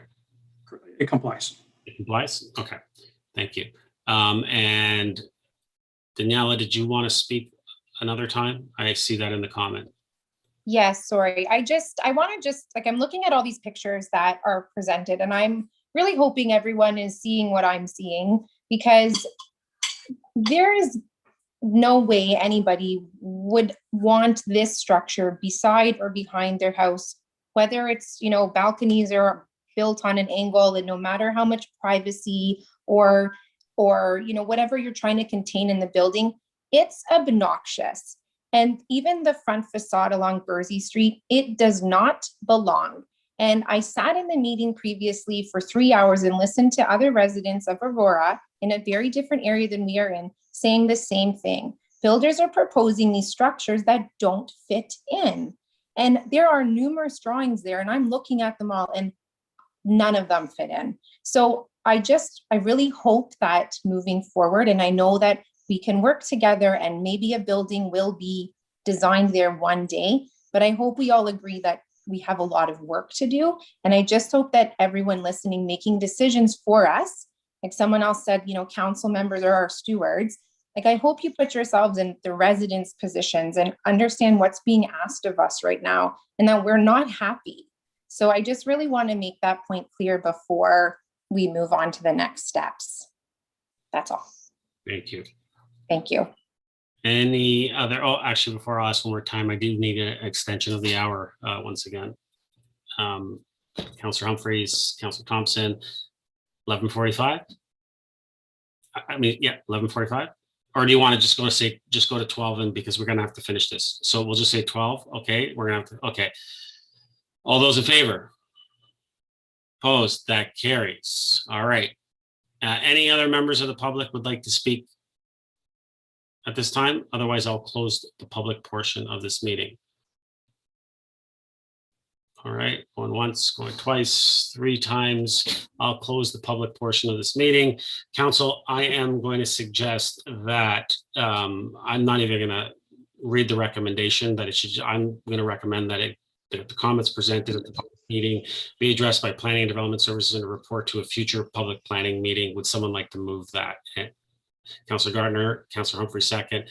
Councilor Humphreys, you get your hand up. Go ahead. Yep. Thank you, Mr. Mayor. Thank you for doing that. It's absolutely what we need to do here. So a couple of things. Lots have been said. I just want to say that I'm not happy with this development for a number of reasons. The massing is far too large. Nothing more than 4 stories from my perspective. I know others may not feel that way, but that's how I feel. I am in support of the residents in terms of their concerns.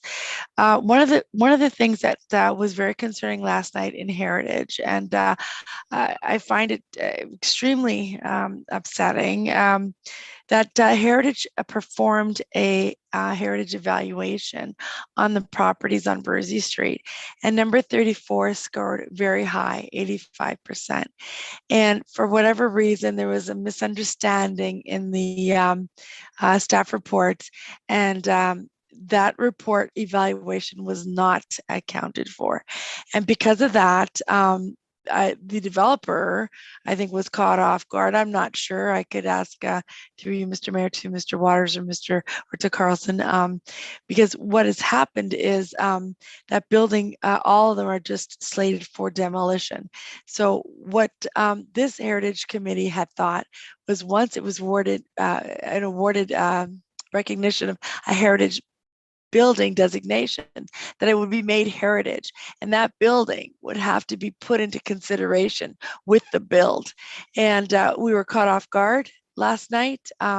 There's gaps in the process, and that's something that we shouldn't have had to experience. I understand that we have a consultant right now looking at listed properties, and that's fair. But their policies and processes do not override existing policies today. Only council can provide that type of direction and change. That was not done. I want to thank Carl. No. I think we lost Councillor Humphreys. And Mr. Watts. May I continue? Yes, you froze up for a second, Councillor. Sorry, I'm having a unstable. Let me know if it happens again. One of the things that's very important through you, Mr. Mayor, to the developer, is this is an extremely significant site. This is Sisman Shoes, the biggest manufacturer known to create boots that are Canadian Army wore through the wars to defend our country. And these boots, this manufacturer of shoes is extremely important to the heritage of Aurora. So I need you to go back and really dig and get the details. You heard one of our members, Bob McRoberts, share a very clear and concise story of what happened here. We were in lawsuits with Markham to get Sisman Shoes to come into Aurora, and we won finally. I won't go word for word of what Mr. McRoberts said, but the bottom line is this 34 Berczy Street is a heritage building that needs to remain and be incorporated in the design. There's an information that I've sent forward to staff. I would like the developers to read through so they understand the sheer importance and significance of this. I don't want to see this building removed. It needs to be incorporated and honored. I also, through Mr. Mayor, I'm not looking for a response right now. I'm just looking for, just to understand the comments. I don't want to see more than 4 stories here. There's a huge disruption to the neighbors across Larmont and on Moseley as well. There's houses along Moseley that will be completely disrupted by having 6, 7 stories, whatever is being recommended here.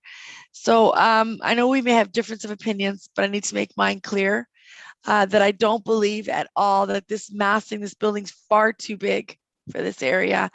I was hoping to find perhaps a stacked townhouse complex that would look incorporated with the neighborhood.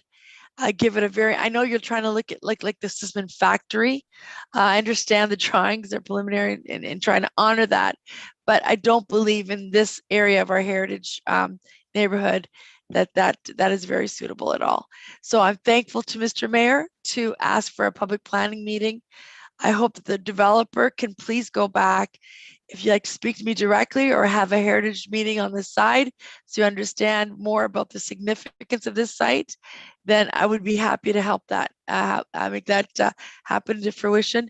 Because honestly, as I said last night, it's really our gap in the situation. You weren't made aware, I don't believe, that as far as the March 2020 evaluation that the Heritage Committee brought forward, and the significance of that building.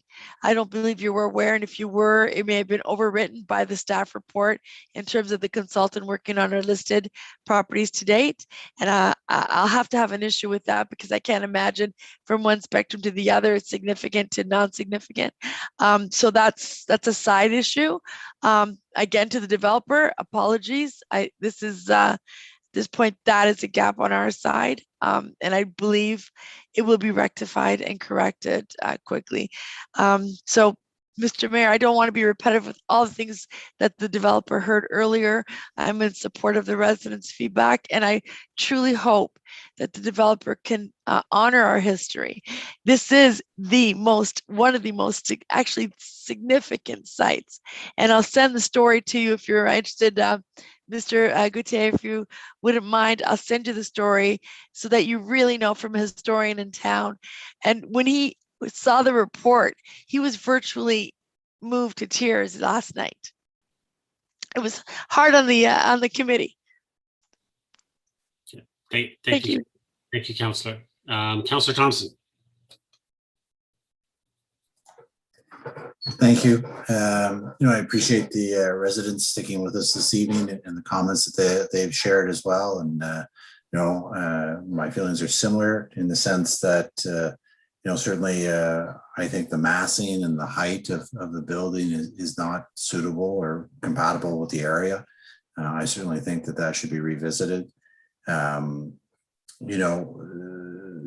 regards to the official plan that we use as our guide to, with regards to development, this area was always identified as an area for some intensification and infill because of its proximity to the GO station. But at the same time, there were parameters placed around it so that it would be, compatible. And one of the things that was asked of it was a comprehensive plan. And so through you to Mr. Waters, in our report tonight on page 4, it speaks to that comprehensive plan. And although it does say it's a non-statutory document, there is an expectation that comprehensive plan would be developed. And in the report, it talks about it being prepared in consultation with the affected landowners who are adjacent to this property. So then is it incumbent upon the developer to reach out to these landowners and work with them to develop this comprehensive plan? Or is the onus on the town and the staff to do it? Mr. Waters? Through you, Mr. Mayor, you're correct, Councillor Thompson. It would be the onus is on the applicant to consult with abutting property owners prior to submitting that document. So it's sorry, through you to Mr. Waters again. I got the impression that a plan was submitted, but it hasn't been fully reviewed yet. Do we know whether the developers actually had that consultation with the residents? Because it doesn't sound like they did based on the comments I heard this evening. Mr. Waters? Through you, Mr. Mayor, you'll have to, that's best asked by answered by Mr. Gooder. Mr. Gooder? I can speak to that. I did mention in my opening remarks that we did have some consultation with the area residents through a group of residents that occurred in September of last year. There was a meeting, we walked through presentation. I'm also aware of at the time of authoring of the plan, the comprehensive plan, we took some inspiration from the work that had been done for lands that we don't have control over to the east of the GO station lands, as more of an expression of what the design strategy that the town developed considered. for the immediate context, we're now aware, and this occurred obviously after the submission of it, that the application for the lands to the south has been put forward. So we're actually, one of the things we're doing through you, your worship, to Councillor Thompson is looking at doing an update to that to reflect what's contemplated by that owner now that they filed an application. And as I said before, the taking into account of resident feedback that we'd had from the meeting that occurred in September contributed to that plan. We did not share a draft of a concept plan, but we've certainly taken in feedback. And again, to the extent that there's further engagement there, we would be keen to do that and work with town staff to have that plan further developed. Again, what we don't want to do is be in any way prejudicial or contrary to some of the design work that's been done already through the town's work for specific land holdings within that entire promenade area. So, you know, we're being somewhat careful to ensure that we're aligned with some of those key principles which are set out in that study. Councillor? Thank you. And certainly, you know, based on the comments we've heard tonight, and I'm sure that we'll hear going forward from some of my other colleagues, you know, some more consultation would probably be a worthwhile venture with regards to the residents and their concerns. You know, there was some mention as well with regards to the application with regards to 120 Metcalf and the rest of Berczy Street. You know, I do think there needs to be some sort of you know, a coordinated approach, because I think, you know, the concern is always about setting precedent.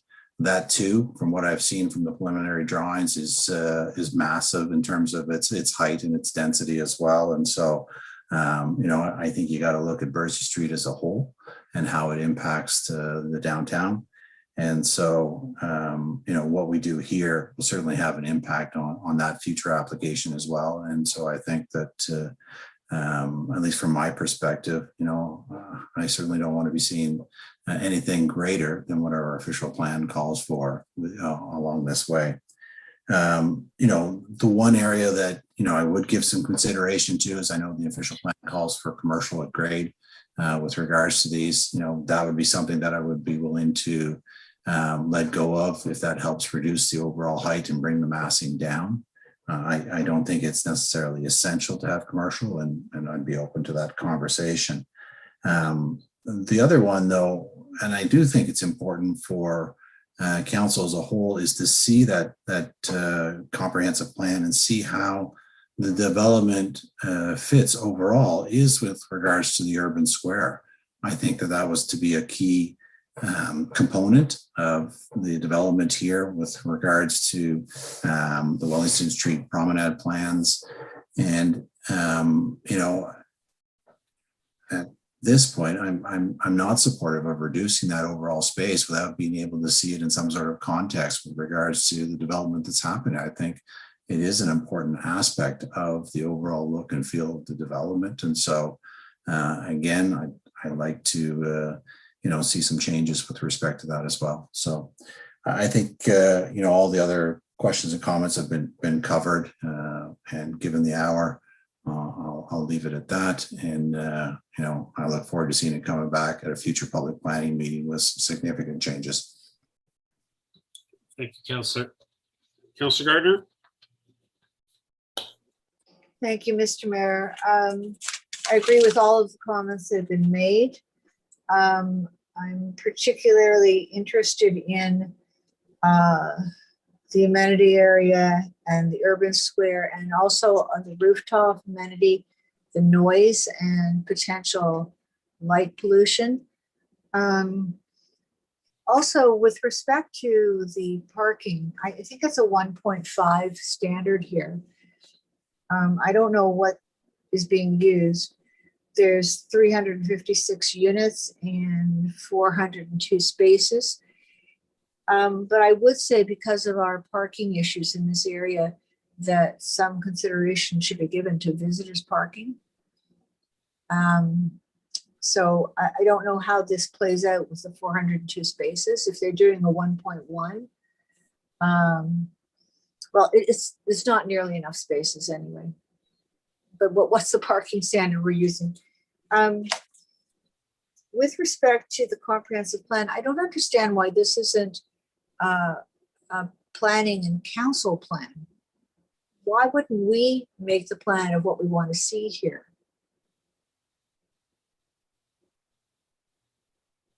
Is that a question? Mr. Waters? It's a question. Mr. Waters? Through you, Mr. Mayor. It's your plan is the promenade plan. That's your plan. That's town's plan. That's council's plan. So what the comprehensive plan does is essentially for a particular property deals with the abutting landowners to make sure that they're not precluded from development. For instance, if there's any road connections required in terms of looking at the height and density. So, it really sort of, from the perspective of abutting landowners, it essentially proposes a type of development on their lands, which they may not have any interest in doing or may not have any plans for that type of development. So that's the purpose of the comprehensive plan. It's also called a tertiary plan as well, but it's not a council plan at all. Okay. I think we could get involved with that. With respect to the heritage, I agree the Sisman factory, which is now being used by Carrie's Place, is very important. And I'd like to know, I mean, when I sat on the Heritage Committee, when HAC did an evaluation, our report went back to the planning department. And if it was, if the building was going to be used in the development application, that information will be transferred to the developer. So I would like to know, is that no longer the process, that there has to be a staff report back from HAC when we do an evaluation? Mr. Waters? Through Mr. Mayor, I think in this case, given that HAC had scored it as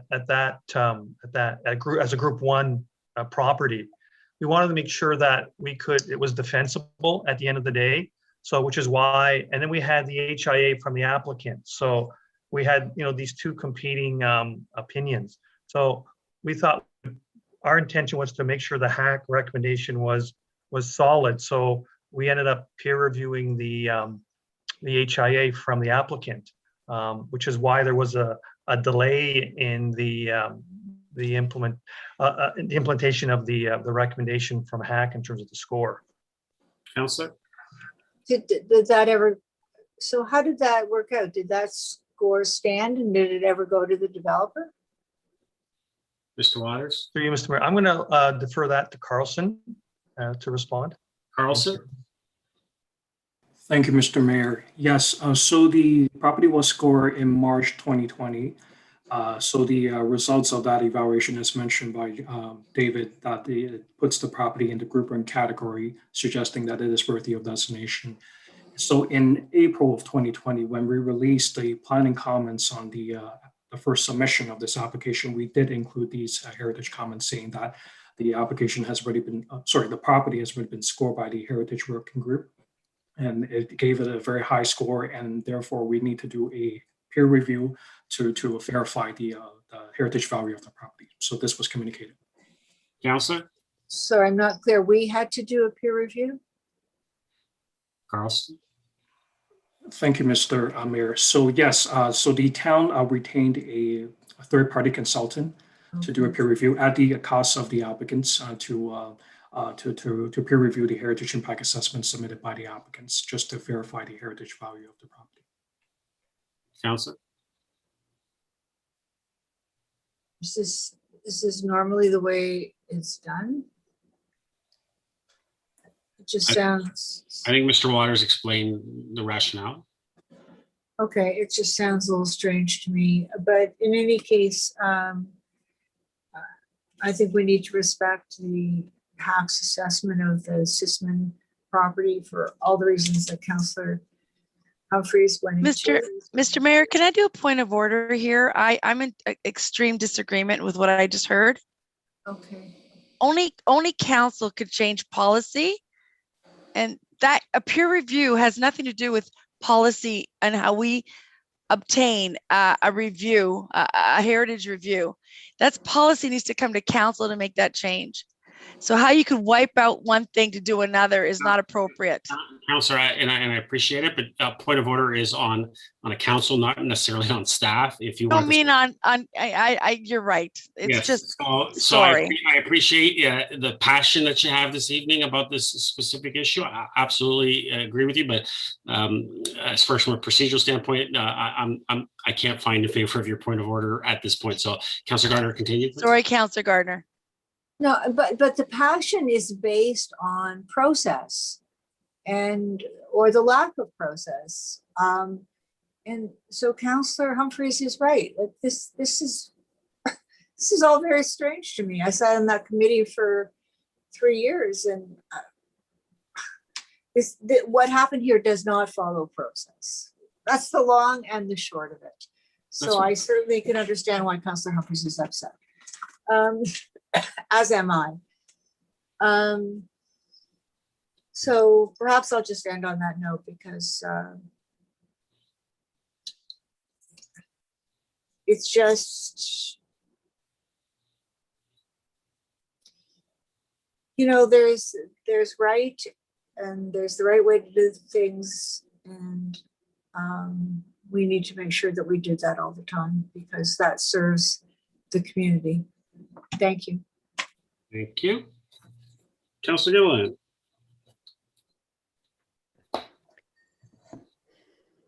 Thank you very much. I'm not going to repeat all the same things that have been said around the table. It's almost midnight now, but I agree with a lot that was said around the table about this issue, but I did have a couple questions. As far as the area residents that, through Mr. Mayor to Mr. Guder, about the area residents that you consulted with, was there a notice sent out to just shouldering homes, or was this something that was within a radius, or was this ratepayers that you had reached out to? I'm just trying to understand the context of who you reached out to and how. Mr. Guder. Thank you, and through your worship, we did reach out. We were provided with some information about certain members that we ended up reaching out to directly, including the president, Allison Halls at the time, and there was another, the town park area residents as well. We were provided that in discussions with town staff, and so through that contact, there was a group that was convened through those contacts specifically. And then a meeting was convened and with a number of members from those contacts that we made. Councilor? Thank you. I'm just a little confused just because I live within the neighborhood area, and I haven't, I had personally not received any information about this going on in consultation. So I'm kind of surprised that, at least I was not at least informed that, these conversations are being had. And Ms. Halls doesn't live or isn't associated with the ratepayers in that neighborhood. In fact, I guess you would, we're talking like, Aurora Heights on the far west side, which is not in this neighborhood. So I don't know why you would have been consulting with the Ratepayers Association that's not even in that neighborhood. So I'm just, if you can give some context, I saw you raised your hand, so maybe you have some more things to add there. Yeah, I'm happy to, sorry, through you, your worship. We didn't do a specific mail drop within a certain radius for that. We engaged directly with those particular individuals. And there was a number of attendees present at the meeting. It occurred in September of 2020. So, the extent to which you, Councillor, would like more details about who, I can share that with you. And obviously, we've, as I remarked to Councillor Thompson's inquiries concerning engagement, we're happy to engage with those that have interest and collect their thoughts as we develop our thinking about the plan. So, Councillor? Thank you. Because I did end up offline trying to kind of get a pulse where I felt I could reach out just based on the assumption that maybe perhaps you had. And, you know, I kind of gauged the fact there's some people who like the design and some people who don't. And so just through this process tonight, I just really don't have a fulsome understanding of where the public feels about this right now. I think there's some good things about it. And I also think there's some things that we really need to work on, especially by some of the comments tonight that's been brought up. So absolutely another public planning meeting, I think you can agree, needs to be had so we can kind of iron out all those details and kind of figure out what that happy medium is. As far as, and I'm going to kind of, another comment about parking and no traffic was something that was of a concern with the area residents. You're not the first application that I've spoken to in the last few years, and where traffic and cars come and go and leave and how they enter and exit does really pose a huge problem. So what kind of solutions or mitigations are you proposing to direct traffic away from the interior of the town park area? Mr. Gooder? What I'd propose to do, and I may call upon one of my my guest speakers here if that's helpful, just to make a couple brief remarks. Or transportation consultant, I think Richard Pernicki, if you'd be kind enough to perhaps show yourself and speak to the councillor's comment briefly. I do have a copy of the traffic study as well, but I think Richard, if you're still engaged, if you wouldn't mind maybe speaking briefly to that. The traffic study was done, councillor, and it did look at the boundary road conditions and assessed all the intersections. But I don't know, Richard, if you're getting lined up. Otherwise, I will call up the report myself in terms of identifying some of the recommendations. So, Mr. Gooder, I don't believe he's here. I'm looking at. Okay. The list, What I would propose to do then is, if you can bear with me a moment, the nature of the traffic study findings did not identify any overall road improvements that would be necessary in terms of new roads, new connections, new signals, new lanes, things of that nature. Under the planned analysis and the planned future background growth, again, this is from me, not as a transportation engineer, so forgive my my terminology, but in essence, the proposed demands of the new trips are accommodated within the road network. And of course, that analysis is based on predicted traffic dispersion, obviously through the work that the transportation engineer does in preparing their study. And that study, which was updated to reflect the new scheme, the new proposed development, is currently under review and would be under review by town and region as appropriate in terms of assessing the validity of the findings. At this point, there are also a series of, because of the road frontages, ultimate pedestrian cycling connectivity and the nature of sidewalk connections, the matter of safety, because of the access points that we're contemplating, that's been assessed in terms of the ability to accommodate vehicles in and out with no safety concerns. So as far as it relates to the site geometry, councillor, there's elements that would be signed appropriately, and wayfinding, signage improvements to the pedestrian realm through the development and through the landscape, but also from the standpoint of the boundary road conditions, that's currently under review by town and regional staff. So happy to have additional detail produced once we have the benefit of comments on the report. Councillor, before I go back to you, Councillor, I need another motion to extend. Councillor Kim. Councillor Gilliland. Half an hour? we got to get through this. We might not, if when we finish, we finish. So we got to get through it. All those in favor? Opposed? That carries. Go ahead, Councilor Gillen. Thank you. No, I appreciate that because the traffic study is certainly a very important element of, the decision making of, first of all, the intensification and the density of this unit and the amount of traffic that's going to be incurring in Town Park. We already know that we have a bit of a deficit right now. We've had to change some policies with our parking as far as no parking.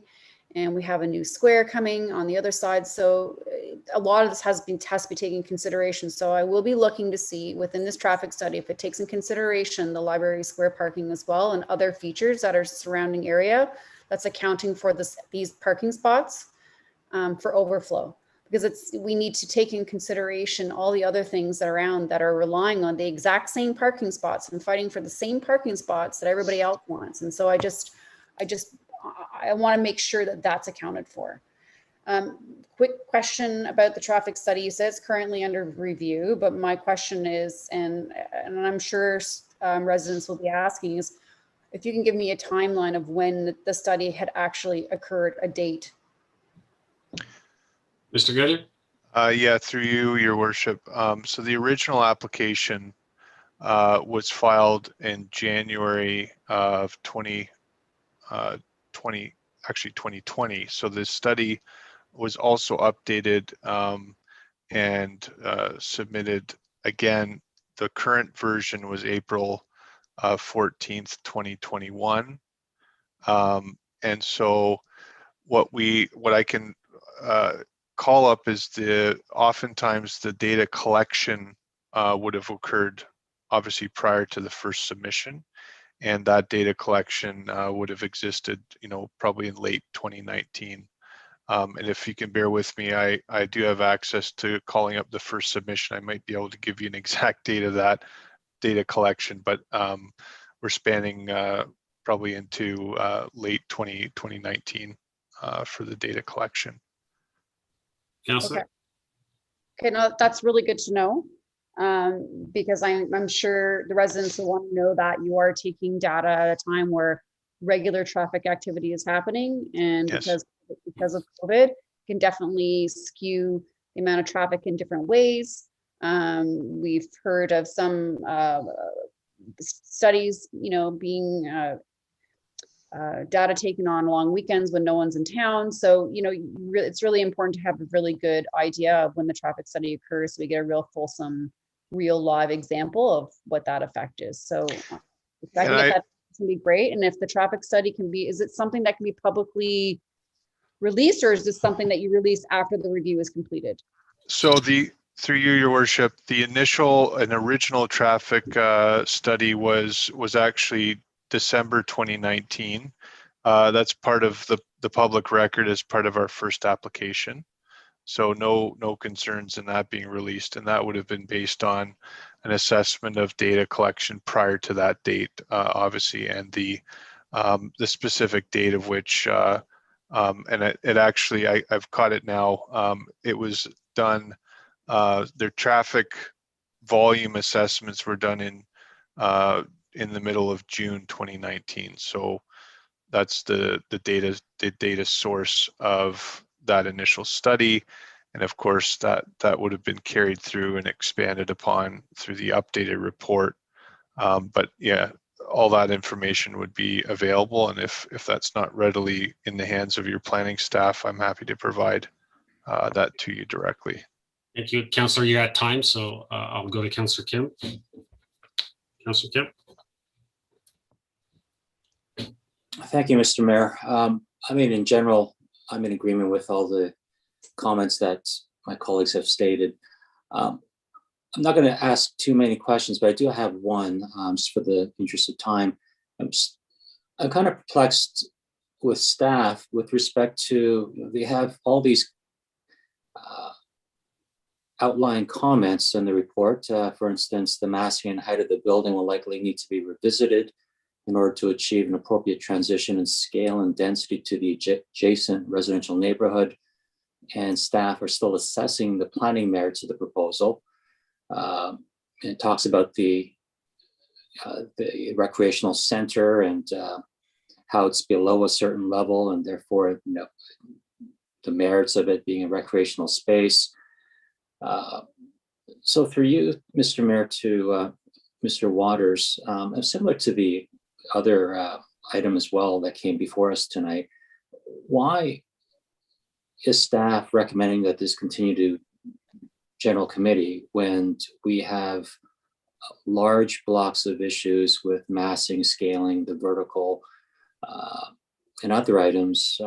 Normally in the past, we've wouldn't even entertain this going to GC. So why did staff go ahead and recommend to go to GC? Mr. Waters? Through you, Mr. Mayor.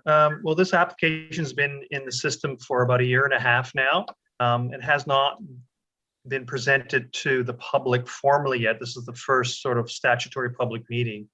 So we felt it was, there are some issues to work through, but we wanted to hear the input of council and also the input of the public before we proceeded too far down the line on this, which is why we provided the alternative recommendation to have another public planning meeting should council not feel comfortable in moving forward to GC.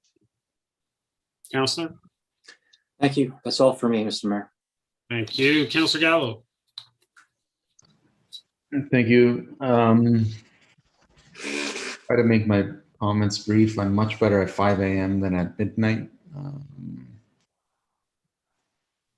I think to start off, I want to be clear that I am someone who is in favor of density along public transportation corridors. That's where you want density. That's why I was not in favor of the previous application, because it's nowhere near public transportation corridor. This is. So there are some merits to this application, this project. Having said that, my advice to the development team would have been to have a serious reach out when you abut residents that close and this significant of a development. You need to do some serious public engagement, and because if you haven't noticed, we listen to our residents. We typically don't ignore them, and especially if it makes sense. It's not to say we always agree, but had this application come before us with not a lot, and albeit it's COVID and it's very difficult to get together, and I get that. But between now and the next public planning meeting, my advice to the development team is to reach out to those residents and let's see how we can mitigate some of their issues. Aside from that, some of the things just don't make sense to me that really need some answers. Mr. Thompson mentioned the comprehensive plan, and to me, I heard Mr. Waters say that it's not really our jurisdiction, I guess, and ours is the OP and our promenade plan. And when I read it, it says the subject properties are located within the special designed area where development approval is conditional upon completion of a comprehensive plan to demonstrate how the proposed development will complement and contribute to the orderly transformation of the area. That's squarely within our realm and should be discussed, at this table, and approved or not, we should have an understanding of how that comprehensive plan takes place. It's pretty significant to me. In fact, it's conditional upon approval. Some serious work needs to be done there. And then the heritage part just doesn't make sense to me. I'm not connecting the dots. Maybe it's late. I don't know whether it's typical to have a peer review of a decision of our committee. If that's common, then okay. I don't necessarily have an issue with verifying and making sure we got it right. I think that's a good thing. But if it's not common, why are we singling this out? I need to know more whether it's commonplace for us to do that, and it's normal course of the way we do these things, or is this a one-off for some reason? More answers need to be had there.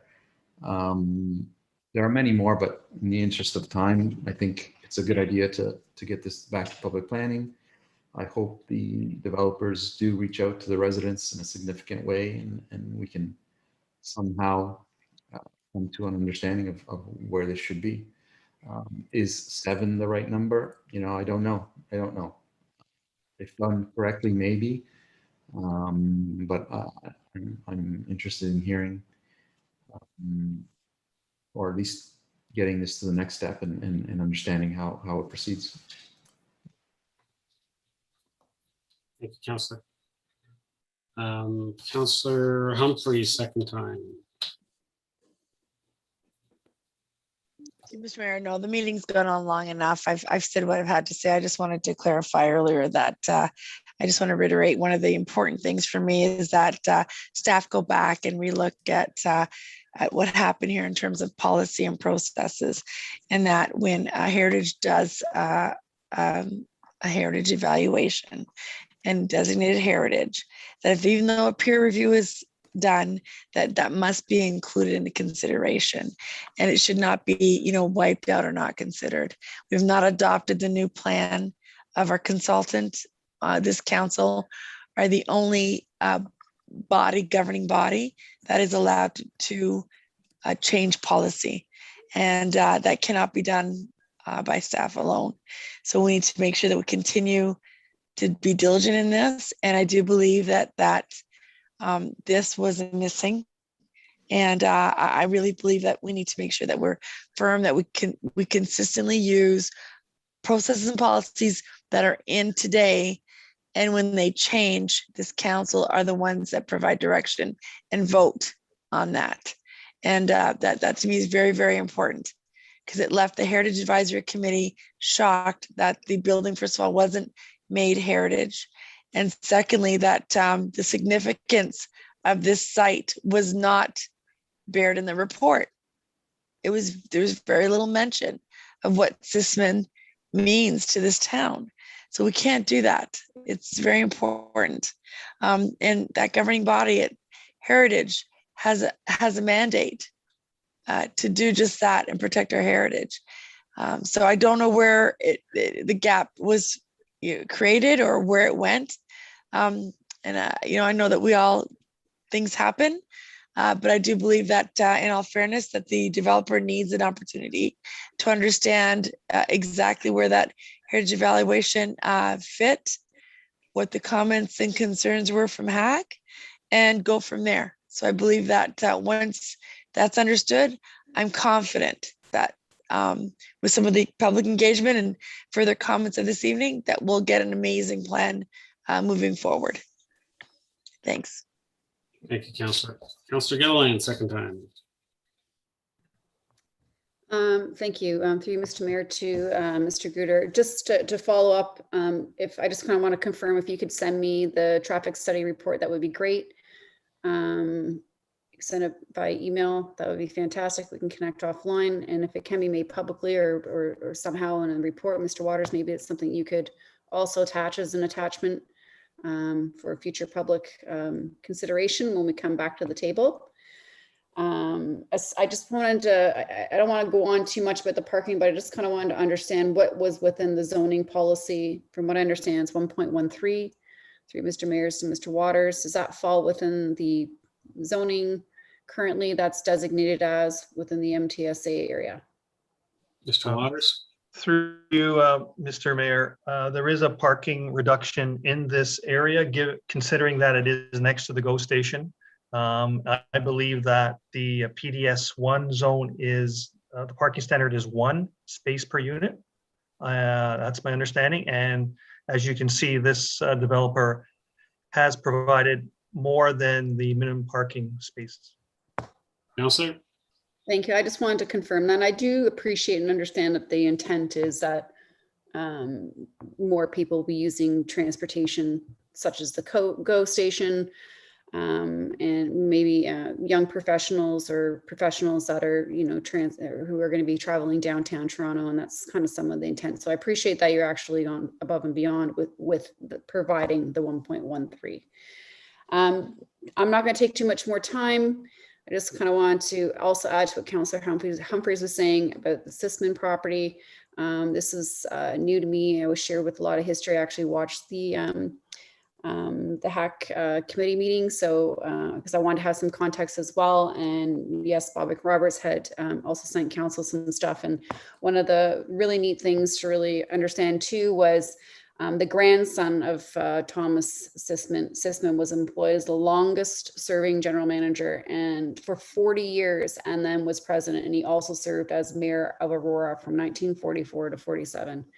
So there's a huge history with the Sisman building in our town. And I think it would be foolish of us not to take in consideration a little bit more respect for this building in some form or way.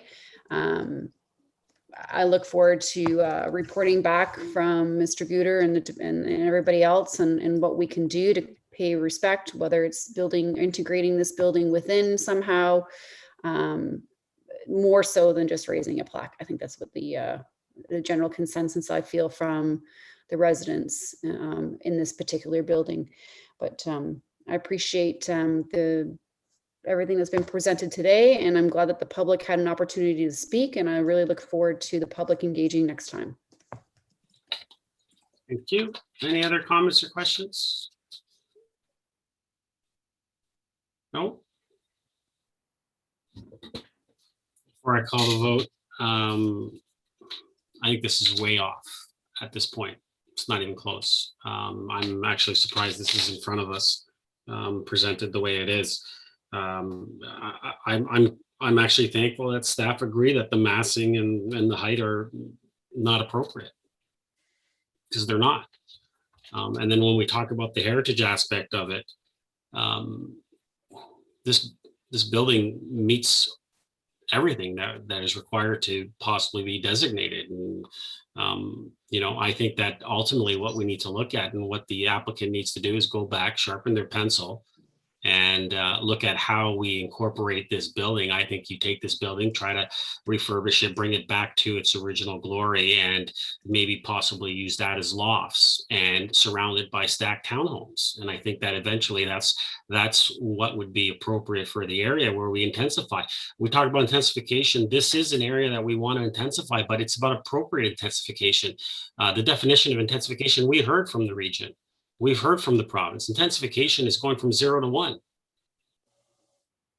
So to move from what is here to going above and beyond what is allowed within our OP, to me, and I believe our residents, and I believe this council, is overdevelopment and is not appropriate for the area. We can meet our targets through the growth plan, through intensification, through being in a major transit station area. We can meet everything that we're expected to meet. We heard from the regional planner that was here the other week that we can meet all of those targets and still maintain what makes us unique as a town. And so I propose that we continue to hold strong on what makes us unique and have appropriate development in our community. So I hope to see a very different proposal that comes back to us through the public planning. With that, Mr. Clerk, I'll call a vote. Thank you, Mr. Mayor. Record vote for the second item on this evening's public planning agenda. Councillor Gardner, how do you vote? Yes. Mayor Maracus? Yes. Councillor Kim? Yes. Councillor Gallo? Yes. Councillor Humphries? Yes. Councillor Thompson? Yes. And Councillor Gilliland. Yes. Motion carries. Thank you, Mr. Clerk. Council confirming bylaw. Someone like to move that? Councillor Gardner, Councillor Gallo, Mr. Clerk. Record vote for the confirming bylaw. Councillor Humphries? Yes. Councillor Kim? Yes. Councillor Thompson? Yes. Councillor Gardner? Yes. Councillor Gallo? Yes. Councillor Gilliland? Yes. And Mayor Maracus. Yes. Motion carries. Thank you, Mr. Clerk. Motion to adjourn. Councillor Gardner, second. Councillor Kim, we made it under the 12:30 mark. So all those in favor? Opposed? That carries. We are adjourned. Everyone have a great rest of the evening and stay safe and have a great